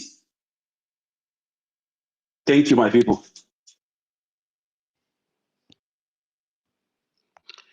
Thank you very much, Mighty Dot, for your submission. The interest and the freedom of Biafran people, the interest and the freedom of Biafran people is our utmost priority. And we are going to do whatever we can to ensure that we secure it and ensure that our people are free so people can come to our land and invest. Everybody will get what they deserve. That's it. Chichi here, for what you said about religious groups in our land, Chichi has encouraged them to preach this very message to them. And she suggests a very good way of passing this kind of message, which is engaging all the churches with a kind of sit at home, a special one, to pass a very serious message to them to understand the gravity of the situation. So My thank brother, you. university, don't be offended. Though. Regent Free, you've spoken before, right? I know. And Just I do one not, second. I do not welcome when somebody is speaking and you begin to interrupt. It doesn't make the person, it distorts the person a kind of. All right. So, and people hands are up and people want to speak, you know. So I apologize to you, Regent Free. So, Onyekachuku, before we give it to you, I know that Odogu was here and Chooks has been struggling with mic. Chooks can have the So, mic. Bestie, please just hold on. I want to say something quickly before you go. Just something I want to put in here. I'm not just taking just 30 minutes, 30 seconds, please. Proceed. Yeah. You see, my brother, Mighty Dots, you spoken well. You know, sometimes when we speak like this, with some people we misunderstand what we're saying. Okay, this is a matter of understanding. Very simple for people to understand. When you are fighting to secure a place, and you know the owner of that place, if you are doing it without the knowledge of that person who owned that place, you are fighting to secure, fighting to, in fact, like you are doing something, wasting time. So acknowledging the progenitors of the soil where we are fighting to preserve is very, very important. I used to say it here every time. You don't need that is why Onyekachuku, the most important thing is that, look, Biafra is building from the scratch already. And all these things, we've been preaching it here about we've been acknowledging the hard work of our ancestors. Anybody who is fighting for Biafra has already redeemed him or herself by accepting that our land must be free, that the hard work of our ancestors must not go in vain. You exactly, understand? And you acknowledge that our land must be defended, which was what the people before us did. If they had exactly, not defended the land, you and I will not be here speaking. And we exactly, have a situation at hand, and we know what to do. And exactly, what the Mighty Dot speaks like that. That is how he speaks. What he's saying is that we should do the needful. We should exactly, acknowledge the fact and continue to maintain it. And that is very simple. exactly. Carry on, carry on, carry on, no problem. Carry on, my brother. Thank you. Thank you very much. So, Chooks, you've been battling with your mic, but it seems like Storm has something very important to put. So, because of that, I would give Storm precedence over Chooks so that he can quickly say what he wants to say, Storm, from Homeland. All right. Greetings to the Minister of Information, Mazi University, I greet you. Mazi Onyekachi, I greet you. Ancestral, I greet you. Mighty D, you've spoken well. Shoes, okay, Singh, so many people are here. 1 million, Samuel Ekpa, I greet you. Ben, I greet you. And I just that I can't mention everyone here. Betty, I greet you, and so many of us that I cannot be able to call their name. Emeka, I see you. Eriko and the rest. Shibike, you are here. I greet everyone. You see, this matter when they talk like this. Yes, my brother, truly, you have said something. That was not true. But I want us to look at things the way everybody will understand it. The other day, Mazi Onyekachi said something very important. Something important. And what did he say? Mazi Onyekachi said something here. He talks, say, what of our native doctors? You know, they not fit bring something like a BIAFRANS that they can go to the barracks and destroy, which we know that by spiritual powers, these things can be done. All those things go fit happen. But see, we need to look at something there. We are in a place, thank God now you they talk and say so many of the youth never ready to come out of this. Because if you look very well, you will see before, except say I mean they miss among before, even the governors they under the Aziz, the kings. But today, the kings they under the governors. We need to look at things like that. The same people that will help us to do this, go pay the gods and all of this. Now the same people, Soludo give them run for Anambra State. All of them they run. So they fear, shame come they catch me. Where the power? Where do we have this kind of people? What me I want to talk here be say, if you get anybody and you know say yes, this person, now the kind of people will be say if we call them for this kind of matter, they go put body, they be real people who go fit help us do this kind of thing. Then you give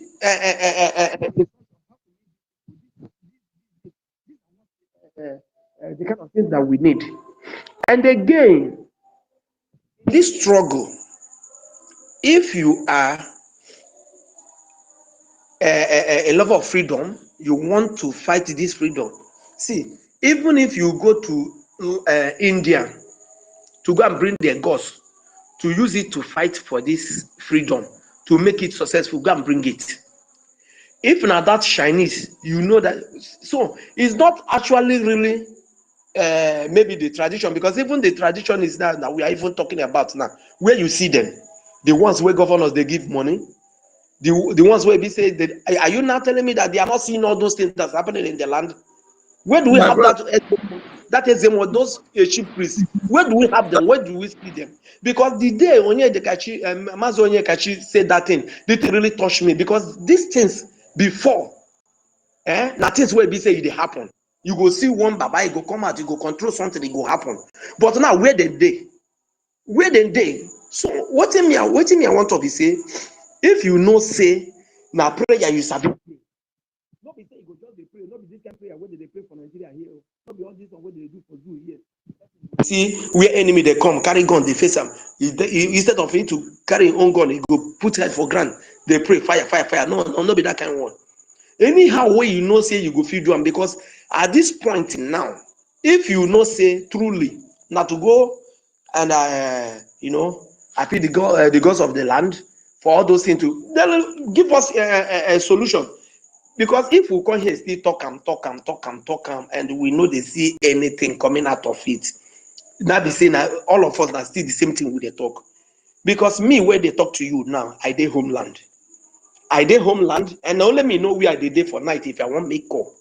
Because I tell you, You know, see, if you are not strong, I bet you, if you are not strong, when I talk homeland, just that I know if you talk where I did exactly. If you are not strong, you know if you talk anything about Biafra in some places in this homeland. If you are not strong, if you are not stubborn, you cannot. So we dey here, we know what we dey do by our own self, and we know how we work. So the only thing that I am expecting people to say now is, if you have people in homeland now, call them and ask them, where are you? In fact, some people cannot even pick up. Some cannot pick up. So if you know that thing, that see, there are people who are ready, who are willing to do these things that we are talking about. But where are you going to? The other day,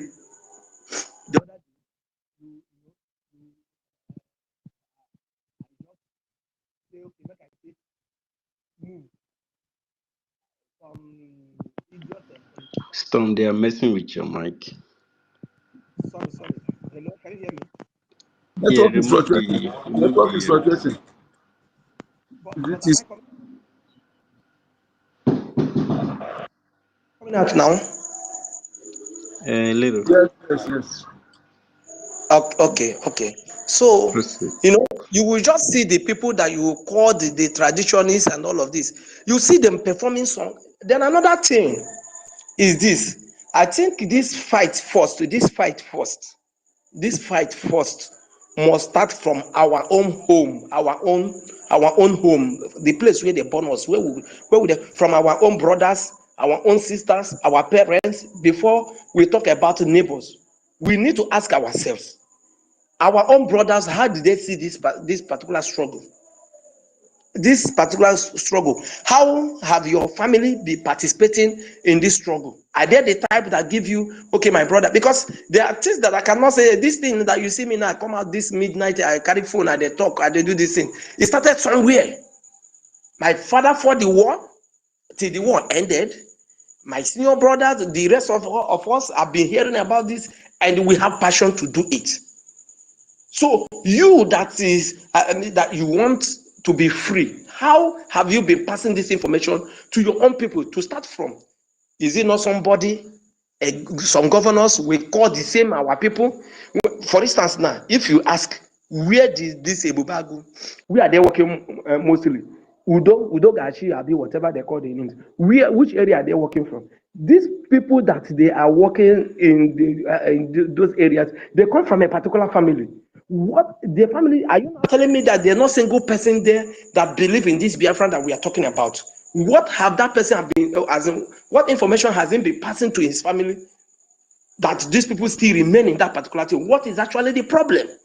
We need to talk about it, because sometimes when we look at it, some people will tell you that, you see, it doesn't matter, it doesn't concern me, and this and that. And I said, like what I used to tell some people, don't think that when you give money, you are giving Ogenkere money, or you are giving Sonny Akbarawa money, or any of this thing. Let me tell you, today they are burning Okigwe. Are you not telling me that is that Okigwe, that is where Ogeshku Nkere is living, or Mr. Sonny Akbarawa? Let me tell you, there are some people who do not even believe in what we are doing, that their house has gone down. So it is not something that somebody will fold his hand and he say this. Any solution, anything that because if you say go concern you, I swear to Almighty God, the way it's going is going to touch everybody. So now, if we are here to say this, if you know a better place, because I don't believe in talking without doing. The only thing that you will tell me now is that, Storm, you don't have money. I will accept that, because if I have money, you will be seeing it here. But if you say this is the solution, and we look at the solution, is a very nice solution, you will see people that will do it. You will see people that will come out to do one or two things. But if you say, well, it doesn't concern me, it will touch everybody. When I mean everybody as it stands like this. So please, if you have a good idea on how those things can be worked out or whatever, I believe the government, they are here and they can hear us. Pass information, let them look into it. Me, I still believe in that tradition ways. But at the same time, I cannot tell those who are practicing other this thing not to do their own the way they understand. Because if we are looking at it that okay, everybody must, you will know that even we are not ready to do that. Because some people will say, okay, since that is how you want it, I go and do it by yourself. But those who believe in this one, let them do it. Those who believe in this one, do it. Those who believe in it, do it. Then let us share anyhow that we can do it. When they are building house, some mix cement, some bring granite, some anyhow that you can. But all we need is to just achieve this particular freedom. That is what I want to say here. So please, if you have a good information, not only by saying it, a lot of people are ready to do it, but carry on, bring it to the government. They know what to do about it. That's what I want to say. Thank you. Please, can I respond to real quick? Yes, I'm sorry to jump in. Mighty Dot. Okay, you want to? But Mighty Yeah, I Dot, don't know what he's talking. you I don't don't. really have to respond if you don't want. Okay. I mean, I was just wondering. He's talking about a bring solution. I already given the solution of what it is. And one thing he said, all these things we keep saying about this and that. Pray this way. A divided house cannot work. Spirituality works in unison, in union. If you say Exactly. this one praying this one, this one praying this one, this one praying this one, all this is nonsense that we keep sentiment, nonsense. We are not serious. We don't know how serious this shit is. If you understand spirituality, you understand spirituality works with unison, in agreement. They even use spirituality to put in the Bible that they say that two cannot work together unless they agree.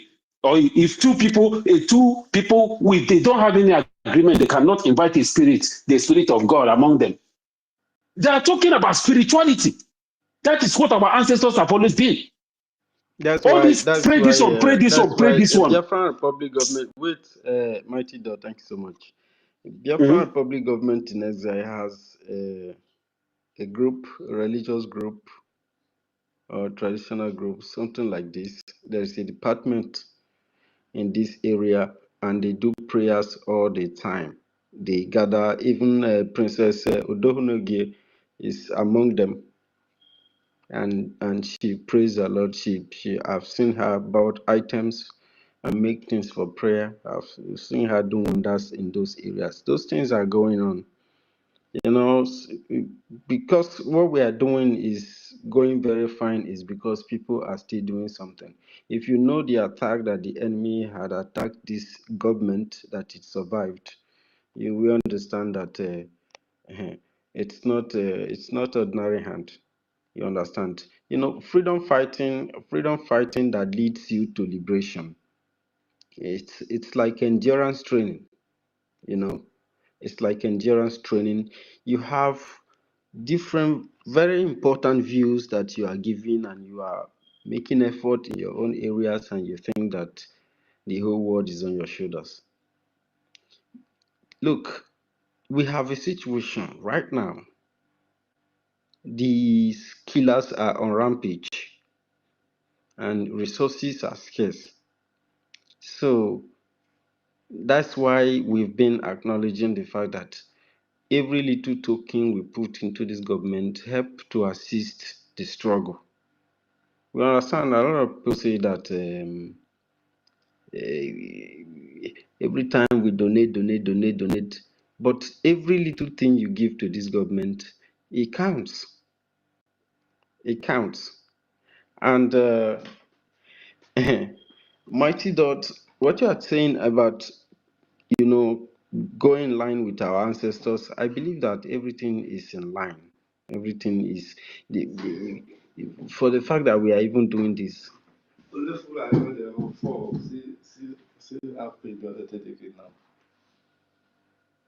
Wow. So we have a situation now. We have to deal with it first. And believe you me, everything has been stated. When Prime Minister was here, he addressed all these issues. People asked questions. And he said that when Biafra come, we are going to sit on a round table and issues like this will be discussed. organization, unions, departments will be open, responsible for all these things to make sure that everything is properly in order, and they will be addressed and organized. It's a system. So what we are doing is absolutely with the approval of our ancestors, and all of us here have this spirit, have this possession of our ancestors. They are always with us. And that's why we are able to do what we are doing today. And many people are going to come to assist the struggle. We don't need anybody. We need the equipment to do the needful, because the enemy have equipment, harmful armament with them. So that's what is very required at this moment, and we must pursue it to ensure that we acquire this and repel the enemy. You understand? This enemy have the most important people in our life in hostage, and we are trying to get prepared to do the needful. And this is we want to set the zoo on fire, absolutely, completely on fire, so that everything will be going the way it should be going. Because if we don't do this, they are going to kill all of us. So, yeah, I don't know, code number, you want to say something?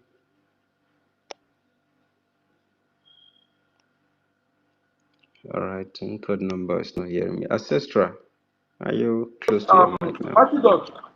Matthew, please, I want to.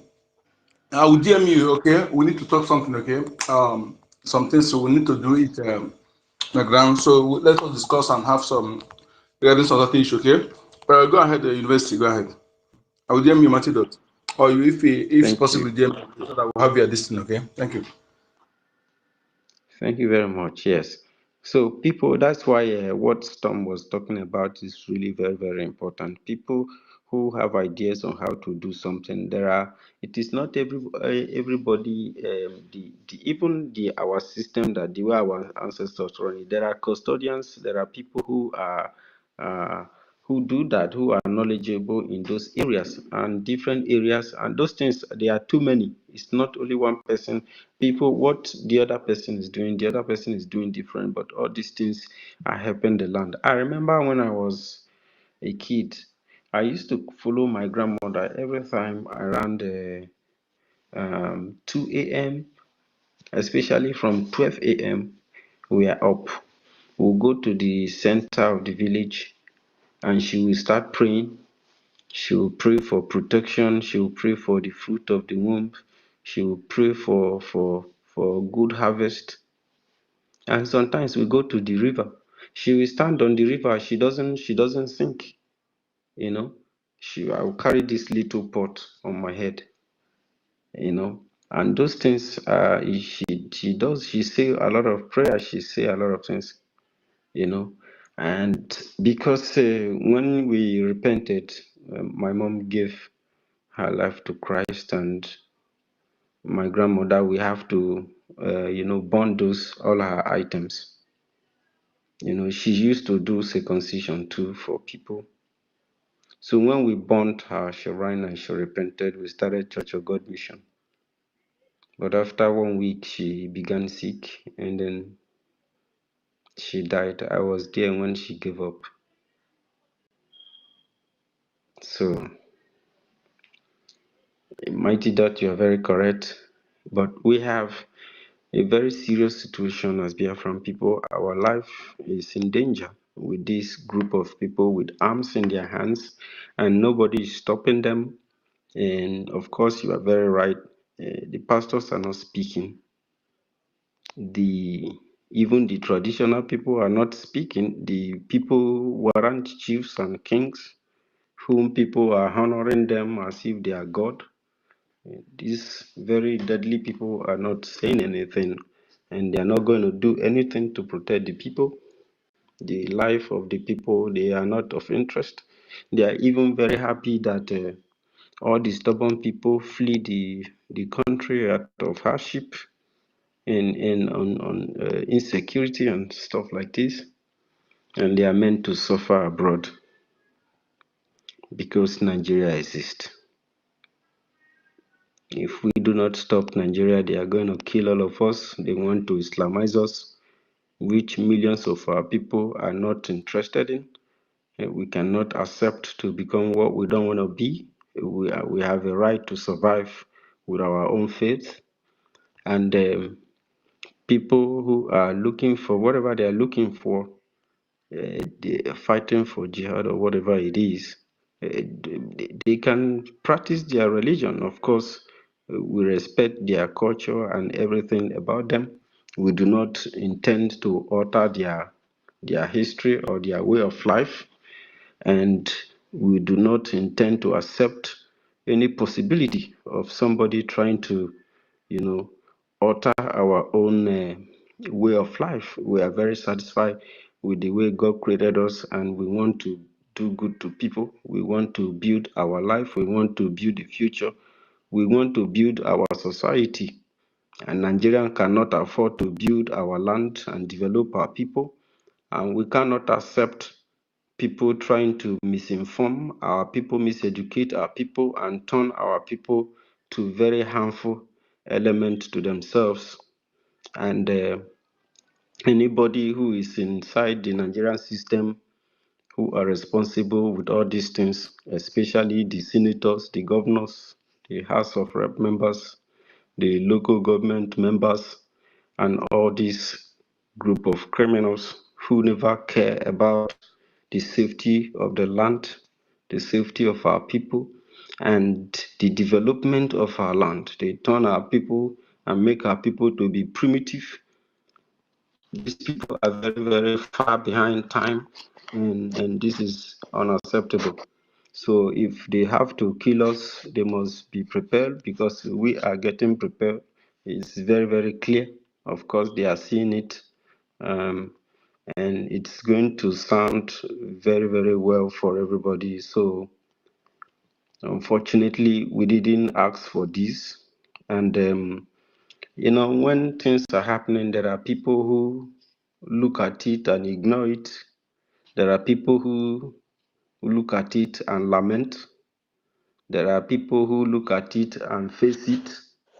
There are people who look at it and stop it and do anything that it takes to ensure that that madness, that corruption, and that evil, whatever it brings, is stopped. And people do it. It's very, very difficult to do it. It consumes time, and many things will happen, but the mission must be accomplished. The mission is to secure Biafra, absolutely, and a lot of things is going to go with it. So we salute the Biafran Defense Forces who have been on ground and doing the needful, as we continue to appreciate Biafran people who are paying sacrifices, donating, and doing all they can from their purse to ensure that we do the needful. We continue to encourage Biafrans who are also getting weak to be strong and to always listen to the instruction of Mazi Nnamdi Kanu, to put on the whole armor of God, to put on the mental toughness, because that is what is required of you at some certain point. Sometimes when you think that the way you view the situation, it has not been accomplished the way you wanted it, you have to be strong and continue to work hard and pray and support and continue to share these your beautiful ideas that you always come to share with the Biafran government. They are very, very delightful, and they are very, very enlightening. They help the government to remain focused and to do sometimes what they may be forgetting. They will take it very, very serious because you were here to identify it. And it is not a matter of maybe something. I understand Mighty Dot, and I said that I will apologize to you for that day. and they don't understand you, how you speak, and they think that maybe you are very, very angry. Everybody is very, very angry. And some people wish they have some kind of magical power to make things happen. You know, that is when you needed something, when you have passion for something, when you are interested in something that is going to benefit a lot of people. That is what we human beings were designed to do, to develop ourselves, to support ourselves, to help build a sanitized society, to help build a peaceful and a progressive society that is supportive, where people live in peace, where freedom reigns. That is the wish of Biafran people. Unfortunately, we were forced into an arrangement that our ancestors were never consulted. Since these people came into our life, it has been a nightmare. Nigeria means war, and it has always been there, but there are no capable individual group who are alive to the threat that Nigeria had posed against the future of millions of people, against Africa. The chains of network of power holding our people down is very large. But the solution lies within us, as well as the major threat, the major enemy. It's not all those people we call their name, white man, this and that. They are not. The major enemy lies within us, as well as the solution. Unity has, Gaddafi said that unity is always the viable option to achieve peace and freedom. He said that without unity,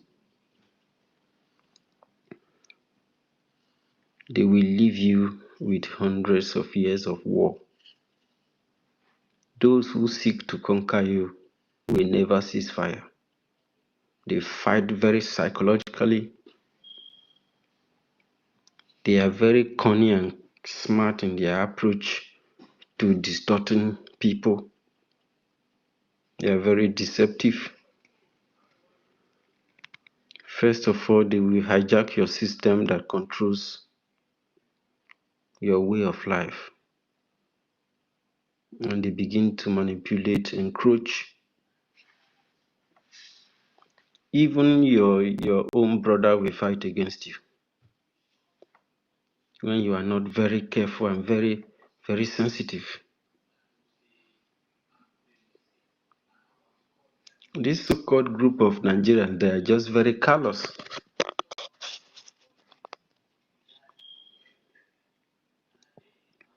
They don't understand the degree of the situation. And this is very sad. This is very sad.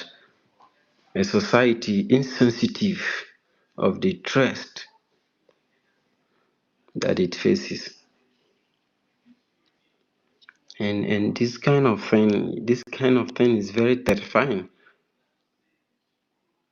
And in this 21st century, it's only seen in Africa, where people are facing a very formidable unit of combat forces encroaching and advancing. They are covering ground. But the people I felt unconcerned. Of course, you said they are doing wedding. Of course, people marry during war, of course. People need to live their life. People need to survive. But people must be tactical. Look at our society. There is no community that you go to that you can say. Yeah.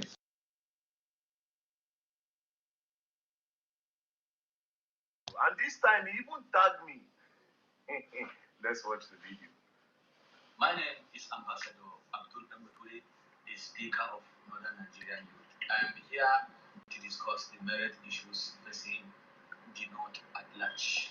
The issue of insecurity in northern Nigeria is too much, most especially Plateau State and Benue State. And I want to call the attention of our politicians that they should please stop playing politics with the life of northern Nigerian youth. And again, I want to appeal to our President Bola Ahmed Tinubu. He should please relocate our security agencies, most especially Chief of Naval Staff, Chief of Securities, Chief of Army Staff, Chief of Air Staff, and Islamic Nigeria. This president should please relocate all these security agencies to Plateau State and Benue State. The insecurity is too much in the north. We are not safe in Zamfara State. We are not safe in Kaduna State. We are not safe in Sokoto. We are not safe in Plateau and other parts of the north. Enough is enough. Thank you very much. All right, so Without sharing more. Okay. So the situation, the situation is critical. I swear. The Nigerian people themselves have a very serious situation in their hands. There is a very deadly force. Musa carry all the terrorists, all the armor tank to Okigbe, deceiving people, going to burn people's house, carrying the asymmetric war against innocent citizens, innocent Christians. Why the terrorists in the north, all the so-called repentant, they are not in the north. So after tagging the repentants, he put them in military, he put them in AVG, Bubago, Special Force, all of them to Biafra land. You know, in a local government in the north. Nnamdi Kanu told them.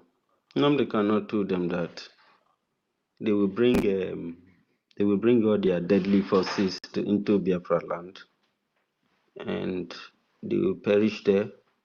But the fact is that the north will be carried away by these very terrorists. Because of this prophecy, they decided to scatter the terrorists abroad.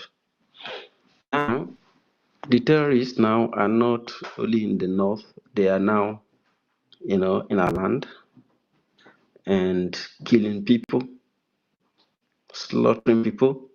Then Musa on the other side is bringing some repentant terrorist. And excuse me, terrorist does not repent. Every fight has a goal, has a purpose. It's just like okay. Only in Nigeria they have repentant terrorists. Only in Nigeria. It does not exist. It does not repentant. What you call it does not exist. They don't repent. They have a goal. They have a mission to accomplish. How do you repent from? You don't repent from a mission. How do you repent from a mission? You drop. Okay, you are not going to Islamize Nigeria people again. Or how do you want to? What are you talking about? This mission has started since over many years ago. Just that people have been very hypocritical about it. They have been very politically correct about it. They've been very, very westernized about it. And this is where it has got everybody. So it's very obvious that nobody is prepared. And that's why I tell them that the only formidable force we got is the BDF. The BDF. Because these people, if you see the way they are advancing, they are coming. They have over maybe 7 groups. All these groups, I see them as a tactical unit of force. Exactly. Who are moving to overwhelm a ground. It is like they are trying to stay this. It's a stolen ground. They camp in every forest, and there's some of them in those in uniform and checking points. They are kidnapping and harvesting organ, waiting for the Musa. They are going about telling our youth to go and join the military, so that when they reduce our able youths, then when they descend on our people, they will finish everything once. That's what we're doing. So that is why we need to intensify this awareness, so that every Biafran who foolishly join, ask themselves question, those who joined before, where are they? At least ask them, ask your people message the question, those whom their children joined the military, Nigerian military before, where are they? Where are they? You know, people must understand what is going on. Not, this is not a former hider clash. Like one other platform was deceiving people. A former hider clash. I went to that platform, I had to lambast him. Stop this, you attack here, deceit, that you have been deceiving people from a long time until we get where we are today. You know, and the painful aspect of it, my brother, is that how can you, the terrorists that killed thousands of Christians, thousands of indigenous people, religious leaders and the traditional rulers, you know, and you call them repentant. Even a night, have you forgotten, 1,000 soldiers was buried at night, Southern and Christian soldiers killed by these terrorists. And now you take the repentant, and the religious leaders in Nigeria keep mute. The so-called elites without elitism keep mute. The what's it called? The let's say the politicians keep mute, and you bring them, not only the repentant, attack them repentant, those who are supposed to be in maximum prison.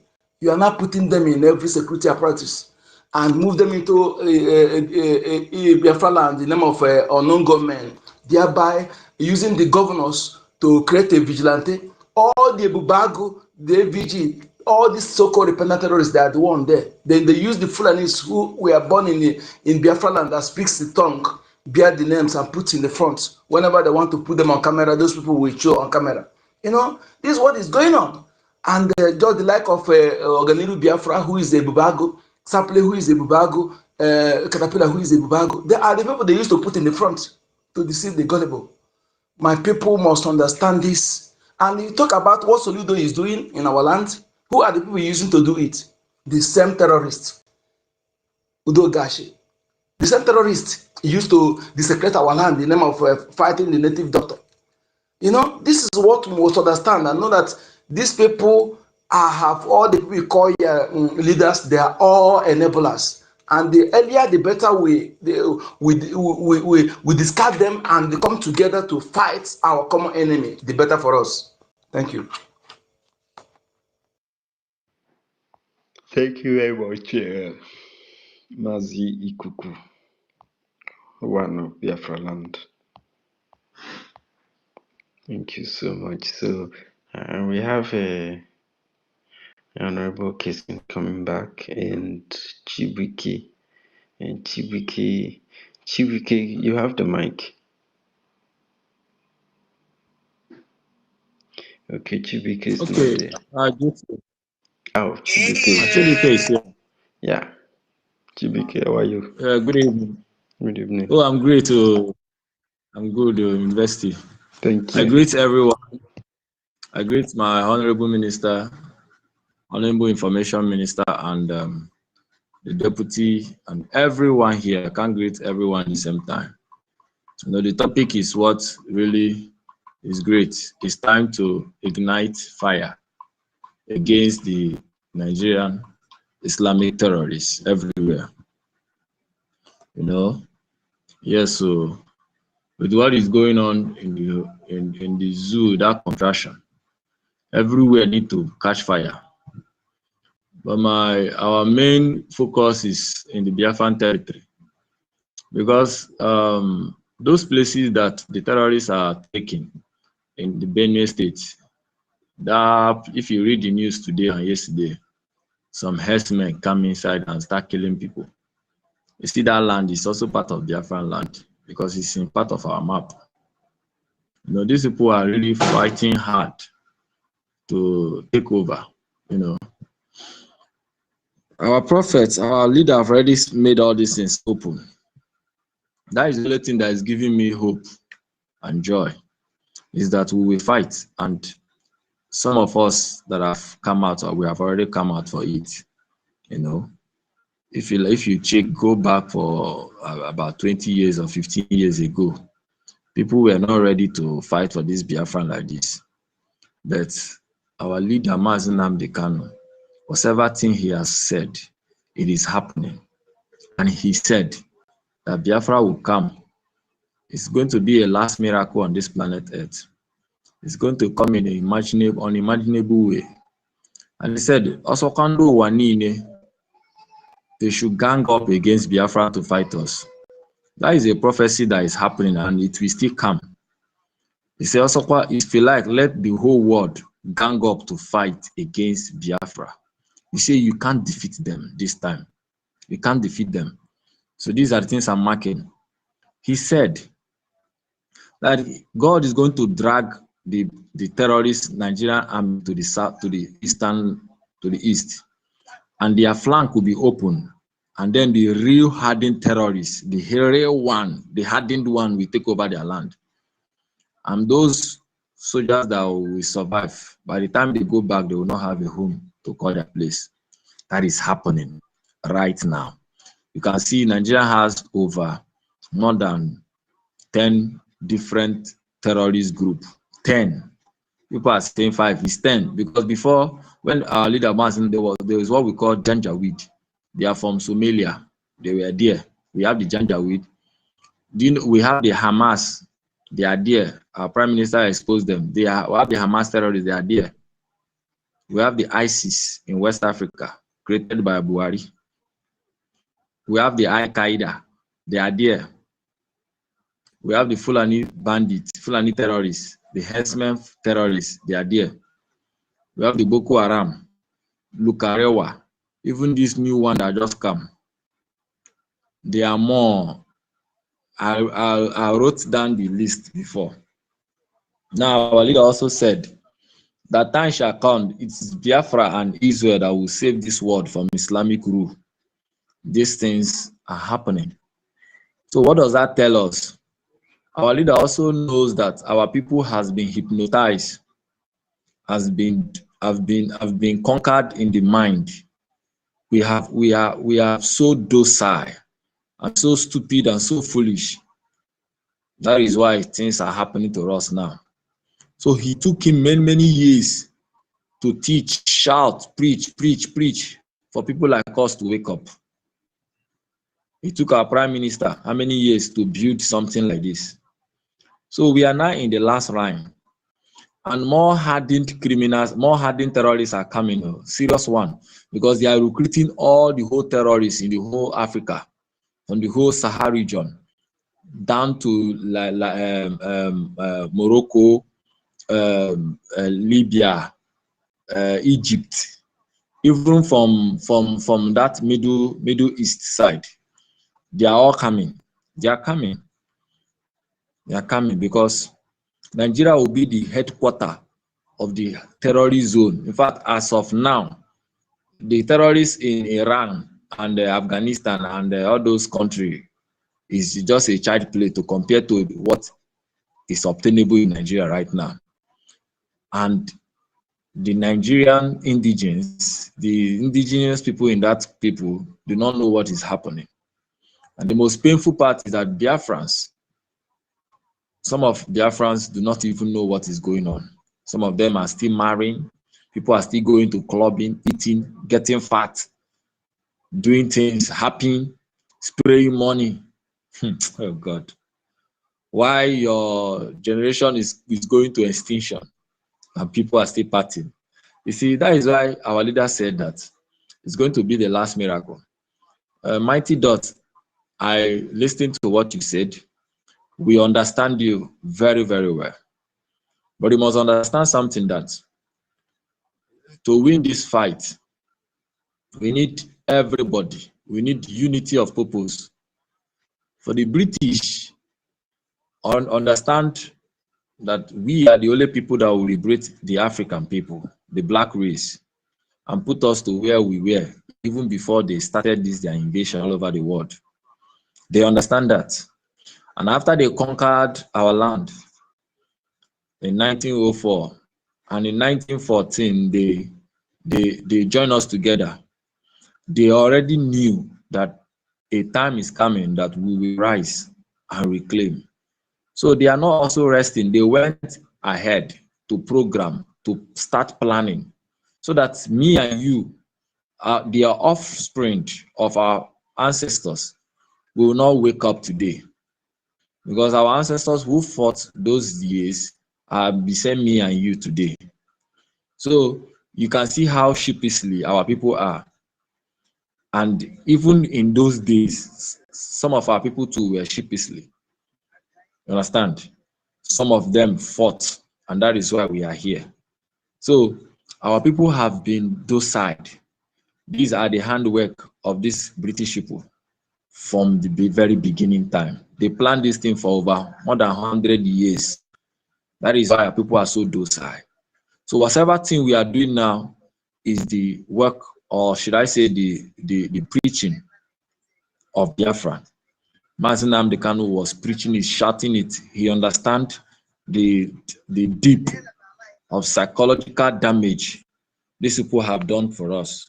It has embedded in almost how many generations now? 2 or 3 generations or 4 generations. Yeah, I think 3 or 4 generations. So it has become something that is hereditary. It's not something you can just come out one day and just stop. As we are preaching now, people will be waking up. You understand? And we still need them. Because majority of Biafrans now are Christian. And you can't get Biafra without them. If you need them, they need you. It's all we call unity. Our Mazi Nnamdi Kanu, when he came, he went and did a lot of atonement in Biafran land.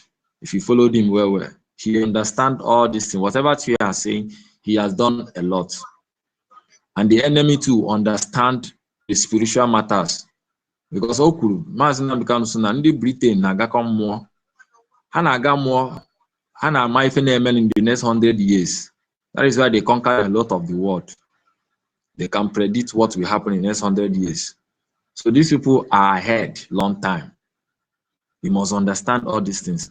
So when we say Biafra will be the last miracle on earth, this is what we are saying now. Because imagine our people in whole Biafra land is aware of this thing. Fulani will not survive in the next 3 months. Who is Fulani? Fulani are not our problem. It is the Biafran people. Those ones that have been misled that are the problem.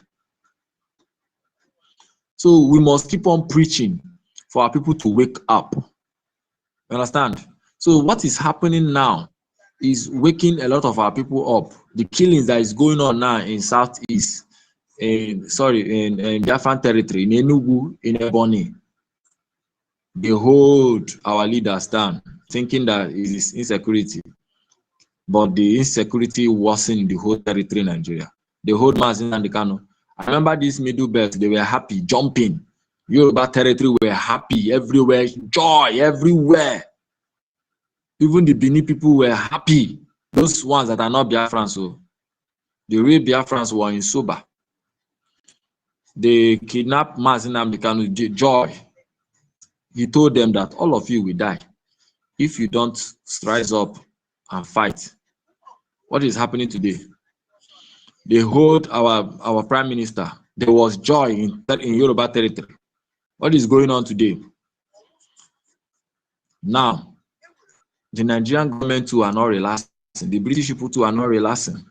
We know that these people, some of these people, they are not ready to give you freedom. The freedom through is we that will get this freedom. Even the American we are fighting to get, we are just trying to play the politics of the world. For you to be a great nation, you also play what is going on. That is what we are doing. Or if I am, but until we ourselves we wake up and dismantle these Nigerians, terrorist Nigeria in our land.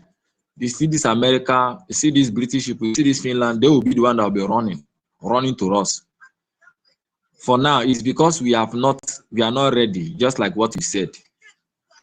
The Biafrans are not ready. We are only a few of our people with our defense force that are just trying to hold the grand plan. Once we conquer, we defeat these people and take over our resources, America will run to us. They are going to recognize with speed. All these European countries will run. But Chukwu Kikabiama want me and you to fight this fight. According to our leader, Mazi Nnamdi Kanu, he said, in many thousands of years, Chukwu Kikabiama was the one defending Biafra. We didn't conquer anybody. Nobody conquered us. That was why Shekau told Buhari before he died that East can never be taken, because Buhari wanted him to start attacking East when they formed the Boko Haram. He told him point and play that East can never be taken. Shekau understand that, and Buhari died as unpleasant man of that. Those years, Chukwu Kikabama were protecting Biafran land. This Islamization, because if you read the history of this Islamization, when they were conquering this northern African, those Morocco and Egypt, they also tried to penetrate Biafran land. Those days, and an MF, they will swallow them. They feared our land so much until a lot of things started happening. Now, Chukwu Kikabama said that this time he is not going to fight and protect us. We ourselves, we are going to fight ourselves and get this freedom for ourselves, so that we will taste freedom by ourselves. We are going to protect this our freedom by ourselves. Because anything we fight by ourselves and finally get it, when we finally get this our freedom, we are going to hold it, we are going to protect it like egg. We are going to pass it to generation, put very strong law, very strong tradition, strong rule that will make anybody that will come up will protect it from generation to generation. That is why it's becoming hard like this. That is why some of our people are so docile. You understand? But we must continue. Something will happen that will make a lot of people to wake up. Some people will go down. They will kill us. But we will kill them. And at the end, Biafra will come. And that is what is going on now. So I encourage every Biafrans, every true, genuine Biafrans, keep on standing. If you are contributing, continue contributing. If you have not been contributing, start making plans to start contributing. If you have friends, Biafrans that have not contributed, talk to them, let them start contributing. If you have friends that are not Biafran, but they wish their freedom alike, freedom minds alike, let them start contributing. Because now we now have a defense force. We have a force. We have people that will fight for us. They have to be equipped logistically. You see how the new terrorists have come, Mamunda. See the kind of weapon they are carrying. New one is coming. That one, the name we start from N. Different kinds of terrorists are coming. We must equip ourselves. They are coming for the final show. The final show have even started. It's going to happen. Oh yeah, it will hit some people. Boom! Surprisingly. So, Biafrans in homeland, especially our Christian brothers, you have to wake up. Oh. You have to wake up. I read some sudden news. The Bishop of Benue is telling the Benue people to pray harder for God to fight for the terrorists. Imagine people like He's one of the enablers. Enabler. Yes, that's what I wanted to say. So these are one of the terrorists within them. These are the people that have been planted, and they are there in our traditional land. Today, our traditions have been bastardized. You see, imagine all the tradition in our land have all been bastardized. Those days, even when I was small in my father's land, sometimes we will be like this. Sometimes if something will move on the air, we'll see it. If somebody is sick like this, we'll take the person to there and they will give you some medicine, leaves, and the person will get fine. But this thing doesn't happen nowadays. Why? The British people is aware that time is coming. Nigerian terrorists, they are aware. The Fulani people that you think they are stupid, they are aware that they know they are afraid of you. Do you know how many years it takes them for them to start putting Miss Blood as governors in the house? For them to start implanting these people in us. Do you know how many years? Imagine can say it took them like more than over 50 years for them to achieve that feat. So whatever you see now is something that have been programmed for more than 100 years. More than. Always something that we can just come out and shout and do. It is something that we keep on fighting, keep on educating our people, keep on telling them. Then if you know you can do something, you start doing it. If you know you have people you think they are genuine, start working with that. Once you are genuine in your heart, fighting for Biafra, the spirit of Biafra, which is Chukwu Kikabiyama, and our ancestors, the good ones who fought, because we have wicked ancestors, the good ancestors who fight, will back you up, will protect you. Today, they can't kill our leader, Mazi Nnamdi Kanu, because he's genuine. No matter what the terrorists have done, they can't. The zoo, they know, even the British know that if that man dies, even in everything will end. They knows that. I'm telling you the truth. So we have the good ancestors and we have the bad ones. So people that have occupied our Biafran land are all Absolutely. evil. Iwanyanwu is one of the that kind of Iwanyanwu is bad ancestors now. You are right, my brother. So we have the bad ones. They are there. Even from that 1914, we have those bad ones there. People that are even soliciting that Biafra will not come. Then we have the good ones. We fight to keep ourselves continue. We must not back down. They tried everything to make sure that they make to reduce our power, because the power that Biafran nwere nọ na nai, ike anyị nwere nọ na ana, ọ nọ na Biafra, that land, ike dị ebe ahụ. Come on, wele aja nọ na ana by itself, wele aja nọ na by itself, bịa obodo ọzọ kpee ekpere with it, make something with it, ya vive na-eme. Ike nọ na ana, but they use all this negative tradition, all this fake one being propagated by governors and all these things to make sure that they will reduce that power so that people don't know what is going on. They implanted all those things there. So how can you go and start communicating with your ancestors? Why over 90% of the people you think they are working for you are not there for you? So if you go at this thing, it's a it's a complicating and very, very delicate issue. So we must fight it. We must speak with wisdom. And we must fight this thing with wisdom. Mazi Nnamdi cannot understand all these things.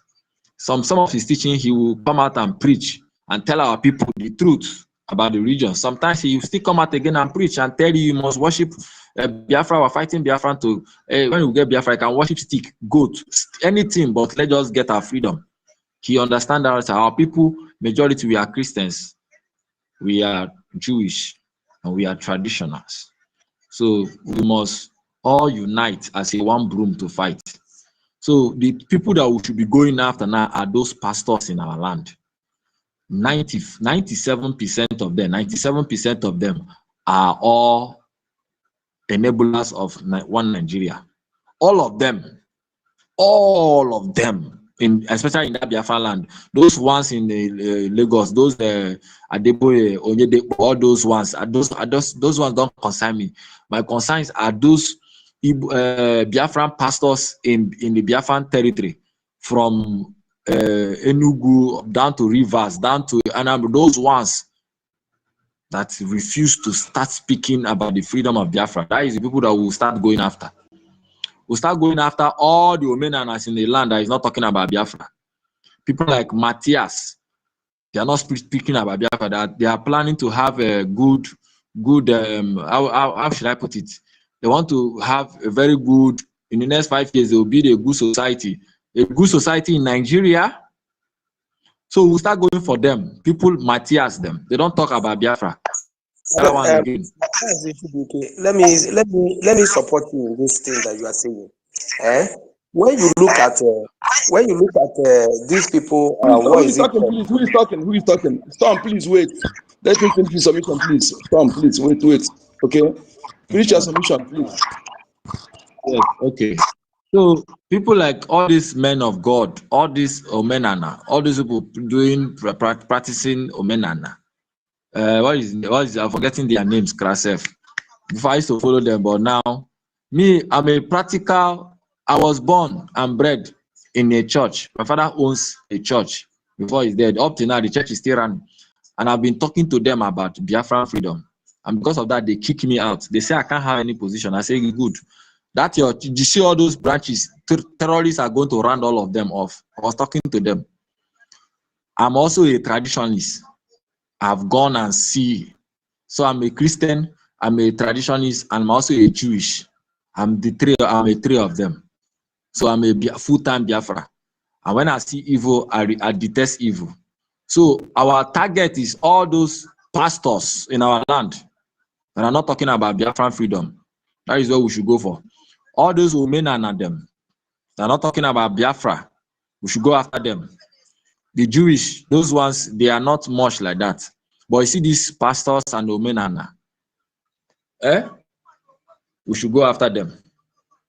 Those people leading them, especially their leaders, Pastor, all those pastors, time will come, we'll start mentioning their name. I'm telling you, time will come, we'll start mentioning all their name. That they're having big crowd, talking about miracle, how God will give you husband and wife, how things is going to work. And you're not telling them about miracle in Nigeria. And those women are there telling you that how Jesus is fake, how heaven is bad, how if you do this, you make this, but they're not telling you about Biafra. Some of them, they are still hoping that Nigeria will be better. You see, all these people are all enablers of one Nigeria. We should understand these things. So Christianity is not a problem. The Jewish is not the problem. The tradition is not the problem. The problem is those leaders, and that is people who have to go. Because in Biafra, we are going to practice this thing. You understand? So, Mighty Dot, your wish will only happen when Biafra will happen. And even when Biafra comes, it's going to take decades before our people will finally go back to the where we are. Or it take decades, maybe two generations, because it took 2 generations for the British to finally convert us to Christian, or 2 or 3. So it's going to take us that 2 or 3 generations in Biafra. So for now, we must unite to get this for our freedom by ourselves. So our target is those men of God in Biafran territory that are talking rubbish. Yeah? Me, I'm angry against all of them. I be not preaching. They don't preach about freedom. They are afraid of their slave masters. They should know that even the Fulani Janjaweeds are more afraid of them, because imagine all these slave pastors in our land can wake up and talk the members that everybody should go and start getting weapons. Everybody should stand and defend themselves and support Biafra and support Nigerian disintegration. Half of their members will wake up. If the terrorists want to kidnap or take any of them, the members will stand. And once the members stand, the terrorists can't do anything. And once our people start seeing every Nigerian police as a terrorist, that will be the end of all these things. Once our people start seeing, once you wake up, you come outside, you saw a police move. Once you saw that police, you discover that this one is a terrorist. IKOM, you saw a soldier. You people rounding up. Once our people start waking up and start seeing every of Nigerian forces as terrorists, that is when our freedom will start coming. But until then, I need until we wake up. So I rest my case here. Time to ignite this fire. It is now. We must push our men of God in our land. We must. Thank you so much. Thank you, my brother. Yeah, thank you so much. You see, my people, I want us to understand one thing. This point in time, we all are one. All Biafrans are one, and we are one. We will never allow anything to divide us. We must unite under who we are, because we have been existing before anything. And our way of life is our way of life. I don't see it as a religion. Okay, we must unite under one umbrella, BRGIE, and fight our common enemy. And what I'm trying to say, the way I understand what Mighty Dot is saying, is not that anybody should abandon what he is watching. No. Just we are acknowledging the owners of the land. You know, you as a father, your grandfather, great grandfather who own that land you are fighting to secure. There are progenitors who have lived there before, generation to generation, before you come to your generation. Acknowledging them in what we are doing, we fighting with them, along with them, is what it meant. It doesn't mean that anybody should abandon whatever the person is worshiping and to come and become this. No. That is not what I mean, my own understanding. Okay, we acknowledging our ancestors doesn't stop you from worshiping. It's not from worshiping what they are worshiping, but we must put them first. Go with their name and pray, and by acknowledging, just like a father, when you are your father for a long time, who born you, nurture you, suddenly you turn again, you turn your back on them, you are not remembering them, they will be angry. Whether dead or alive, they will be angry. So whatever you are doing, my father, this is land you preserve for me, this land you give to me, enemy want to take it away from me. Will you sit back, allow the enemy to take it away? No. No father will do that, will allow that. So when you acknowledge them, you be in good time with them, you go along with them, whatever you're doing. I'm telling you, no matter what the enemy bring along, you will defeat them. So my people, don't allow anything, whether religion, whether politics, whether whatever they call it, to divide you. Okay, remember, All those things, you have been existing before those things come. So, and if you allow them to divide you, you will regret it all the days of your life, even if you're alive to see, witness what will happen to your children. So, if you love your children so much as a parent, if you love that your beautiful daughter, that your beautiful son, invest in Biafra Liberation Forces. That is the best investment, not mansions, not estates, not that hotel, a building somewhere. That's the only investment that will benefit your children, benefit them from generation to generation, is investing in Biafra Liberation Forces to enable us dislodge these invaders that are trying to plan their get stronghold in our land. When they get strongholds, it will be difficult for us to eject out of our land. We must do it now, without wasting time, without procrastination. People who say that procrastination is the thief of time, okay? And when you are procrastinating in something like this, that is why more than any other thing, you are doing yourself. You are not doing me. You are not doing any our leader. You are not doing anybody, but you are doing yourself.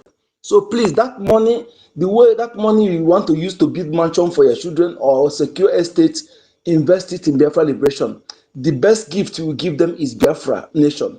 That is the best gift you give to your children. You will never allow them to inherit Nigeria. If you allow them to inherit Nigeria, even the Fulanis that are fighting, they do not love that Nigeria. Just that they want to hide under that name, that nomenclature, to secure, to grab your land. After grabbing your land, then they will change it to whatever they like. Nobody loves Nigeria, and that Nigeria have expired. Okay, you as indigenous owner, you are the owners of the land. It is your property, it is your heritage. Okay, you are the legitimate owner of that land, and you're supposed to decide what goes. Okay, so but when you sit back now and begin to be cowards, begin to be mumu, and enemy grab it, they will turn it is their property as a result of conquest. Don't allow such thing to happen. If it happen that way, you are gone. You remain stateless forever. Okay? You put your life, if you love your children, put your life online to fight for your children. If you cannot do so, put money. Let your money fight for you. Okay? Now, not only talking, not only praying. Don't come and say, us, you are praying for us, so we don't need it. You have to put money first, then back it up with prayer. You have to fight first, then back it up with prayer. Anybody telling you that you have to fast to pray for enemy, that person is your worst enemy.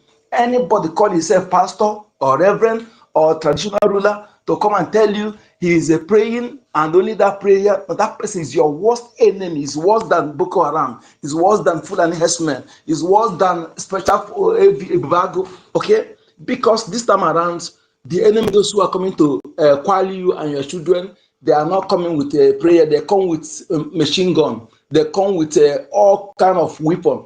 Okay, so what you need to do is to get that same thing they are coming with. It is your right, your inalienable right, according to the African Charter for Human and People's Rights.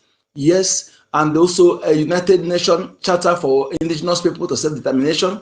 These laws, Nigeria is signatory to both laws, not just signatory, but what they had both law domesticated into Nigeria Constitution. That is to say, everything, every damn thing, Mazina and the Kano, from A to Z, Prime Minister Samuel Ekpa from A to Z, Biafran Republic Government in exile, our APM, our defense forces, you and I here, everything we are doing are legal in Nigeria. Even Nigerian Constitution back it up. Okay, support what we're doing. Those who are committing crime against us are Nigeria terrorist forces led by Christopher Musa, who said he declared asymmetric war against Biafran people.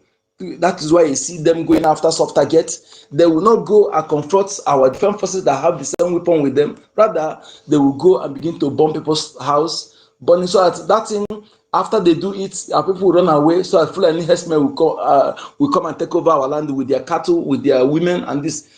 In your village now, any Fulani you see in your village is your enemy.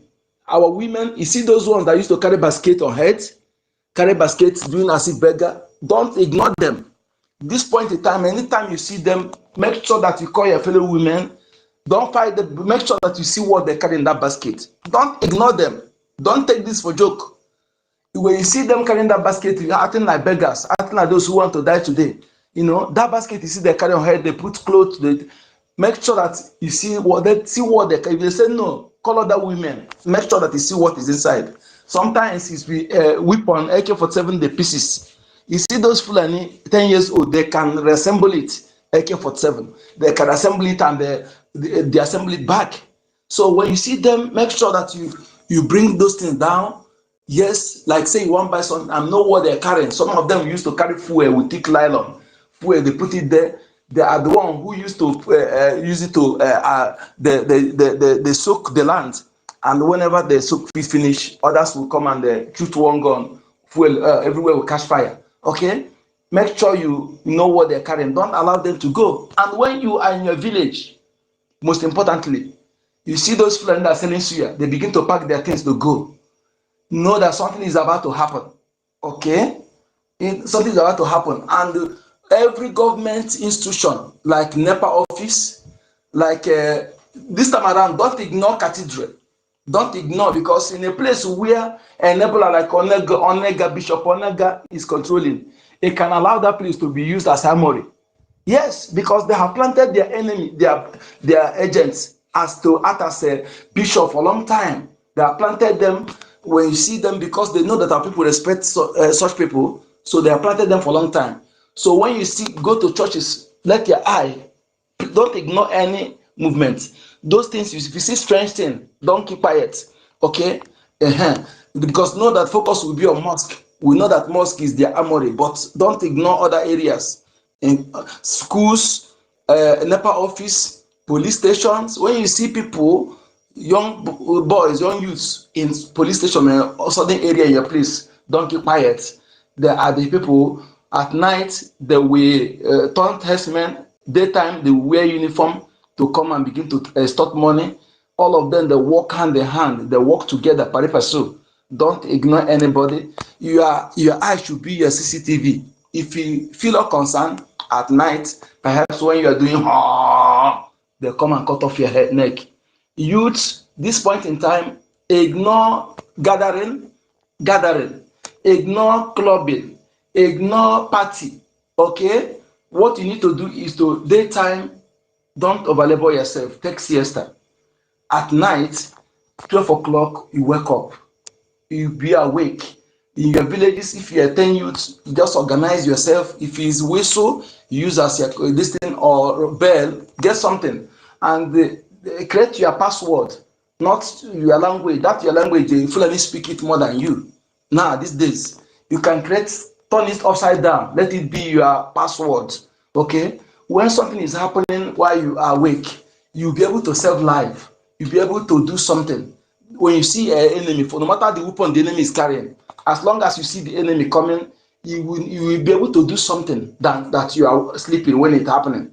Get your ota. If you are doing Okada, you are doing business in your shop area, or you are doing keke na pepe, get your dagger, your own dagger. That is Fulani is carrying. Get your own.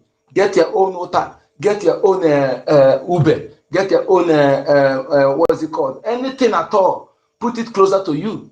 Okay? Those ones you can get that don't require license. Get it and put it closer to you. When you see, sometimes Fulani will gather to attack our one person, every youth will stand there watching. Let that nonsense don't happen. When you see them gather to attack our person, all of you also will descend on them. Tell them, you see that, yes, that you're more powerful than them 10 times more put together. But because they have used fear, that is psychological war. They have used over the years to make it. There was a time a Fulani man came in public and began to tell one Okada man, you see these people, they are so wicked though. They will kill pregnant women, they kill little children. They are Fulani person is telling an Okada person like this. That Fulani person is speaking English. Yes, he was telling this person, and the man was nodding his head, telling them, if when you see them run away, they are so wicked though. Somebody who thinks that is this Fulani man is a nice man. No, he's doing his job. What job he's doing is one of the minds, those who are doing takia, to make you, to weaken you mentally. Okay? And when you allow yourself to be weakened mentally like that, whenever you see them, somebody that you can even defeat, the fear will, you die before the person come close to you. That is the game they are playing. That is the mind game. Okay? Don't be carried away, don't be deceived, and don't be the fooled with those kind of ways. Okay? Tell them that you can even cut in 100 pieces. If they can cut someone in 10 pieces, you can cut in 100. You can plug their eyes and shoot it. I am telling you, these people, they are more afraid than you. They are more afraid. They are so much afraid. You see, I'm telling you the truth. So just we need to summon the courage, youth. I repeat again, in any village you are, if you are ready to be taught how to do these things, not everything I will say here, I cannot say everything here. So let us, if you know in your village, you can bring 2 youths, I will be able to inculcate what they will do. If they allow you to do this thing 1, 2 times and see how faithful it is, I'm telling you, all the whole Biafra land will take fire. We see that these people that are coming to kill, no matter the weapon they are coming with, they are chaff before the wind. I am telling you the truth. Please, if you know your village, communicate to the youths. If it is 2 of them, I will impart that into them. They will be able to part other youths. And know that not everybody who speaks your tongue you are part of you. If you are in group of boys, you can check the M-hood. Through M-hood, you know who is part of you. Okay? And watch those PGs in your villages. Sometimes look at their foreheads. Those appointed traditional rulers, look at their foreheads. Monitor their movements. Don't just keep quiet. Ask yourself, if you don't know, be able to say that person who is the traditional ruler, you don't know his family, you don't know his siblings, you don't know his forefathers. You're supposed to know that. Not somebody that says you live abroad, suddenly become your traditional ruler. It's not possible. Don't accept that. Begin to question certain things, begin to analyze, begin to investigate personally. When you see something that is not normal, come and raise alarm. If your life is not safe, don't just put your life at risk, but bring that thing you find out, bring it to us. We'll be able to help to do certain things. Okay? Thank you so much, my people. University, I don't know if you have anything to say at any of this, so that we can pass the mic to others. University, are you there?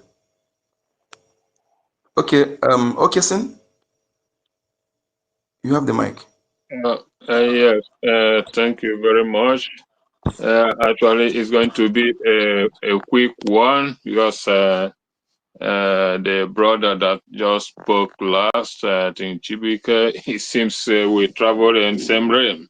He covered almost most of the things that I wanted to address regarding the issue raised by Mighty Dots.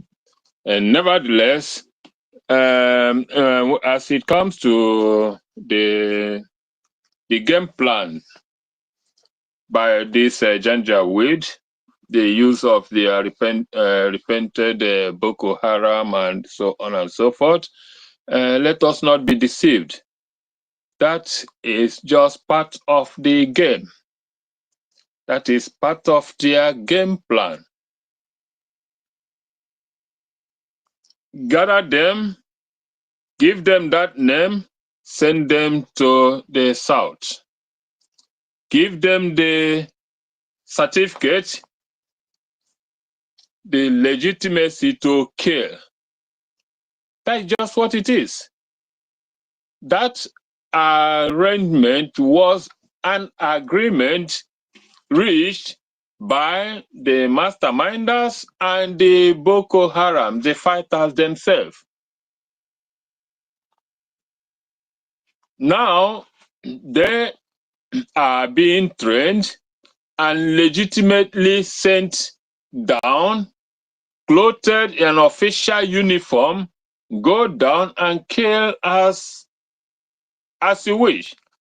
Who wouldn't agree to that? That is what makes them now to come out from everywhere, every corner, enter that bush, stay there 2 ways, flush out, we have repented. And the Nigerian army come assemble them and call them repented, repented whatever. And the next, give them military training. The next, kit them, equip them, and send them down where they can kill without hindrance. That's what is playing out. That is what is playing out. So we must come together here to start educating our people. We've talked about this several times. Any military man you see in Biafra land, bring him down. I think our Prime Minister hinted this on that several times, because these people now have legitimacy to kill. They are being given license to kill with ease, without hindrance, and they are doing it perfectly. So what is happening today about this repentance? It turns out to be a business with whoever that coordinates it, and the few zoo generals. Because everything there turns to a merchant. Everything going on there is business. The generals in the other part also trade with their fellow people. Like the other, like one came out the other day crying, not enough youths enrolling in Nigerian army, blah blah blah blah blah blah. We need you now. I'm in charge. That is the benefit. You are covered. I want you there. They don't love you any bit. They only want to trade you with their financial benefit, because what they do is, all those that are killed in the battlefront, all of them, the commanders, they kept on getting their pay, their salaries. They keep on collecting their salaries. That is business for them now. That is what they do. They don't keep record or submit record of records of all those that that are gone down, because some of them keep cashing out on that. They keep cashing the Thank you salary. so much. Thank you so much for hitting that very, very important area. Thank you so much. We analyze that one properly very well. Thank you. So yeah, thank you, Ira. So that is the game. That is why they so much want people used to keep on enrolling, because they don't properly give account of the fallen ones, as long as nobody grabs, because even the politicians themselves, they know, because since everything is so commercialized, is do what you do in your area, cash as much as you can, we don't care. So it's nobody's business. So that is one part. And to my brother, Mighty Dog, you raised a very good concern, but I want to plead to you to take it calmly. Like the brother said before, you just, in what we are doing on every aspect of life, there must be compromise. You must be willing, ready to compromise on some certain issues. Without it, you will never make a headway. We know all these facts. In fact, they are so glaring that even the blind can see. But in the situation we are, we must learn to give and take. So what you just said, they are very, very correct. We must recognize our men, our forefathers. But in this situation, I think Onyendu sometimes hinted on it. There is one thing you don't say, or there is a way you never confront a Biafran.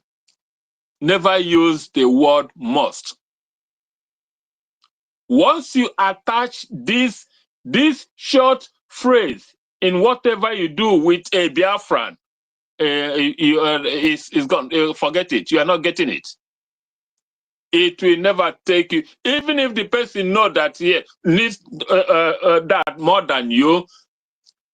As long as you bring that phrase, you must do this. Biafran don't want to hear that. So that is why we have to trade very, very cautiously with this issue of religion. Let me just add a little bit to it. The people who masterminded all these things that are happening, the Britons, they understood this very well. In 1662, thereabout, when the new Renaissance took effect, the Industrial Revolution, about 7 men masterminded that to that control in Britain. Oliver Cromwell, and they had two highly ranked bishops in their fold.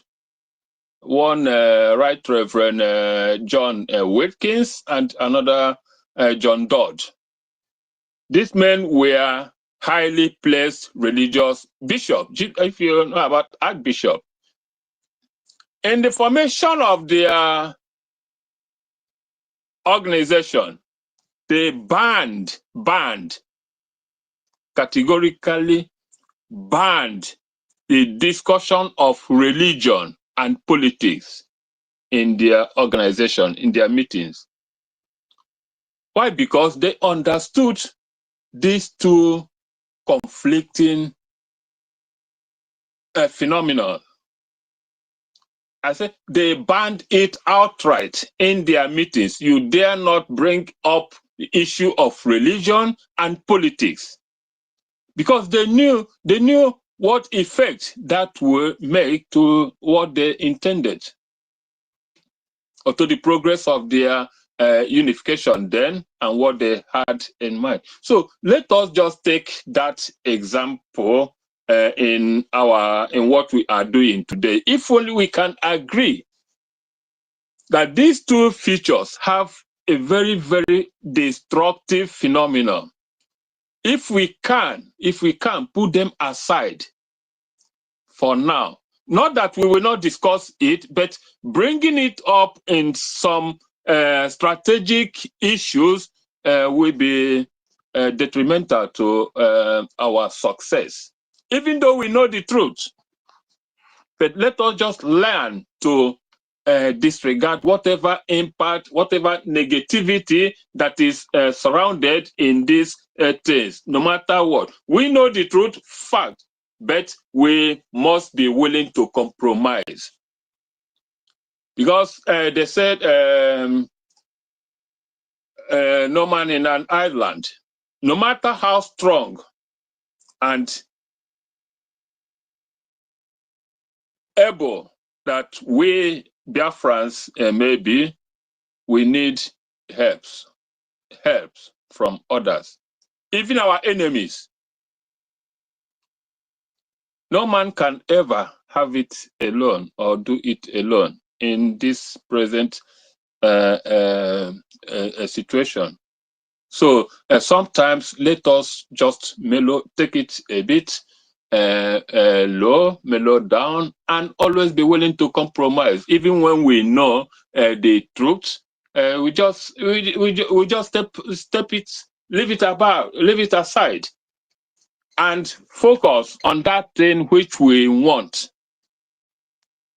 That's the only way we can proceed.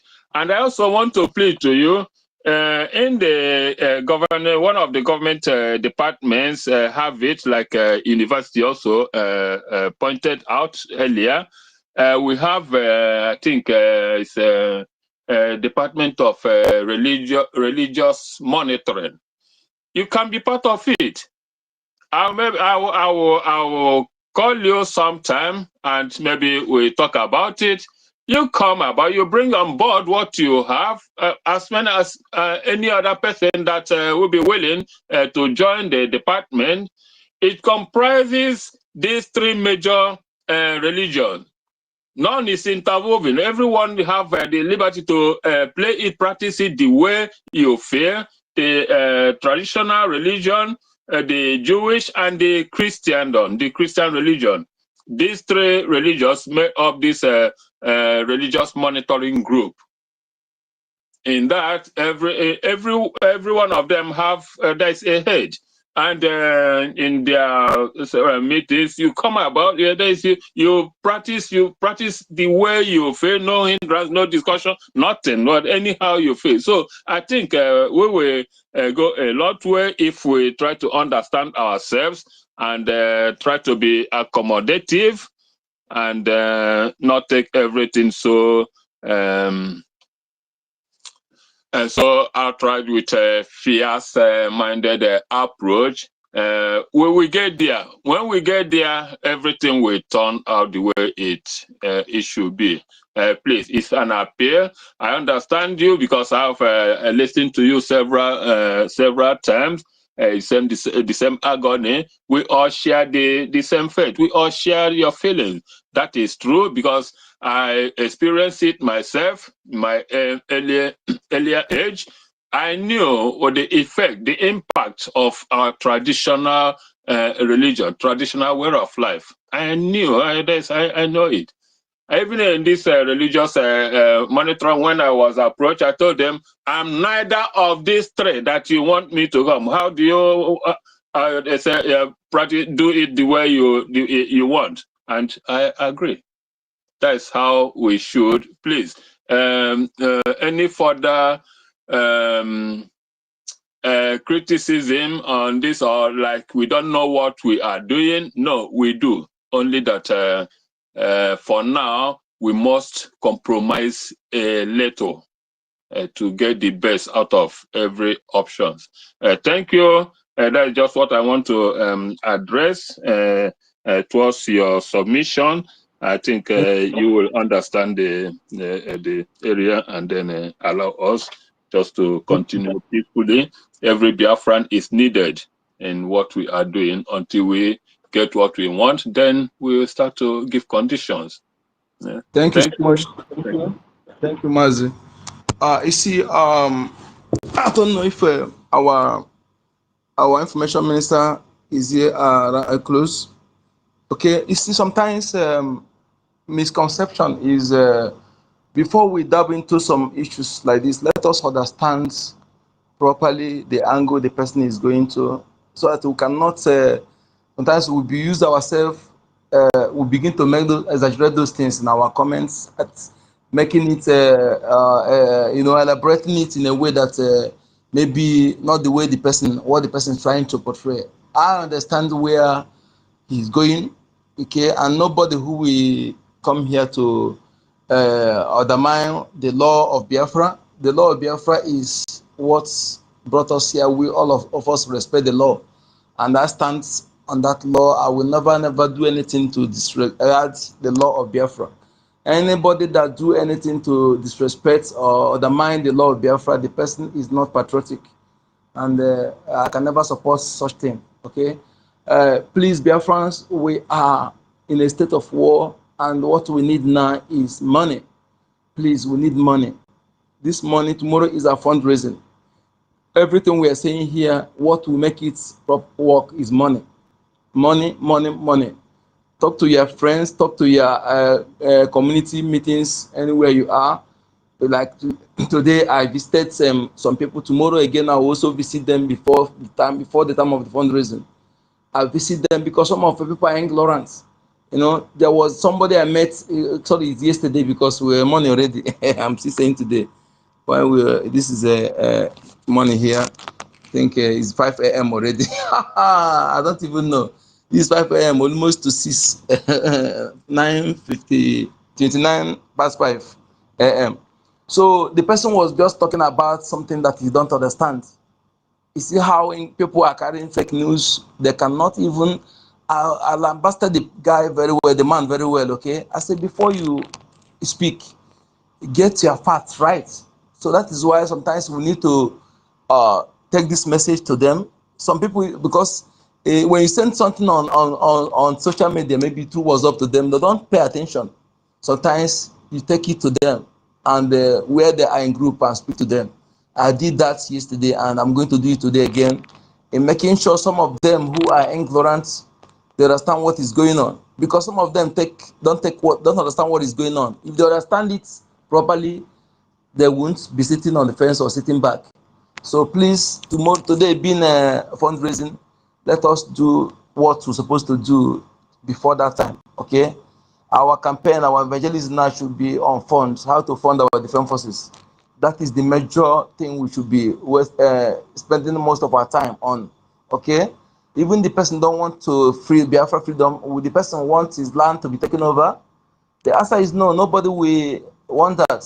You know, let them understand what is facing them, what will happen to them if they fail to rise up. That your lands, that money you are making abroad, if you don't invest it in those who are defending your lands, when you come back with that your jeep, that motor you plan to buy, that money you are saving, then enemy will be the one in charge of your village. And again, remind them again about investing in Biafran coin, in saving their money in Biafra Bank of Biafra. Let them know how solid. That is why anything that we portray, that we speak ill of our government, we must avoid it. The Biafra government is built on solid rock, and I have seen it tested and trusted.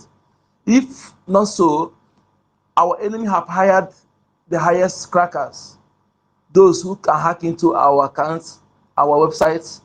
Yes, but they couldn't. Okay?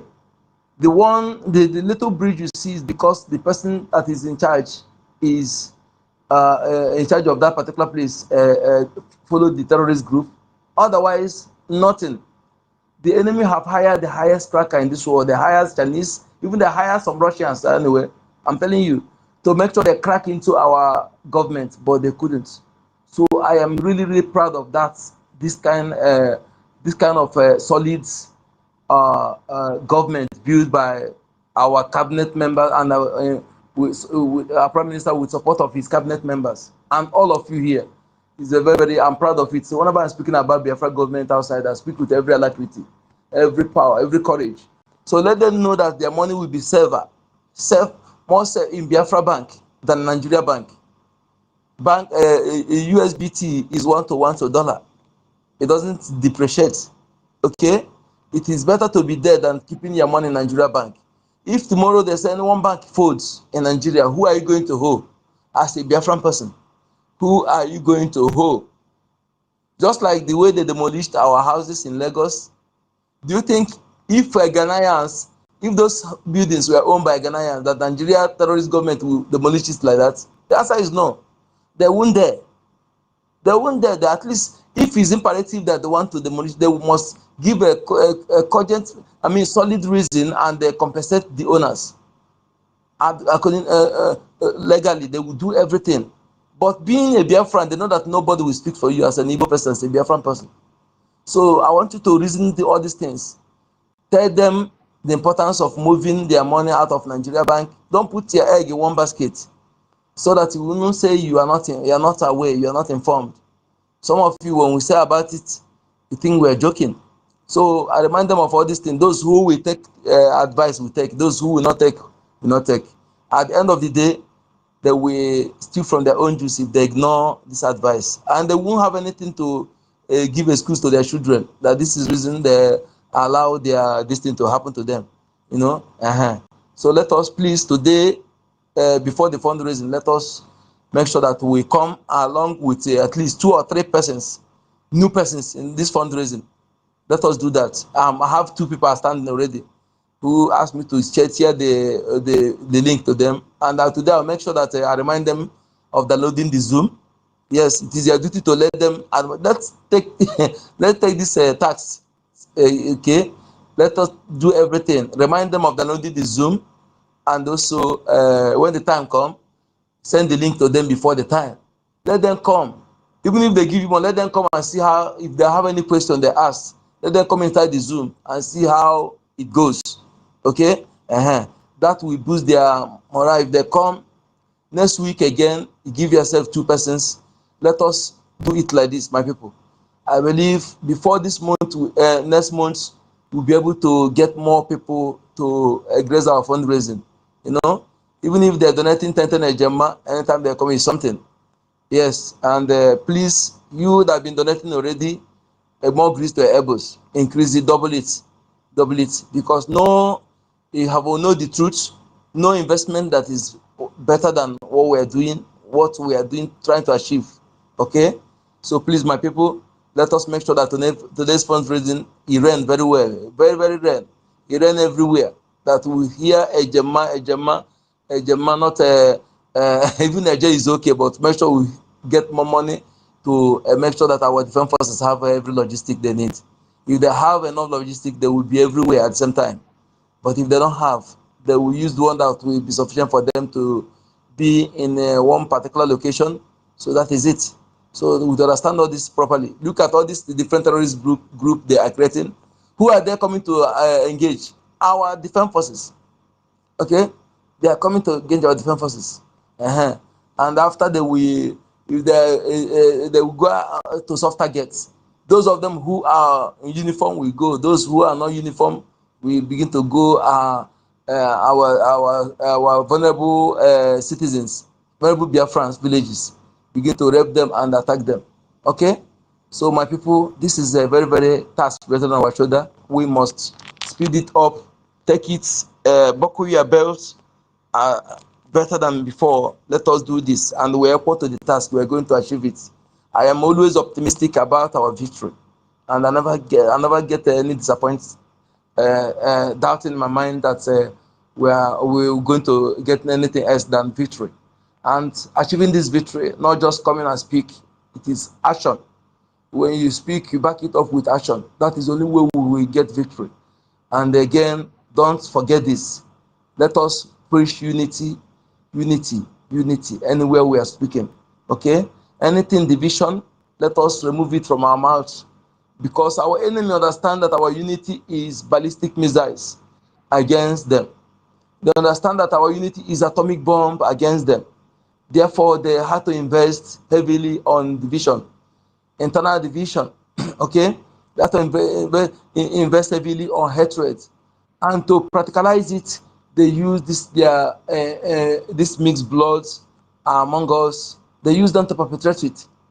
They tell you we don't love themselves. They will not be able to. Biafra will not be okay. Nigeria will be better than Biafra. You know, is this how you are going to govern yourself? Is this how your Biafra is going to be? After using this mixed blood to perpetrate those things that will pollute the mind of our people. I tell you, experience. This is not a hearsay. It's experience I came across.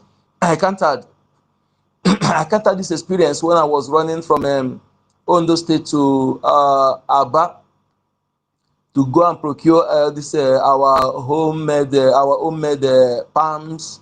You know, that is very solid, more better than that of China and Dubai. You know, I went because my brother run boutique then. I will go to Aba. I came across this police officer. This one is bearing Igbo name in his badge. One is full name, one is abbreviated. The abbreviated the one again abbreviation. One is full name. Or when you see it, say is an Igbo person. I approached this man. I'm telling you, this man was very, very, very, very, very harsh on me. Then I have to go to the other one as I see as from north. That one, when you see the person, you see know that he's from north. He was very, very amicable on me. He listened to me amicably and he solved intervened in what I'm trying to request from him. You know, that thing that played there, I realized later that the other one is not an Igbo person. That one that bear Igbo name is the Fulani bloods, Fulani Igbo. What the message they're trying to create there is to demoralize anybody that Biafra, that we don't love ourselves, that we hate ourselves. That is message. And if you are not acquainted or you're not have clue of what they're trying to portray there, what they want to disseminate, you say, Igbo,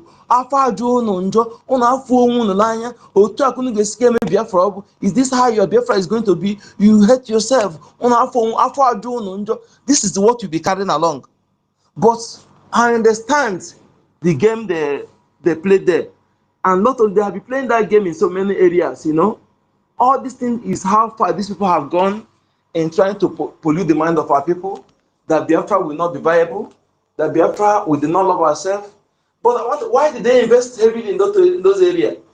It's because when this enemy came to our land, when they make dealt with them seriously, So for 40 years, you know, they had to send some spies to come and know why these people are so difficult, unlike other areas in Africa.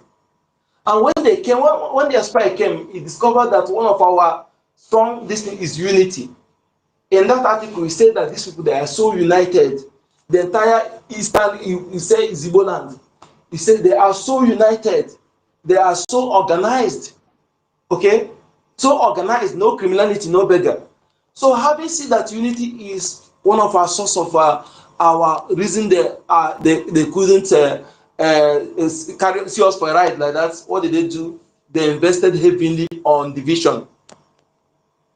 Everything you see they're speaking against us today, they're calling us today is opposite of who we are. We love ourselves well, we are the race that love our people, and we are united. We do everything in unison. Even in my place, there's what we do. We go call it a phone.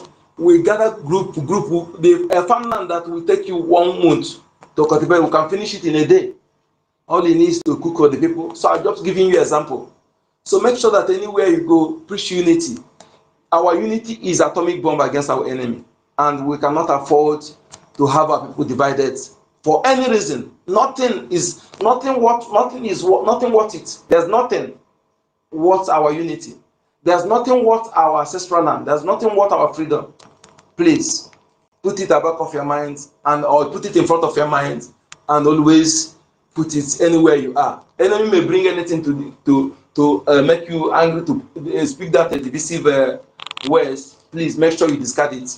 Thank you so much. University, I don't know if you are close to me. You have anything to say? My comrade University, for long we will not be talking. I don't know if you are close to your mic. University, are you there? Okay. My minister, you have the mic, sir. Thank you, sir. You have the mic. Honorable Minister for Information, you have the mic. Thank you, Wanchileke. Thank you to everyone. Please, we have to bring it down so that we can continue later on.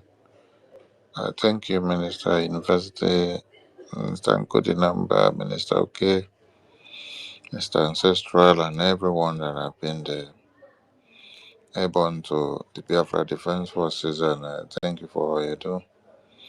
And see you all later on as we continue. Thank you so much. Thank you, sir. Thank you so much. Thank you. Thank you.